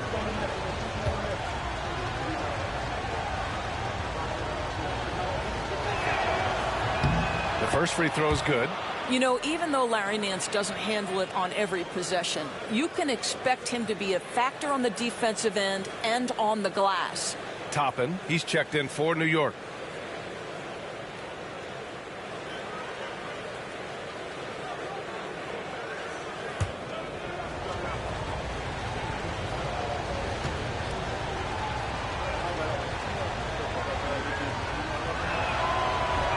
And it's tied up with that one. Now here's Brunson. In his last outing, 8 points for him. And let's send it over to Allie LaForce. Jalen Brunson's craft sets him apart. He said, quote, I've always played with my instincts and tried to see the game a couple plays ahead. As I've gotten older, that part of my game has gotten wiser and better, but I'm still learning. Brian, that's a scary thought for the rest of the league. He's already plenty dangerous, Allie. And Atlanta making a change here. Gay's checked in. Left side Payne. All right, for those just joining us, we're almost 2.5 minutes into the second. Off target with the open look. The Hawks have gone 2 of 4 here in the second quarter. Here's LeVert. Oh, and makes it with the kiss. LeVert's got 5 points in the quarter. Boy, that's just about strength right there. Karis LeVert just simply refuses to be denied. They set the pick. Here's Brunson outside. Capella with a rebound. The Hawks leading. Krejci, the pass to LeVert.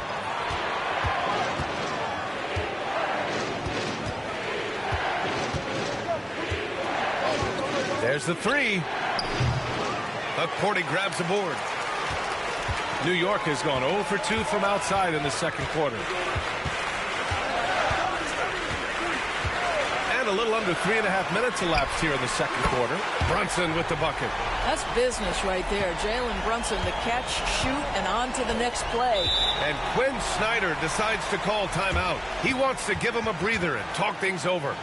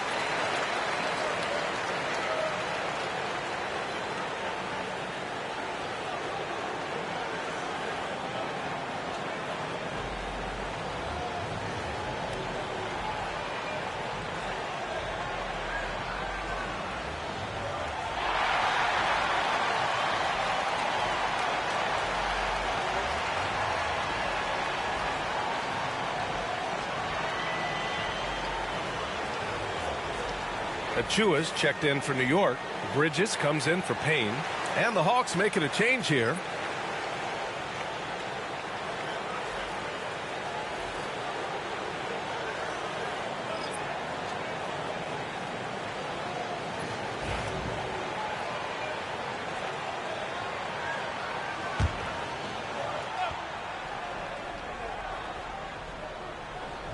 Atlanta with the ball. They've only given up 6 here in this quarter. Niang outside. Pass to Young. And he's going to the line for 2. The official saw contact while he was going up. Jalen Brunson picks one up. The more aggressive Young is, the better he plays, creating a trip to the line. It's his first trip to the line. And in their last game, he really distinguished.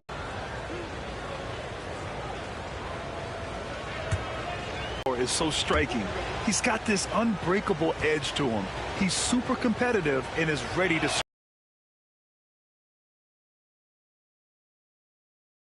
send to the stripe right now. They keep fouling him and he keeps making them. Pass to McCourty. Got the ball here for Atlanta. Now LeVert. He picked up 18 points in their last win against the Magic in Orlando. Young from long range. The Knicks pull it in. Outside McBride. Pass to Bridges. Launches a 3. And can't get it. He's now 1 of 3. Atlanta's gone 1 of 4 from three-point land here in the second. Well, Doris, since he was traded out of Phoenix, Mikal Bridges' scoring numbers have skyrocketed. Why is that? Well, number one, he's worked hard to develop his skill on the offensive end. He came in as a 3-and-D guy, but what he's proven is he can handle the basketball, he can initiate action. You love the work ethic that went into that. And New York has possession, following the score by Atlanta. Here's Brunson. And it's Niang with a rebound. Not his best night and not the team's best night. Sometimes it just goes that way. Young, the pass to Capella. Porty grabs the board. Knicks trail by 3. McBride attacking. Outside man. Pass to LeVert.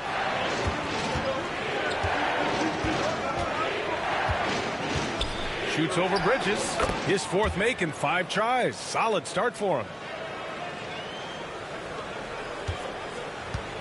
New York shooting around 33%. Not the best offensive efficiency. Young against Brunson. Here's a Porty. Throws it down, and the official calls a foul. It may be a 3-point play. That one on Capella. All right, well, a look at how the points have been generated so far. A scoring breakdown for Atlanta. They've been in rhythm from the in-between area, just keeping things simple and taking what the D gives them. The other thing that's gone exceptionally well for them tonight is the shooting they've displayed from beyond the 3-point arc. Karl Anthony Towns has checked in for New York. Hart comes in for Jalen Brunson.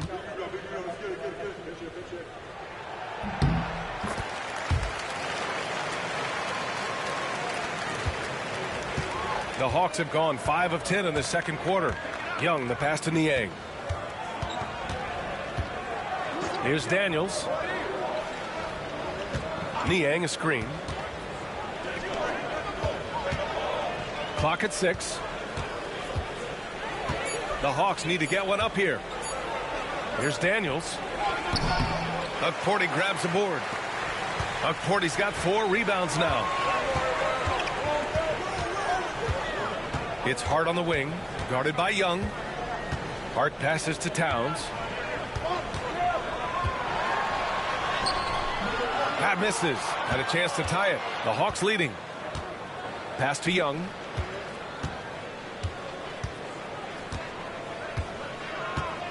Okongwu, a screen on Hart. Young from long range. It's rebounded by New York. Towns has got rebound number 7 tonight. Well, when you've been struggling as he has, you love that your teammates have really stepped up and taken the challenge.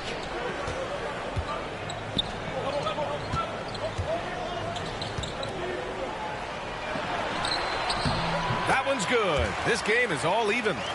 Towns has got 13 now. Karl Anthony Towns putting on a show on the offensive end of the floor. Legit 3-level score, and he's got it all working. Pass to Daniels. Gets the 3 to fall. Well, he showed right there. This guy capable of making shots, especially if you leave him that wide open. Hart passes to Achua. Now here's Towns. Guarded by Okongwu. And there's Towns on the assist by Achua.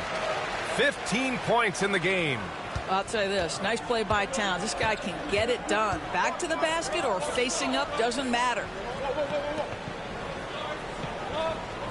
Hart against Young. Shoots over Hart. Young misses. New York has gone 1 of 4 from 3-point land here in the second. And no good. Had a chance to take the lead. For Atlanta, they've gone 6 of 14 in the second quarter. Pass to Daniels. Young against Towns. Oh, and he got fouled on his way up. He'll head to the line to shoot 2. Most people think of Young as a perimeter player, but he has the courage and toughness to work inside. On the night, he's 2 for 2 at the stripe.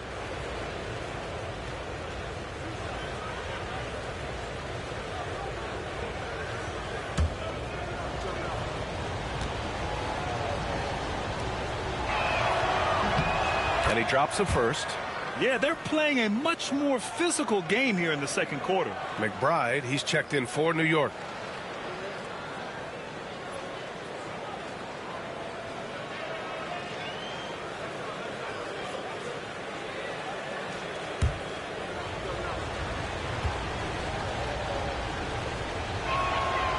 He's off on the second. He does a great job of drawing contact and getting himself to the line, something he didn't do in the first period.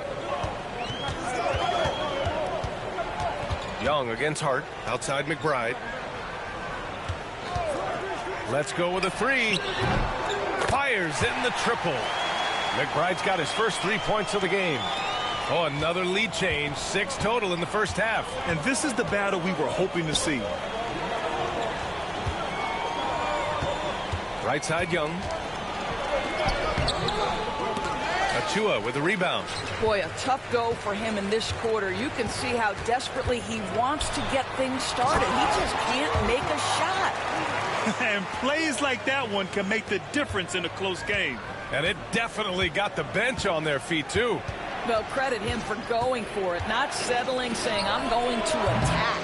He has that confidence rolling, hitting 2 threes in the first, but he hasn't had one since. Pass to McBride. Here's Towns. 3-pointer. And it's Niang with the rebound. Niang's got his 4th rebound in this one. They've been having major problems offensively. Definitely in a bit of a dry spell. Takes a 13-footer, and it's in, off the glass. Young's got 15. Well, it doesn't get much easier than that. Even a decent shooter is going to make that with no pressure. And the first half comes to a conclusion in a game that's been very close so far. New York out in front, leading by 1. Well, now a minute to check in with Allie LaForce. She's courtside. Hey, Allie. All right, thanks. Tibbs, what'd you think about the way this team defended in the first half? Well, not bad, but we have to sustain it for the entire game. They put a lot of pressure on you. We got to make sure we're containing their dribble penetration, and then we got to react on challenge shots. The expectations are high for the second half. Thanks, Coach. All right, good stuff, Allie. And we'll get back to the action at the start of the third quarter.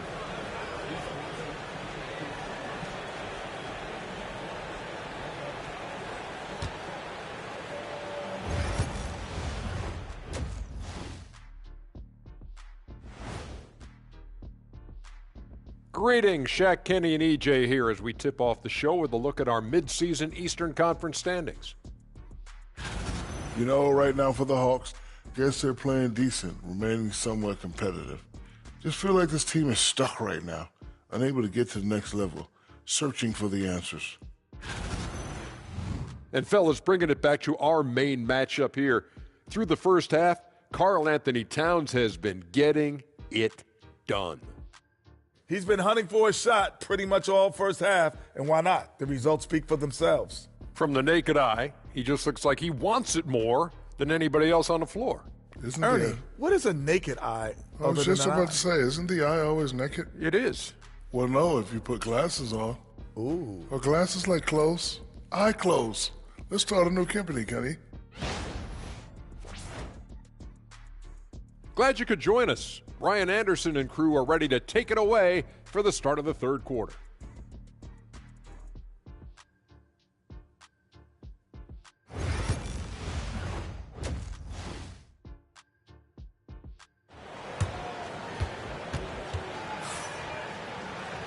And in that first half, we saw a pretty tight battle. We'll soon find out what sort of adjustments were discussed during halftime. You know, Karl Anthony Towns has been exceptional here, guys. You just love his patience offensively in the first half. Waited until he got the looks he wanted. You know, as a coach, you can preach good shot selection, but it's up to the players to execute, and this guy has done just that.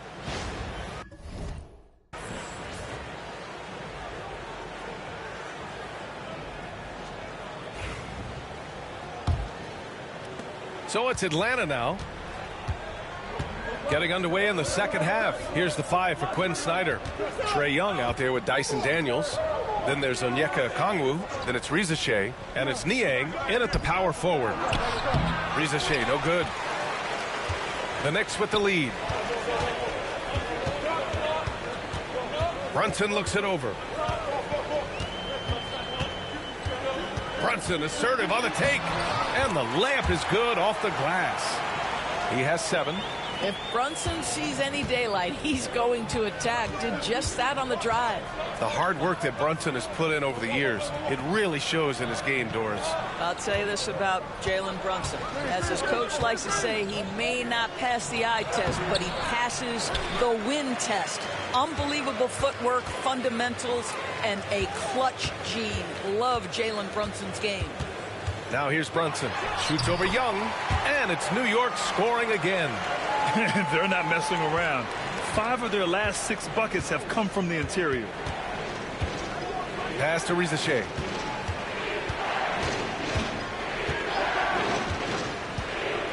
Niang with it. Can't connect from short range. Boy, that makes him 0 for 3 to start the second half. Not the start you were hoping for here. Hits a three-pointer. Wow, what a start. 3 for 3, terrific play calling, everything clicking out of the gates here. Now here's Young. 15 points in the game. Pass to Niang. Will it go? Oh, it's blocked by Towns. Love the hustle from Towns right there. Boy, engaged defensively. Wow, another empty possession out of the gates. 0 for 4 in this half. Brutal. Here's Hart. And the Knicks getting another bucket right there. Great play calling, great execution. Leads to 4 for 4 to start this half. And Quinn Snyder decides to call timeout. He wants to make sure everybody's on the same page. You have to like what we're seeing from Karl Anthony Towns. He's just really a one-man wrecking crew down low. And with this timeout, they've got to make some adjustments because he's been steady inside. Here are the NBA's premier passing teams, the league leaders in assists. In the third spot, the Hawks. This is a squad that understands the importance of being unselfish and moving the ball. You love to watch smart basketball like that.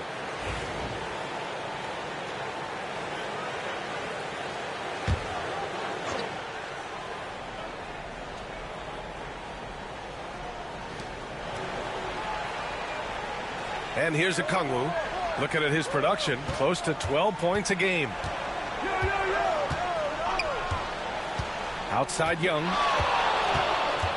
6 on the shot clock. On the wing, Daniels. He's guarded by Bridges. And Atlanta misses again. And it's amazing. Their slim advantage on the board seems a lot larger than it is. Back to Hart.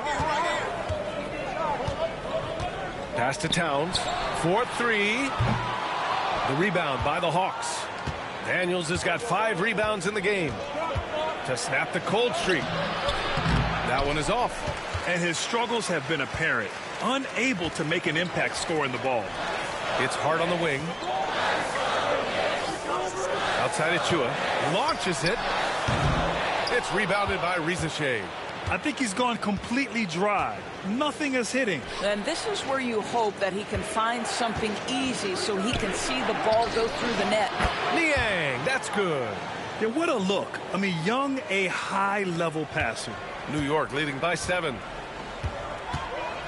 Outside Achua. Bridges outside. Pass to Towns. The 3 is up. New York, again, can't hit. Yeah, and the defense has really got to tighten up on him. I mean, he's just too dangerous from the three-point line. Here's Young. And the 10-footer finds the target. And it's now only a 5-point New York lead. I really like that from Young. Hitting that tweener shot, making them guard you all around the floor. For 3, Bridges. Atlanta with a rebound. Here's Daniels. They look to him to score consistently, averaging around 13.5 a game. Young misses. New York has gone just 1 of 5 from three-point range here in the third quarter. Count that bucket. Hart's got 4 points in the quarter. Well, the defense has been lackluster out of the locker room, and that is why they are finding themselves in a tough spot. And so it's Quinn Snyder here calling timeout. He wants to review the game plan. Protecting the rim has to be their top objective right now. And the question they're going to have to answer to me is it a problem with the scheme or is it a problem with matchups? McBride, he's checked in for Hart.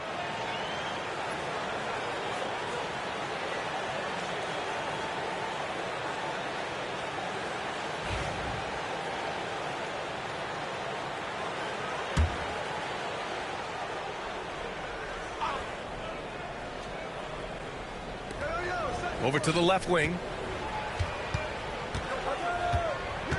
Young against Brunson. Niang, the pass to Okongwu. Oh, the dunk by Okongwu. How good a playmaker are we watching? Always leading, always trying to create for others. Bridges outside. Pass to Achua. Back to Bridges. And here's Brunson. Guarded by Young. Shot clock at 6. They get it back. Towns. And it's powered home by Towns. How about Karl Anthony Towns bullying his way to that second chance look? Nicely done. And Mikal Bridges picks up the foul.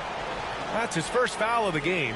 Caris LeVert's checked in for Atlanta. Krejci comes in for Trae Young.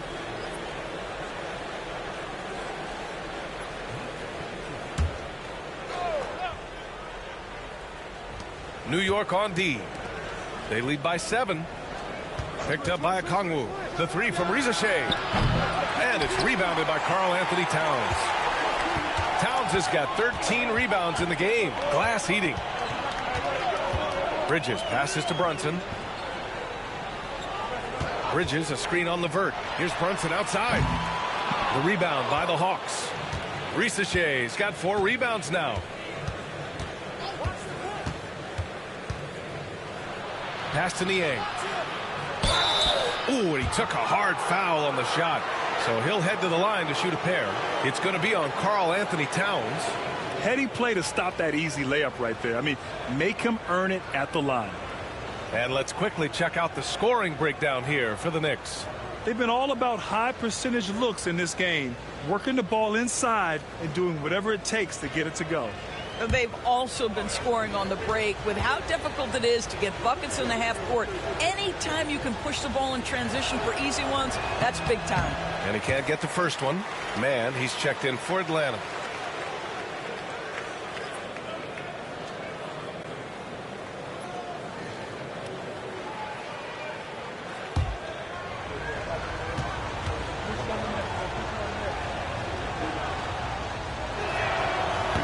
So he comes up empty, missing both. New York leading by 7. Bridges down low. Count the basket. Bridges has got his second bucket of the night. Yeah, the ability to fend off that contact by Mikal Bridges, that's a big-time play. Pass to Krejci. Okongwu with it. They set the screen. Here's man. And the shot counts. He's fouled, and it's a chance for a three-point play. And he's got his first opportunity at the line here tonight.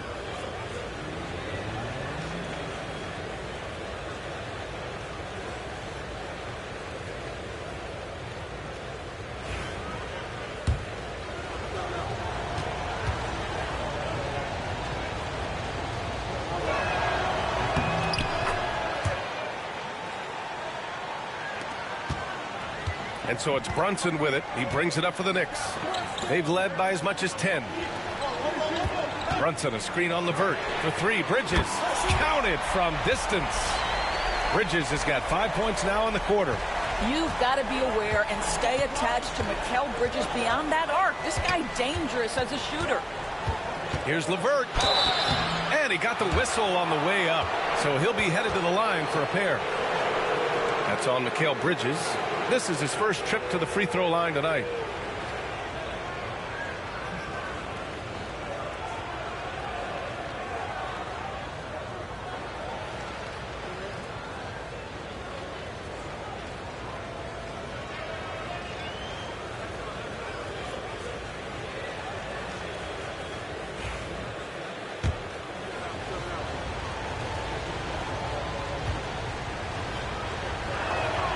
And he makes a first.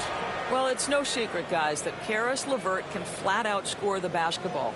I think the key for him moving forward, just become more and more efficient because the ability is there. Nance, he's checked in for Atlanta.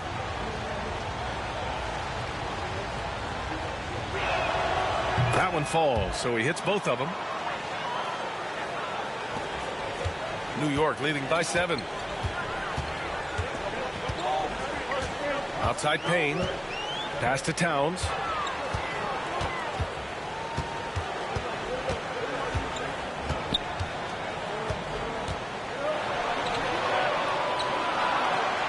Porty. Clock at 2. Shot from the wing. The rebound by Mann. Now Levert.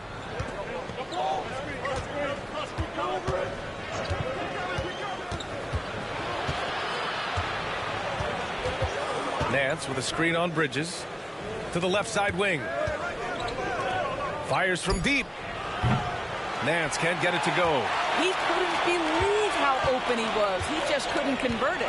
And Mikal Bridges, still one of the better wing defenders in the league, Grant. Yeah, he's so great at pestering a shooter.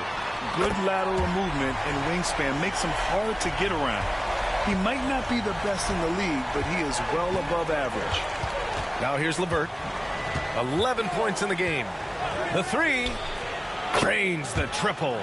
Levert's got 5 points in the quarter. How about the response by Karis LeVert? This guy wanted to get it right back. Towns outside. And again, New York with the triple. Man, they're having a hard time defending the triple. That's 3 in a row. 1:33 left in the third quarter. Here's Krejci, defended by Payne. A nice shot by Krejci. It's nice to see they're not settling for three-pointers. These guys are putting in the work inside. Payne, the pass to Bridges. Towns against Okongwu. Towns outside. Back to Bridges. From deep. Nance pulls down the board. Nance has got 5 rebounds tonight. Pass to Levert. 44 seconds left in the third.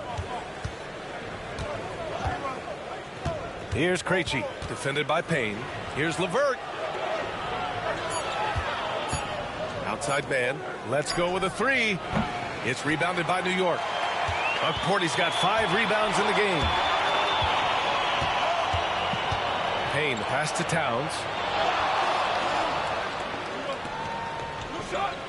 17 seconds left to play in the third quarter of basketball. There's a screen. Here's Payne. Gets an open look and hits it. You know, guys, that's the selfless attitude of Mikal Bridges. So willing to give it up to an open guy. Okongwu, a screen on Bridges. Here's Levert. Oh, and the release was before the buzzer, but it's off target.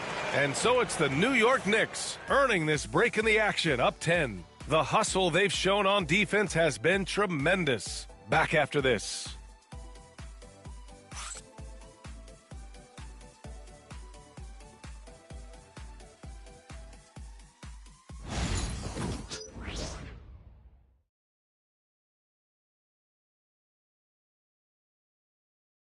And we take a listen in now to Tom Thibodeau on a recent huddle. Right back, man. Let's go score, stop, score here. Everyone talk defensively. Get stops and then let's go. Let's go. Make the game easy for each other. Make plays. Get your spacing. And defense is so important to Coach Thibodeau. Yeah, he wants his team to get stops and leak out fast. That's just fundamental basketball. And this is it. Glad to have you along for this fourth quarter. We've got Campaign topping out there with Miles McBride. Then there's Jalen Brunson. And it's Porty in at the 5. That's the 5 for New York right now. Here's Krejci. And it's Brunson with the rebound. And so it's Brunson with it. He brings it up for New York. This is the most they've led, 13 points. Nance pulls down the board. Nance has got 6 rebounds in the game. Man, the pass to Krejci. It's Levert on the wing.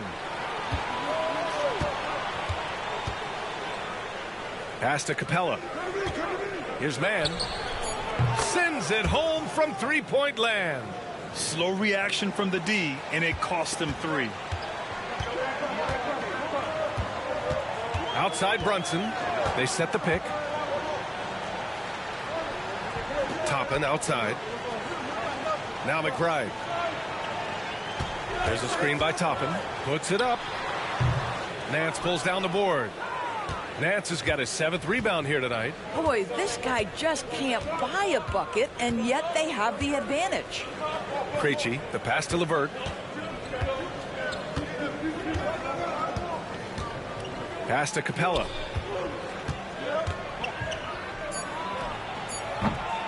It's rebounded by McBride. New York leading by 10. Now here's Payne. Sinks that one from the post. They're fortunate to be leading after shooting below 40% in the first half. For Atlanta, they've gotten just 1 shot to fall out of 3 attempts in the 4th. To the inside. And it's flushed down. A nice jam. Boy, that's thanks to Karis LeVert's court vision, making the right plays in pick-and-roll action. Toppin outside. Just under 2.5 minutes gone by now in the final quarter. Payne with it. Nance covering. Pass to Akporti. Capella with the defensive effort. Hawks trail by 10. Here's Nance. It's LeVert on the wing. Inside. Here's Capella. Had a chance there to cut it to single digits, but it's off target. Brunson up top. He's guarded by Mann. And here's Payne outside. The rebound by Mann.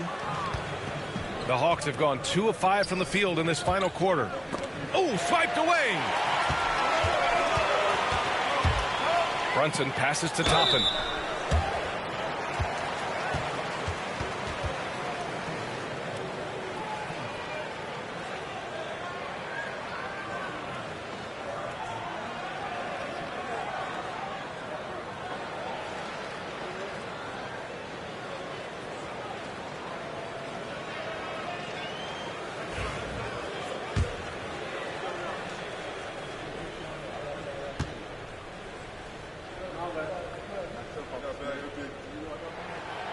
That's good from Toppin. New York making a switch here. Bridges is checked in, and the Hawks making a change here as well. Young, he's checked in for Nance.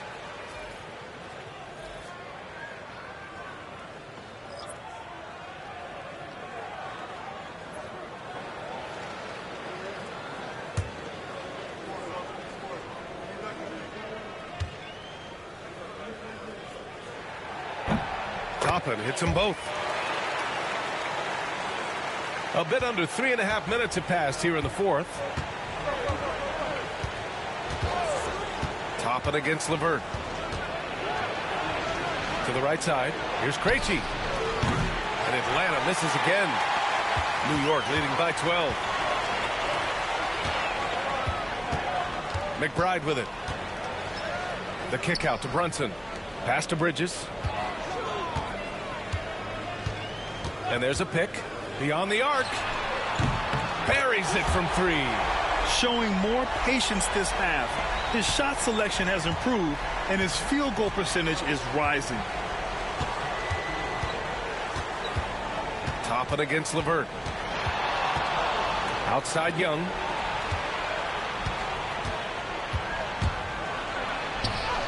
Oh, Young with a physical finish inside.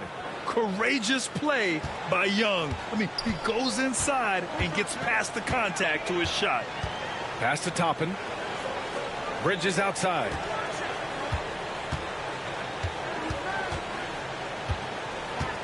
Fires the 3. The rebound by Mann. Mann's got 4 rebounds now. Young looking around.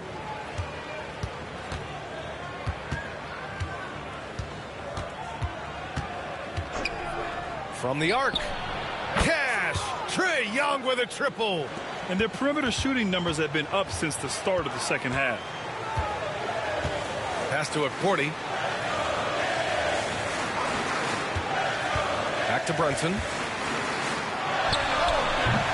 Capella with a rebound. Hawks trail by 10. Now here's Young.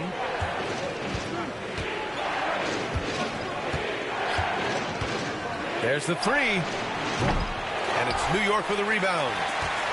Cordy's got his 6th rebound on the night.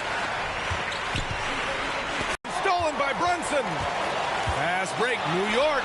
He goes up, and it's Bridges with the jam. Wow, Mikal showing off a bit of verticality on that finish. The Hawks have gotten 4 of 9 shots to go in during this 4th quarter. And here's LeVert for 3. It's rebounded by McBride. New York leading by 12. Pass to Bridges. The baseline J, and that basket makes him 6 for 11, shooting a good percentage. As bad as he was in the first half, that's how good he's been since.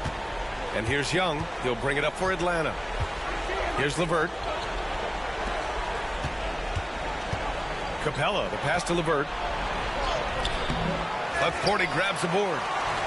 For New York, they've gone 5 of 11 so far in the 4th.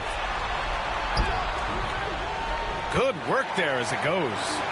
Bridges has got 9 points now in the quarter. You love that this guy doesn't get down on himself after a rough first half. Keep your composure and keep grinding. LeVert goes against Toppin.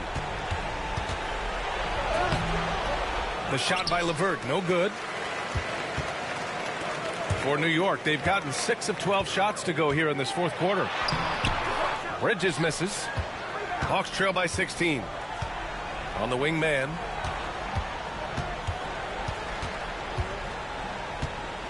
Pass to Young.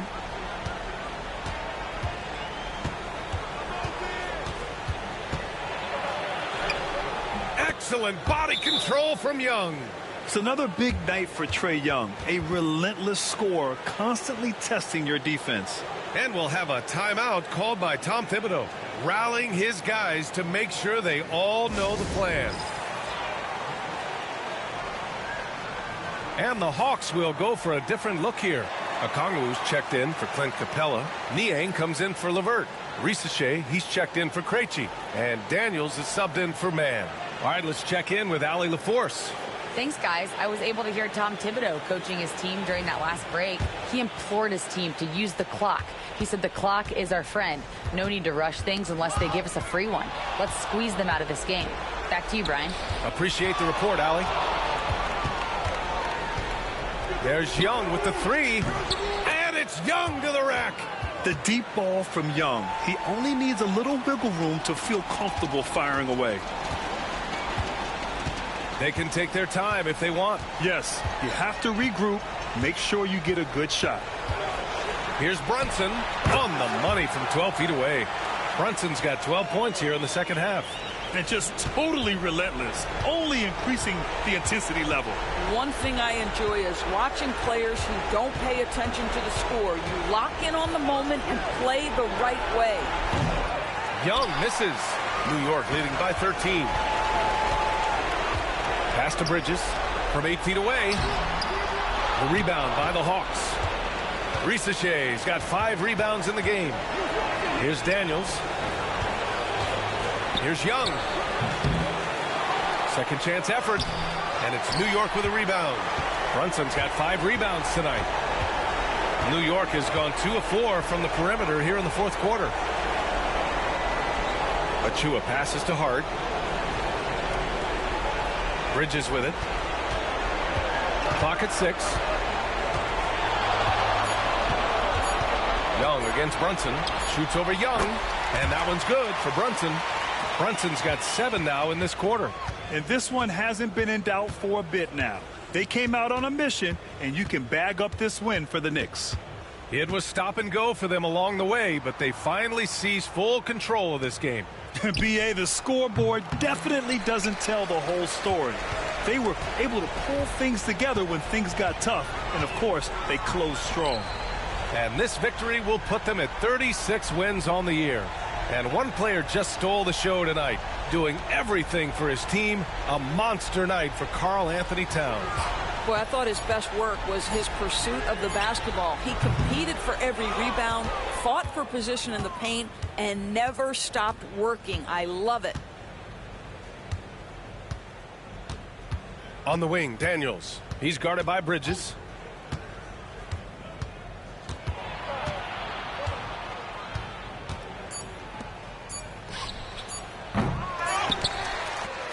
And so it's the Knicks taking care of business in this one. A clean win, and one where they clearly showed better energy. Yes, so true. They put on a show here at home, and I really think they had that extra swagger and confidence, too. And now let's check in with Allie LaForce with the player of the game. Allie. All right, I'm with Karl Anthony Towns. Karl, congratulations on the victory. What was key in getting the win here tonight? I mean, we played like we wanted it more. You know, we came out here and we just did a lot of great defensive stops. It wasn't offensive. It was more defensive. We did a great job. We got those 50-50 balls, put us in a nice position. We can see and feel that desperation. Congrats on the win. Thanks, Allie. Great interview once again. And that'll wrap it up, folks. For Grant Hill, Allie LaForce, and Doris Burke, and the rest of our 2K team, this is Brian Anderson signing off. And now, time for our player of the game, Karl Anthony Towns.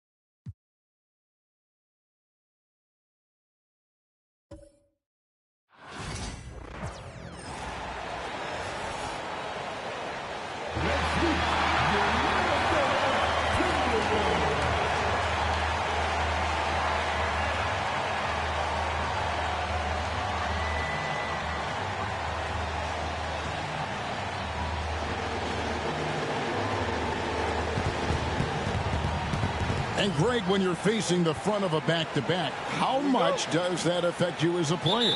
Before and after the game, for sure, it's on your mind. But once the whistle blows, you have to live in the moment. You can bet the coaches are very aware of it. Here are the starters for Milwaukee. They've got Brook Lopez. Jackson is out there with Damian Lillard. Then there's Bobby Portis. And it's Prince in at the small forward position. Lillard is tough in there, muscling that one home. Pass to Reed. Now McDaniels drills the three-pointer. And good to get him going early. That shot should give him some confidence. Perhaps he's set for a big night. I mean, he can be a difference maker for him when he's on his game. Now here's Lillard. And they come right back with their own three-pointer. Lillard's got 5 now. The ultimate competitor who loves getting the payback bucket. That's who Lillard is. Reed kicks to McDaniels. And a miss there on the triple. And it's Jackson with the ball, bringing it up for the Milwaukee Bucks. Pass to Lillard. And another basket for Milwaukee. So dangerous off the pick and roll. Lillard only needs a little bit of room. And let's head over to the sideline and catch up with David Aldridge. Thanks. I caught up with Chris Finch, and as you would expect, their focus on defense is Damian Lillard. He said Lillard's smart. He's seen every defensive look there is, so we can't get fancy. Our main thing is to be ready with help defenders inside. We can't allow him penetration. They're hoping to limit the damage he can do at the rim. Back to you guys. Thanks so much, David. Minnesota's gone 1 of 3 from beyond the arc so far in the game. McDaniels passes to Edwards. To the paint. And Gobert kicks to Reed. No good from outside. And I thought that was going to drop. It looked good from here. Clark, if you had one word to describe Mike Conley, what would it be? Reliable, steadfast, dependable. And I know that's 3, but I wanted to give you 3 different words I could use to describe him. Only 2 seasons in his whole career has he not played at least 50 games. That speaks to durability and professionalism. And we've got a timeout called from Chris Finch. He wants to talk to his guys.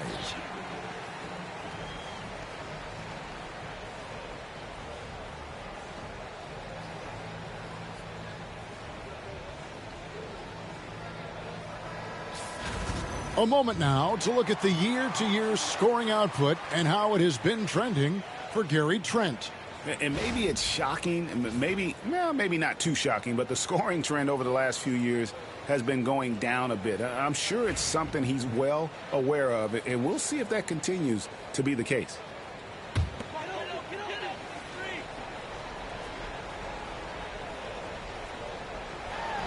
And a little over 2.5 minutes gone here in the first. And once again off the mark by Minnesota. You know, right now they're just 1 for 5. Rough start so far. Back to Jackson. To the middle. Here's Lillard. Gobert with the block. Love the way Gobert goes after shots. He blocks quite a few and alters many more. Conley with it. Lillard picks him up. To end the drought. Oh, that's blocked.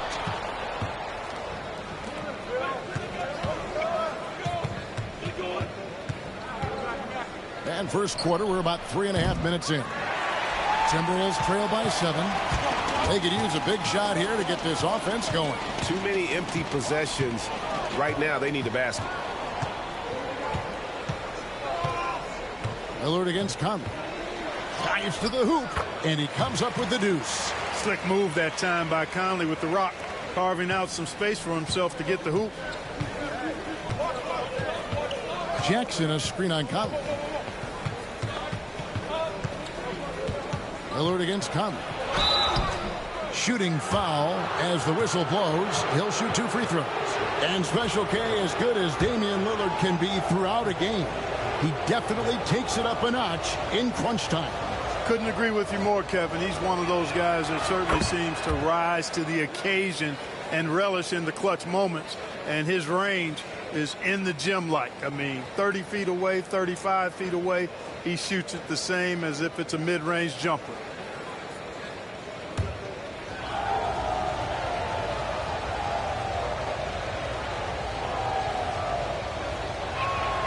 Both good from the line that time.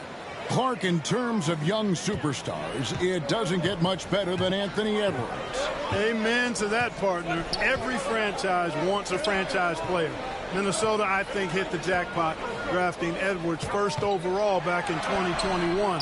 Last year, we saw Ant-Man take it to another level, making his first of what I think will be many All-NBA teams. Now here's Prince. Anthony Edwards unable to get his last shot to go in. Prince, the pass to Portis. Now here's Jackson. 5 on the clock. Here's Lillard. He clangs that one off the back iron, and down it falls. Lillard's got 14. And when they've gone to him, he has come through big time. You got to keep getting him touches. Reed the pass to McDaniels. And he gets the basket. Officials blowing the whistle, so a chance at the line for one more. Well, McDaniels wasn't going to be denied there. Getting the bucket and has a chance for one more. And he's got his first chance at the line here. And the Bucks making a change here. Kuzma's checked in.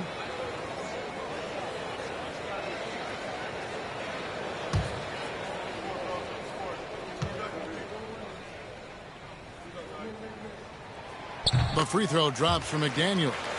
Clark, we know the Bucks are a veteran team that has now leveraged their assets to try to win now. And the question is, Kevin, do they have enough? There's a point at which veteran becomes a nicer way or a euphemism for old, especially in today's NBA.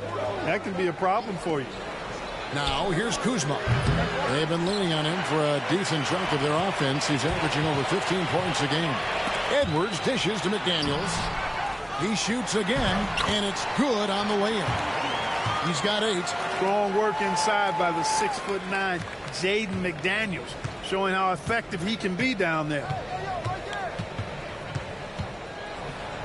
Lillard against Conley, and that one's good. Lillard. As hot as he's been this quarter, the game plan is simple, folks. Get him the ball and get out of the way. Alexander Walker, he's checked in for McDaniels. Outside, Edwards. Conley sets a screen for Edwards. And they get it back.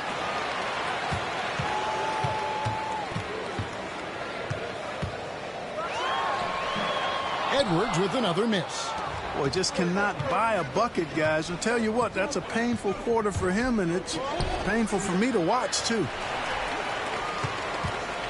And so it's Conley bringing up the ball for the Timberwolves. 6-point game. Alexander Walker finds Conley. Reed with a screen on Lillard. Conley gets the bucket. Conley's got his second bucket of the game to go. Conley, so crafty with that left hand of his. The veteran knows his way around the hoop.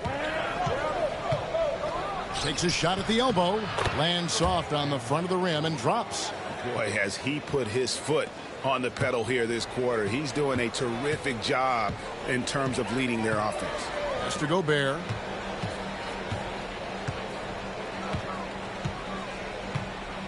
Back to Alexander Walker. Out left to the wing. And that's good. Michael Conley for 3. Conley's got 7 points in the game. Bucks leading by 3. And Lillard kicks to Lopez. Outside Jackson. Conley against Lillard. Back to Jackson. Kuzma outside. Rebound, Minnesota. They hold the early advantage on the glass.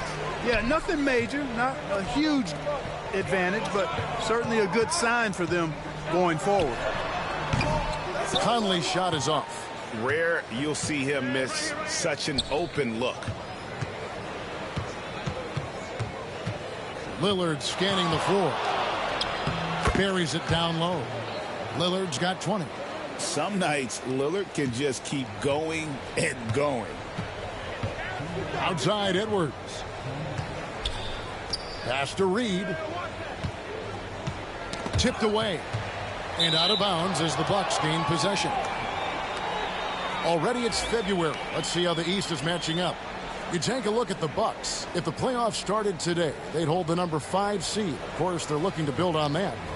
And seeing where the Bucks are, they've stayed right there, just in sniffing distance of the conference leaders. That's a solid accomplishment at this stage of the season. You know, I thought maybe they'd have it in them to actually join those leaders this season. But you're right, it's still nice work considering where they are. Looking at who's out there now for the Bucks. Green, he's checked in for Lopez. Trent comes in for Jackson. And Porter subbed in for Lillard. Kuzma can't get it to go. Minnesota comes into this one following a loss to the Cavaliers. Well, they made a few key shots, but missed many more. It was a rough night for them offensively. And you know what? If you're not going to outwork your opposition, then you typically are going to get outplayed. Now, here's Porter. Looking at his numbers, he averages a bit over 9 points a game. Trent outside. And again, the Bucks miss. Timberwolves trail by 5. 59 seconds left here in the opening quarter. Pass to Alexander Walker. Hits the three-point bomb. And that's exactly what he's looking for, draining the triple. And here's Porter. Still yet to score. Outside Portis. Back to Porter from downtown. Rebound, Minnesota. Reeves got his 4th rebound with that last one here tonight. Here's Garza. 24 seconds left to play here in the first. And Gary Trent gets the whistle that time. That is his first foul of the game. The Timberwolves making a switch here. McDaniels checked in. Milwaukee also making some changes. Sims is checked in. And it's Taurean Prince in for Green. Dillingham with it. Guarded by Porter. Pass to Alexander Walker. For three. A three-pointer is right on target. Alexander Walker's got a pair of threes now in the first quarter for the Timberwolves. Kuzma with it. The three. Oh, he gets it to go. Wow. It counts. Ringing the bell. That's the way to close a quarter. Talk about lifting up a team and energizing them at the end of a quarter. A three at the buzzer, that'll do it. And so it's Damian Lillard making things happen for the Bucks. What an amazing quarter. There was absolutely no stopping him. And we've got more M2K Sports coming your way after this break.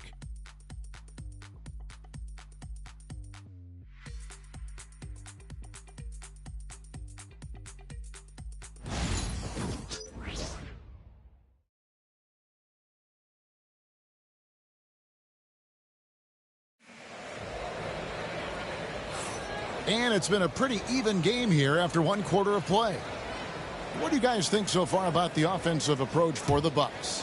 You know, in the early going, they've been effective scoring in the mid-range, and if it's falling, I say stay with it. And they've also been effective from beyond the arc tonight. And if that continues, guys, it can really open up the rest of their offense. They've got Dillingham. He's out there with Nickeil Alexander-Walker. And it's Shannon in at the 3 set. So that's the lineup for Minnesota. It's time now to hear from our Hall of Fame reporter, David Aldridge. What's the latest, David? Hey, Kevin, the Bucks are still trying to perfect their chemistry. Bobby Portis says things take time. You've got to keep continuing to build it. There's another level Dame and Giannis can get to, just making it clockwork. Them continuing to get better at it opens the floor for everyone else on the court. Kevin? Well, David, with those two guys, Dame and Giannis, it opens the floor up a lot. Hey, thanks for the report. The Timberwolves shooting 43% from the floor. And Clark, here's a great guy to have in the rotation, Nickeil Alexander-Walker. Loved him in college. Loved his versatility, and I thought it would translate nicely to the NBA. Took him a minute to find his rhythm, but he's got great length, which makes him versatile defensively, and he can play with just about anybody because he's got good all-around offensive skills. Now here's Porter. Still scoreless. Trent with the wide open look. No good with the elbow jumper. And listen, sometimes even the best of us are going to miss the easiest of opportunities. Here's Dillingham. Guarded by Porter. Shannon, no good. And so it's Porter bringing it up now for the Milwaukee Bucks. Still looking for their first basket since the first quarter. Kuzma with the screen for Porter. And again, the Bucks miss. For Minnesota, they've gotten only one of their first 4 shots in the second quarter to drop. And it's sent back by Prince. Outside Porter. Here's Sims, and he stuffs it. What a pass to set him up. As he's gotten older, we've seen KPJ become a willing passer. Timberwolves trail. And a little under 2.5 minutes gone by here in the second quarter. And Greg, talk about a guy who can create for himself. Dillingham can already score on elite defenders. Yeah, and Kevin, a lot of that is his footwork. You can see the hours he's put into it. And then add in the body control and quickness. Good luck slowing this young man down.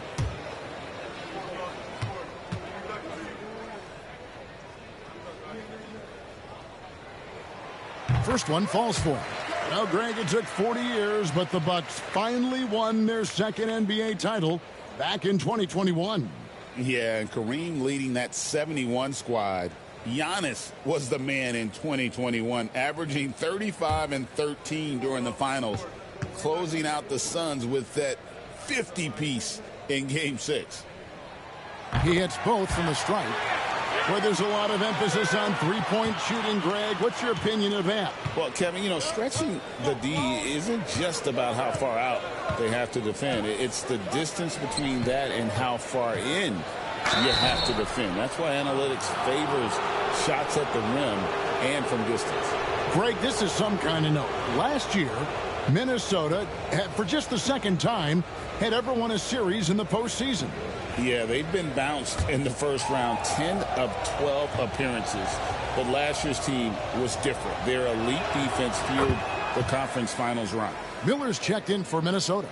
Green, he's checked in for the Bucks.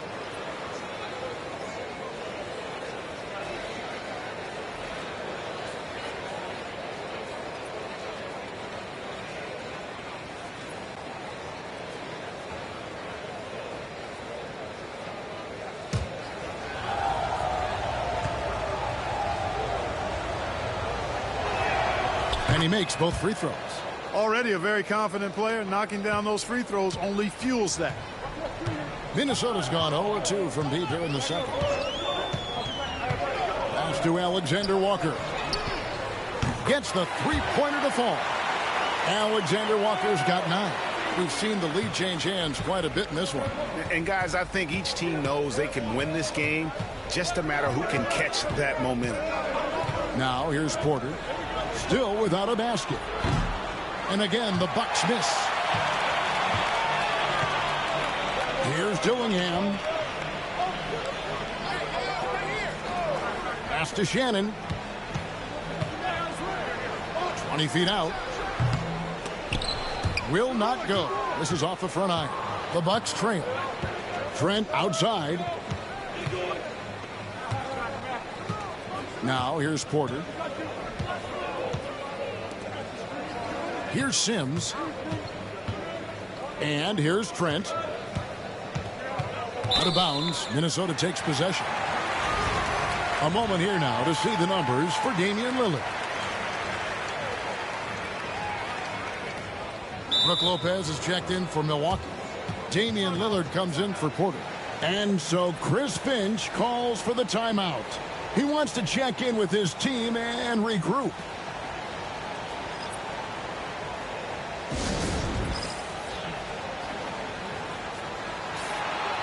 And now the 2K leaderboard. If you want to talk defense and talk block shots, just have a look at these teams, what they've done the last month. Fifth, the Timberwolves. They have been racking up the blocks lately. I mean, if they keep this up, they're going to be a very difficult matchup for anybody. Now Dillingham, who's coming off a 13-point game against the Cavaliers in Cleveland. Pass to Edwards. Lets it go with the three. Green with the rebound. For Milwaukee, they've gone 1 of 6 from the field in the second quarter. It's been a rough period so far. The Bucks working the ball around. And Dillingham over to help. And good that time. Lopez has got his first points of the game. That was not easy, but Lopez is solid at playing through contact. Dillingham with it. He's usually able to provide some lift to his team, averaging 6 points a game.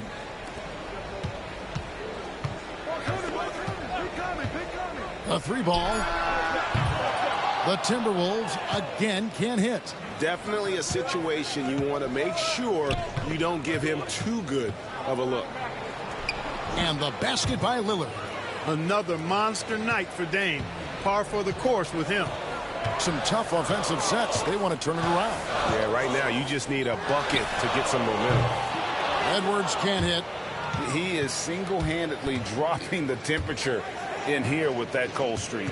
And he's got to find other ways to contribute then, because his shot making is not happening right now. Now here's Green. Nothing on the board. Nobody near Lillard. Off target from three-point range. He's cooled down a little bit after draining those 2 3-pointers in the first quarter. Pass to Alexander Walker. There's the triple. It's good from long range. Alexander Walker's got it all tied up now for the Timberwolves. He's found his rhythm from deep, and you can see the confidence. Yeah, I'd be confident too. As a matter of fact, I mean, if you're stacking up threes the way he is, I mean, he's doing all his work from behind the arc. Looking at the last game for Milwaukee, it was a loss to the Golden State Warriors. Well, in that one, you could pretty much see the writing on the wall. Their performance was lackluster at best. Yeah, they looked distracted, far off, distant. I mean, it seemed like their heart wasn't in it to try to win that game. Now here's Lillard. Last time out, he had 38 points. Fires for three. Lillard again missing. And this quarter, he has clearly been off the mark. Inside. Clark, there are some that would say that Giannis Antetokounmpo is the best player in Milwaukee Bucks history. Others might say Lou Alcindor. What do you say? Hey, pump the brakes on that Giannis. I love the Greek Freak, but I tell you, Kareem is my guy. I would tip my hat there, but I certainly understand why others would say Giannis. I'm going to hang my hat with Kareem.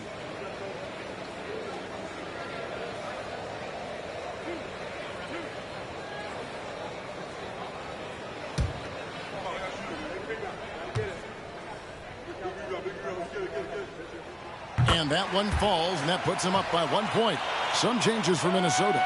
Reed comes in for Alexander Walker. And it's Conley in for Dillingham. Milwaukee also making some changes. Bobby Portis is checked in for Kyle Kuzma. Taurean Prince comes in for Green. And it's Jackson in for Trent.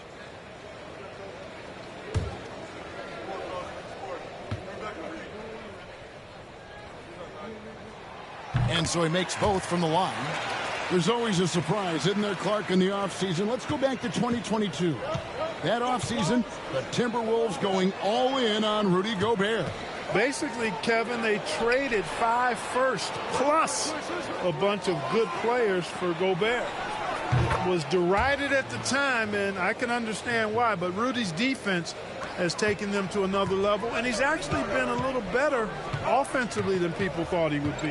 And here is Conley after Damian Lillard was able to get the three to go. Reed with a screen on Jackson. The Timberwolves again can't hit. Tell you what, that is a missed opportunity from mid-range for sure. With as little defense as was shown, should have made that one. Portis, the pass to Lopez. Three-pointer, Lillard. Rebounded by the Timberwolves. Here's Minot. Pass to Conley. Now here's Reed. Edwards looking it over. Reed with a screen for Edwards. And the rebound goes to Lopez. Clearly the defense could have been better there, guys, but he also needs to convert that. Here's Prince. To the right side. Lillard against Conley. And the basket by Lillard. Lillard's got 27 points. Aggressive move by Lillard, attacking the heart of that defense. They've been struggling here on offense. Yeah, a bit of a dry spell for sure. And Gobert kicks to Reed. Conley up top, covered by Lillard. Here's Reed. And the three off target. And he didn't punish them for the weak coverage there, but they can't count on him to continue missing. Lillard from outside, cans it from downtown. Now it's a 6-point Bucks lead. Well, he's demanding the ball. He wants it, and he's coming through. I mean, you can see why his teammates trust him down the stretch, guys. Back to Conley. Pass to Reed. And here is Conley. 7 points in the game. The Timberwolves again can't hit. I'm shocked that didn't turn into 3 points. I mean, he makes you pay on those nearly every time. Prince. Now Lopez outside Jackson. Lopez a screen on Edwards. Three-pointer Lillard and another three for Milwaukee. Hard to count all the times Dame has made that three in his career. He is something else from behind the arc. Pass to Minot. Now here's Edwards. Gobert with a screen on Jackson. No one near Edwards as he lets it fly. And right away, they match it with a three-pointer of their own. And with that three-pointer, how about ending that 11-0 run by Milwaukee? Conley against Lillard.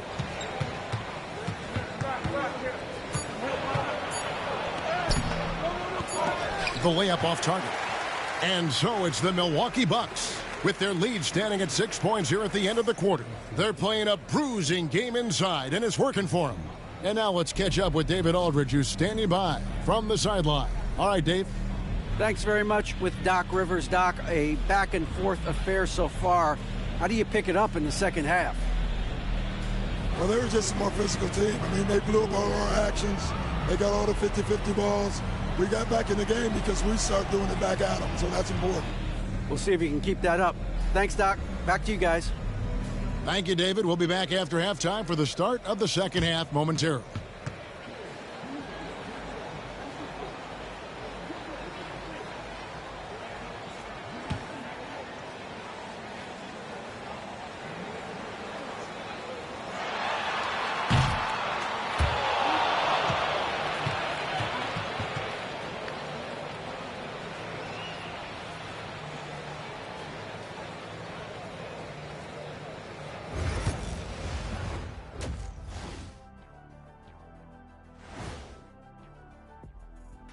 Hello, everybody. What time is it? Yep, halftime, but really it's been Dame time with the way Lillard's played so far. We should rename the first half Dame Time. He actually uses that. We should name that because he was such an impactful player, especially on the offensive end. When it's Dame Time, all the time begins with that. I'm sorry, Kenny. What time did you say it was? Dame Time! And guys, let's take a moment to recognize the top performer for each squad thus far. These two guys we thought they'd bring in tonight, it has been brought, playing with no fear. Can't forget about your teammates, though. Got to keep them involved, too. That'll do it for our show tonight. Thanks for joining us, and we'll send you back to Kevin Harlan for more Hoops action.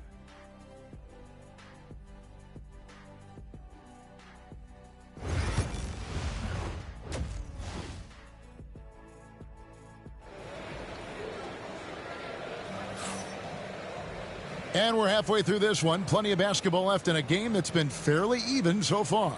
Really an incredible game from Lillard.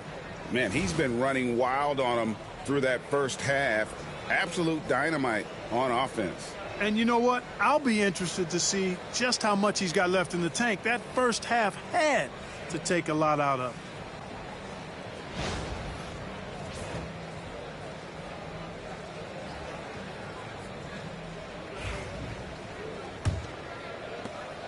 Timberwolves trail by 6. Heading underway in the second half. Here's the 5 for Doc Rivers. Jackson is out there with Damian Lillard. Then it's Taurean Prince. Then it's Brook Lopez. And it's Portis in at the power forward position. Hey, GA, how about Damian Lillard's time in Portland? 11 magnificent years.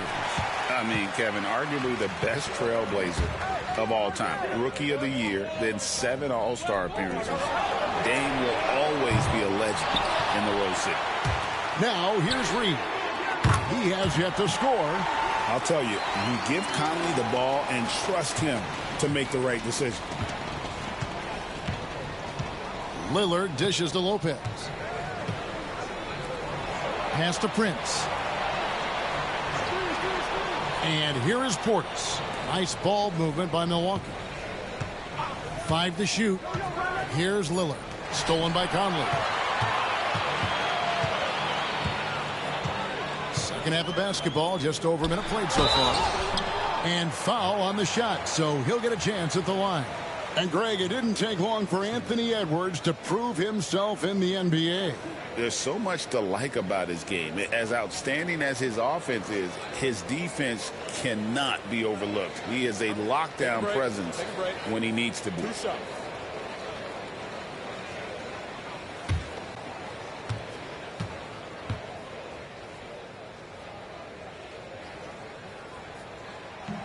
And that one misses.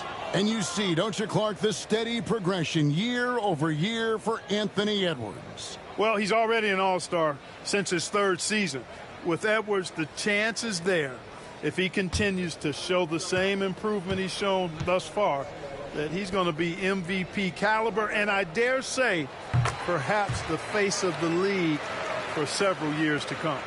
And talented in so many ways. Edwards is focusing on 2 things: the refining of his shot mechanics and the sustained level of engagement. Now here's Prince. No scoring in this one. Pass to Lillard. This one for 3. Gobert pulls it in.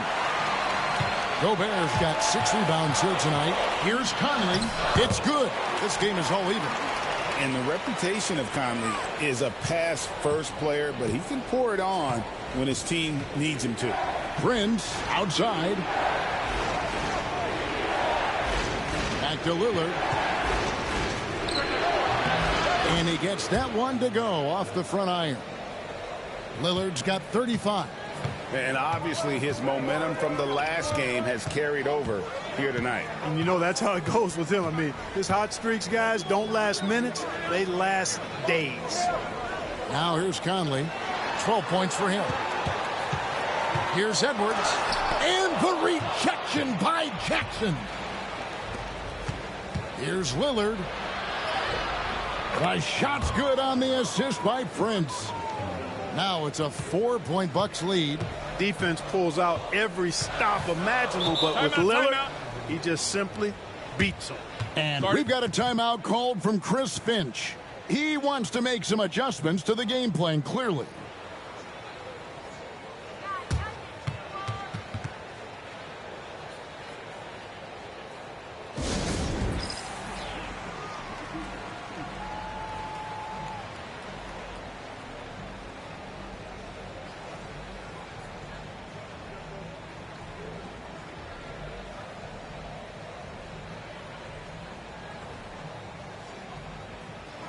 And they are in the top 10 in opponent field goal percentage. They are playing some stingy defense and making shots difficult. And, G.A., you mentioned it. What a season they've had from three-point range. They've got some pure shooters on this squad, and they don't hold them back.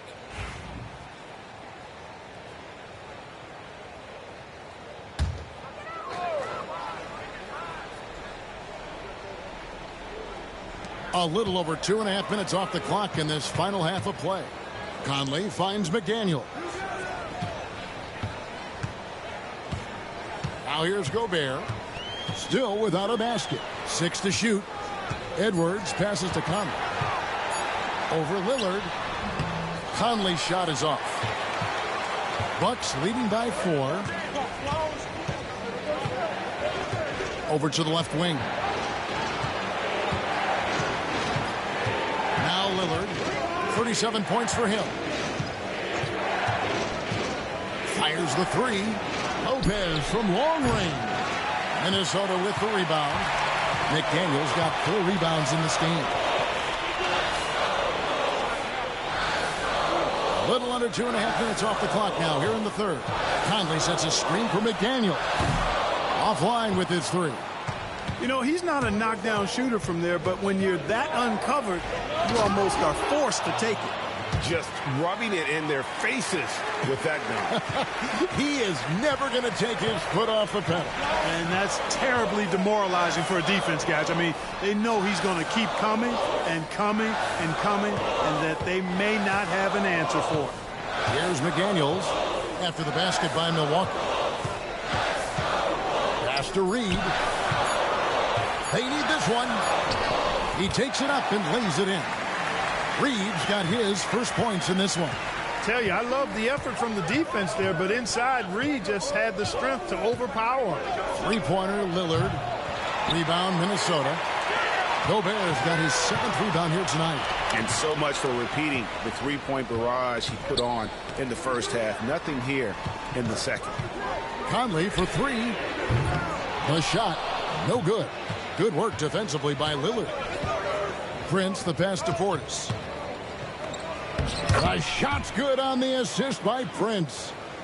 Prince has got assist number 5 here tonight. This is Portis in his comfort zone, scoring deep inside. Now here is Conley. 12 points for him. Pass to McDaniels. The 3. Edwards, no good. He's been ice cold tonight. And, you know, you look at the scoreboard, guys, they really could have used his contributions. Prince kicks to Portis.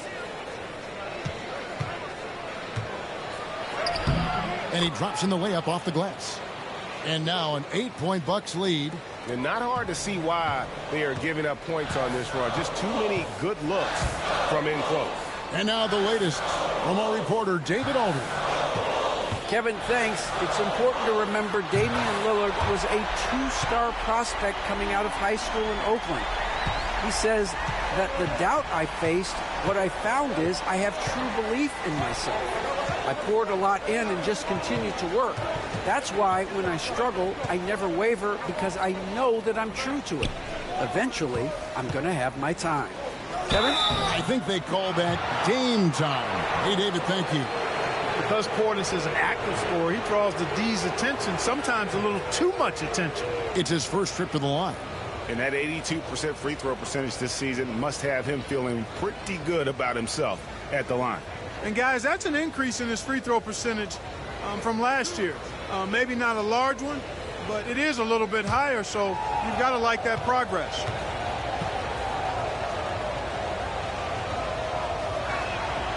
Free throw good, Portis. An obvious fan favorite. It's all about hard work with Bobby Portis. That's how he proved himself in this league and how he makes a difference night after night. Alexander Walker, he's checked in for Minnesota.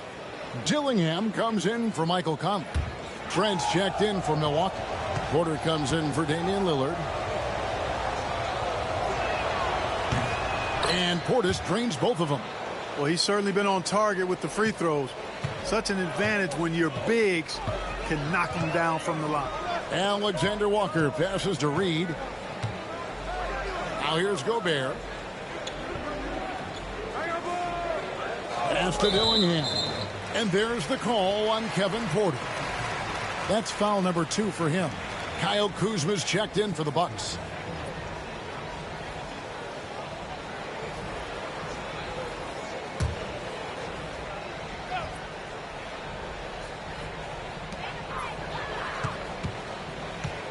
Dillingham with it. Lock at 6. Pass to Shannon. An easy 2 points on the layup. They didn't have much of a problem getting the ball into the post that time. Milwaukee leading by 5. Porter kicks to Kuzma. Lopez sets a screen for Kuzma. Gobert with the defensive effort. Timberwolves have gone 5 of 12 from the field since the third quarter got underway. Pass to Shannon. Takes the 3. It's rebounded by Portis. Portis has got 7 rebounds in the game. And it's Trent in the corner.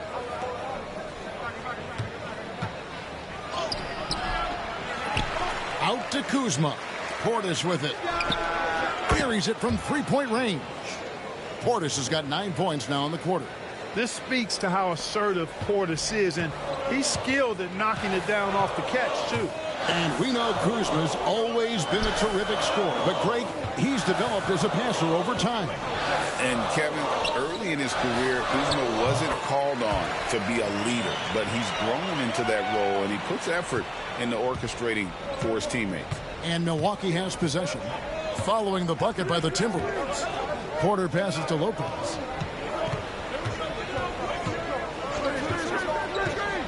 Pass to Kuzma. Unloads from 13. And the shot is good, dropping in off the front of the rim. Kuzma's got 5 now. Boy, Kuzma's such an impressive player, able to dial it in from these in-between spots with relative ease. Here's Shannon. A 3-ball. It's rebounded by Portis. 1:58 left in the third quarter. Kuzma kicks to Porter. Lopez outside. And another 3 for Milwaukee. That is certainly a shot that Lopez has added to his arsenal. You've got to respect his ability to knock down threes. Pass to Shannon. Shoots over Kuzma. It's rebounded by Portis. Portis has got rebound number 9 now. What an effort here tonight. Here is Porter. Hasn't made one yet. And here's Trent outside. Rebound Minnesota. Reed's got his 5th rebound in this one. They need a good offensive possession. Yeah, they've gone a long time without a bucket. Pass to Shannon. Latray nailed from three-point land. Shannon's got 5 points now this quarter. Pick works well there. Not much resistance from the D. Yeah, that's not the defense you need. You got to be tougher defensively. Here's Kuzma. Minnesota with the rebound. Gobert's got rebound number 9 now. What an effort here tonight. A beautiful reverse layup. He's got 7. And after a scoreless first half, you're starting to see signs of life here in the second. Lopez sets a screen for Porter. Lopez outside. Three-pointer. Reed with the rebound. Hard to figure out how he doesn't knock. Yeah. Nice D from Porter.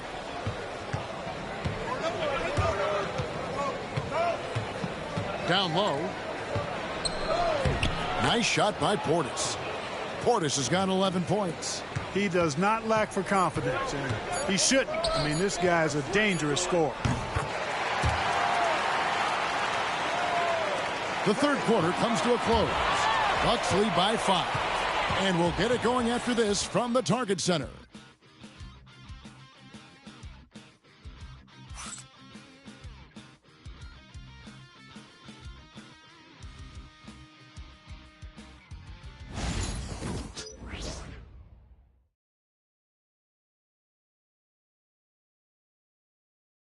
And now we take a look back to Doc Rivers talking to his team from his huddle. We got to close this quarter out, and it's big. We got to stretch this game. Close this quarter out. Doc Rivers, and to compete at the highest level, this is the kind of thing, guys, you have to do. End quarter strong. And, you know, the best teams know how to manipulate these situations. Let's see if they can do that. And I know I speak for all of us when I say I can't wait to see what kind of finish awaits us here in the fourth quarter. We've got Nickeil Alexander-Walker. Also, Dillingham out there. And it's Garza in at the 5. So that's the lineup for Minnesota. Here's Shannon.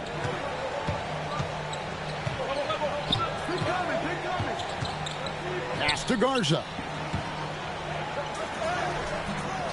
Sims with the rebound.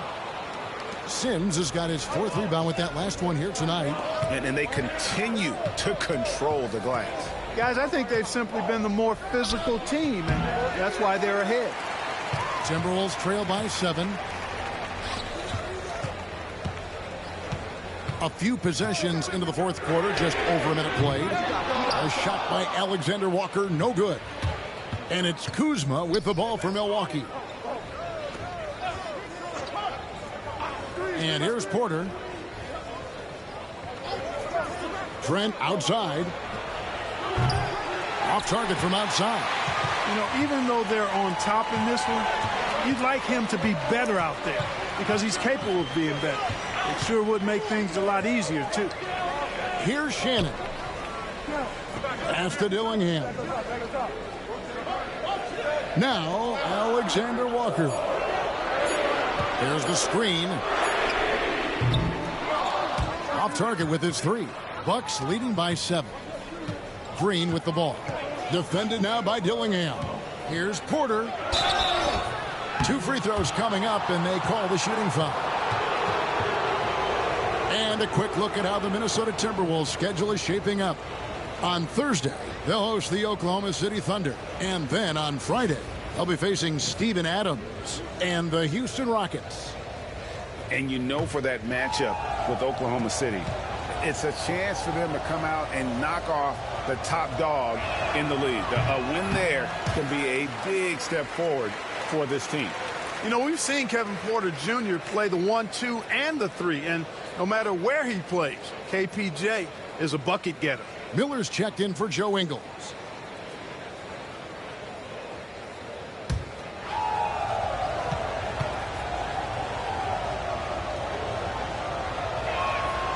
And the second free throw, good.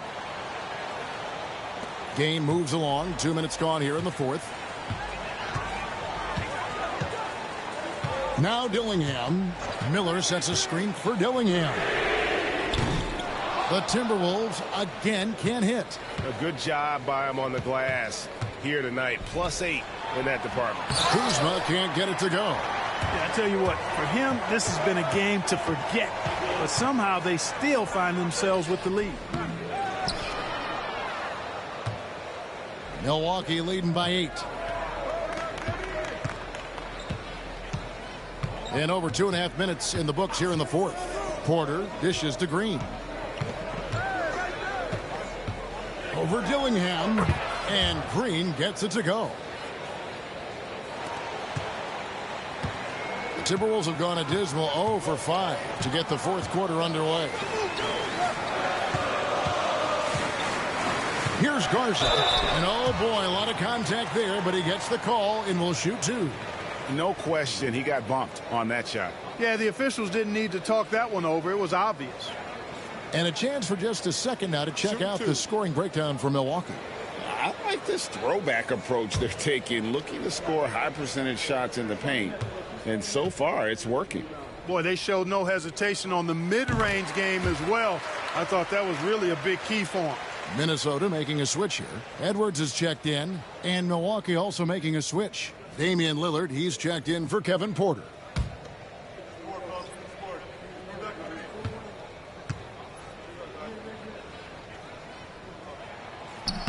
And that's good as he hits both of his shots. And just about 3 minutes through the fourth quarter here. Bucks leading by 8. Now, here's Trent. Outside, Green. Pass to Sims. Here is Lillard. Just 5 on the clock.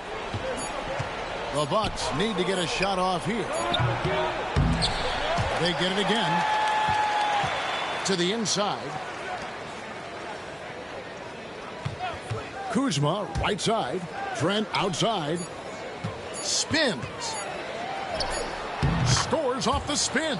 Unwilling to let up even for a moment. That's his killer instinct, just fanning the flames. Yeah, I love the fact he doesn't play the score. He just keeps coming, attack mode. He doesn't know how to step off the gas pedal. Here's Alexander Walker. Banked in off the glass.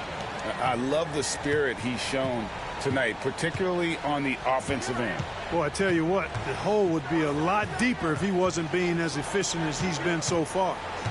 Now here's Green. Pass to Lillard. Lets it go from deep. Hits the three-point bomb. Lillard's got 42 in the game. And that's another 3. And if the defense is hoping that they don't heat up from out there like they did in the first half, they may be in for a real bad surprise. Here is Edwards. There's the pass to Alexander Walker. Over Green. And with that, the Bucks lead is cut down to 9 in the bucket from Alexander Walker. And so Lillard will bring it up for the Bucks. So far in the fourth quarter, they've allowed just 6 points. They kick it out to Green. Pass to Kuzma. Good, and it's Green picking up the assist.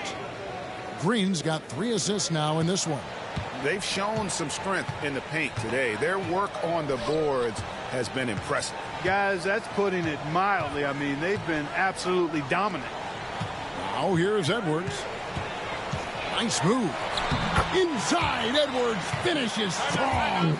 Built like a linebacker, Edwards is not your average off guard, folks. And we've got a timeout called by Doc Rivers. And clearly an important juncture. He's going to have some choice words with his team.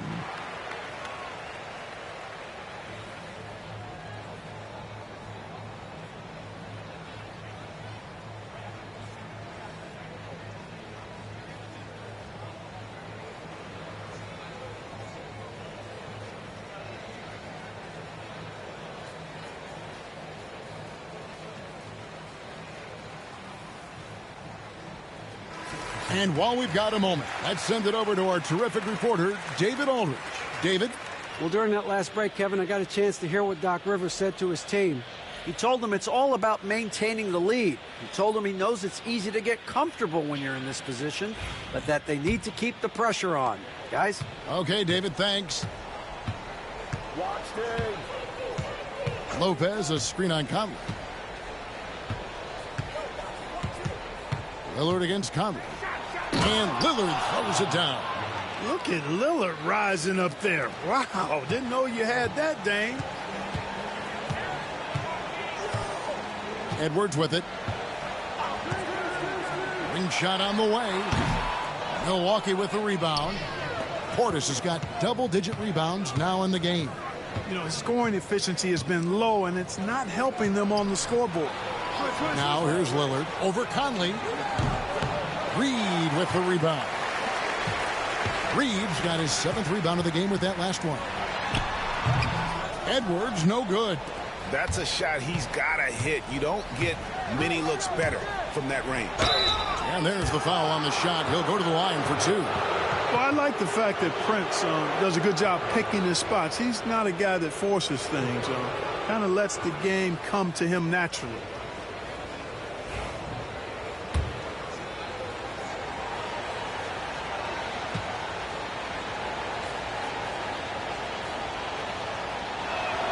The first free throw is good. You know, one of the things that makes Taurean Prince a real asset is that he embraces his role. It could be points, maybe it's boards. Whatever you want him to do, he pretty much can do it.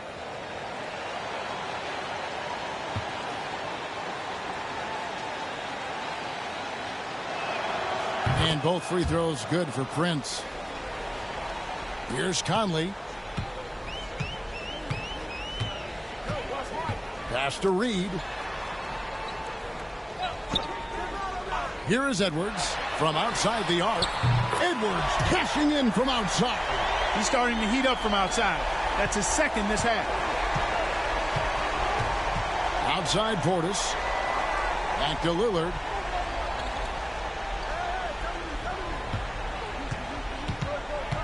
Lopez sets a screen for Lillard. Milwaukee, no good that time either. Outside Conley. Pass to Reed. It's in there. Conley with the assist. Reed's got it back down to within single digits for the Timberwolves. Lillard with it. The wide open look here for Lopez. Trying to answer back, but that 3 is off the mark. And that's an important rebound, especially on a night where the board work has not been their best. But they're still in this one, fellas. Can they pump it up a notch here in the clutch? Prince with the ball. Conley picks him up. Prince kicks to Lillard. Releases. Shot is good off the back rim and in. Lillard's got 46 points. And here's Edwards. Looking to get back on track here. And Edwards slams it in. Hey, we use the term explosive a lot, but Edwards, this guy is explosive times 3. Lillard left side. And that one is good. Lillard's got 15 points in just the 2nd half. Big miscommunication on defense. He recognizes it and quickly takes advantage. Boy, the defense looks shell-shocked. I mean, they're on the ropes right now, on their heels. And Jackson throws it down hard. Every team looking to get easy ones in transition. I think one of the best ways, guys, to score in transition is that quick hitter after the first burst.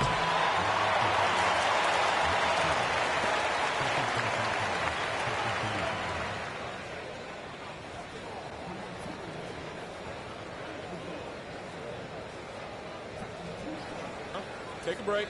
Take a break. 2 shots.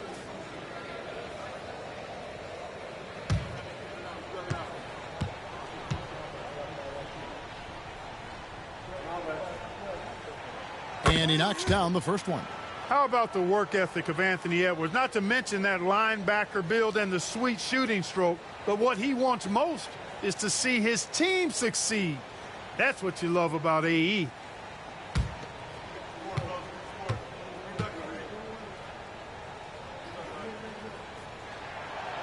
He hits one, then misses the second attempt from the free throw line. Boy, he'd sure like to have that miss back. Hard to chip away at a lead when you're leaving freebies at the line. Jackson kicks to Lillard. Lopez outside. Bucks passing it around. Shot clock at 6. Prince finds Portis. From outside, off the mark. Timberwolves trail by 11. Here's Edwards. Oh, what a physical score from Edwards. Boy, how about the strength of Edwards? Confident at taking on defenders and finishing. Lillard, the pass to Portis. Back to Lillard.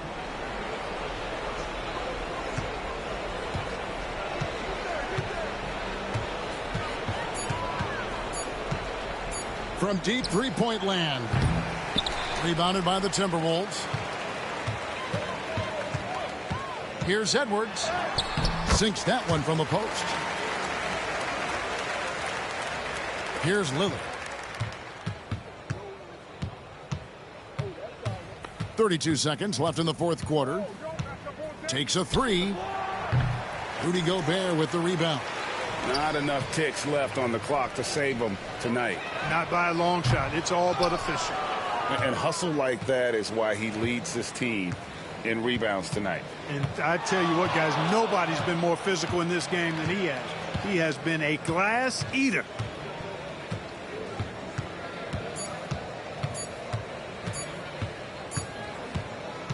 So it's Milwaukee picking up the win. A narrow win under difficult circumstances, Greg, as the visiting team. It really was, but that didn't seem to bother them. I mean, road team, home team, all I know is they were the better team. Well said.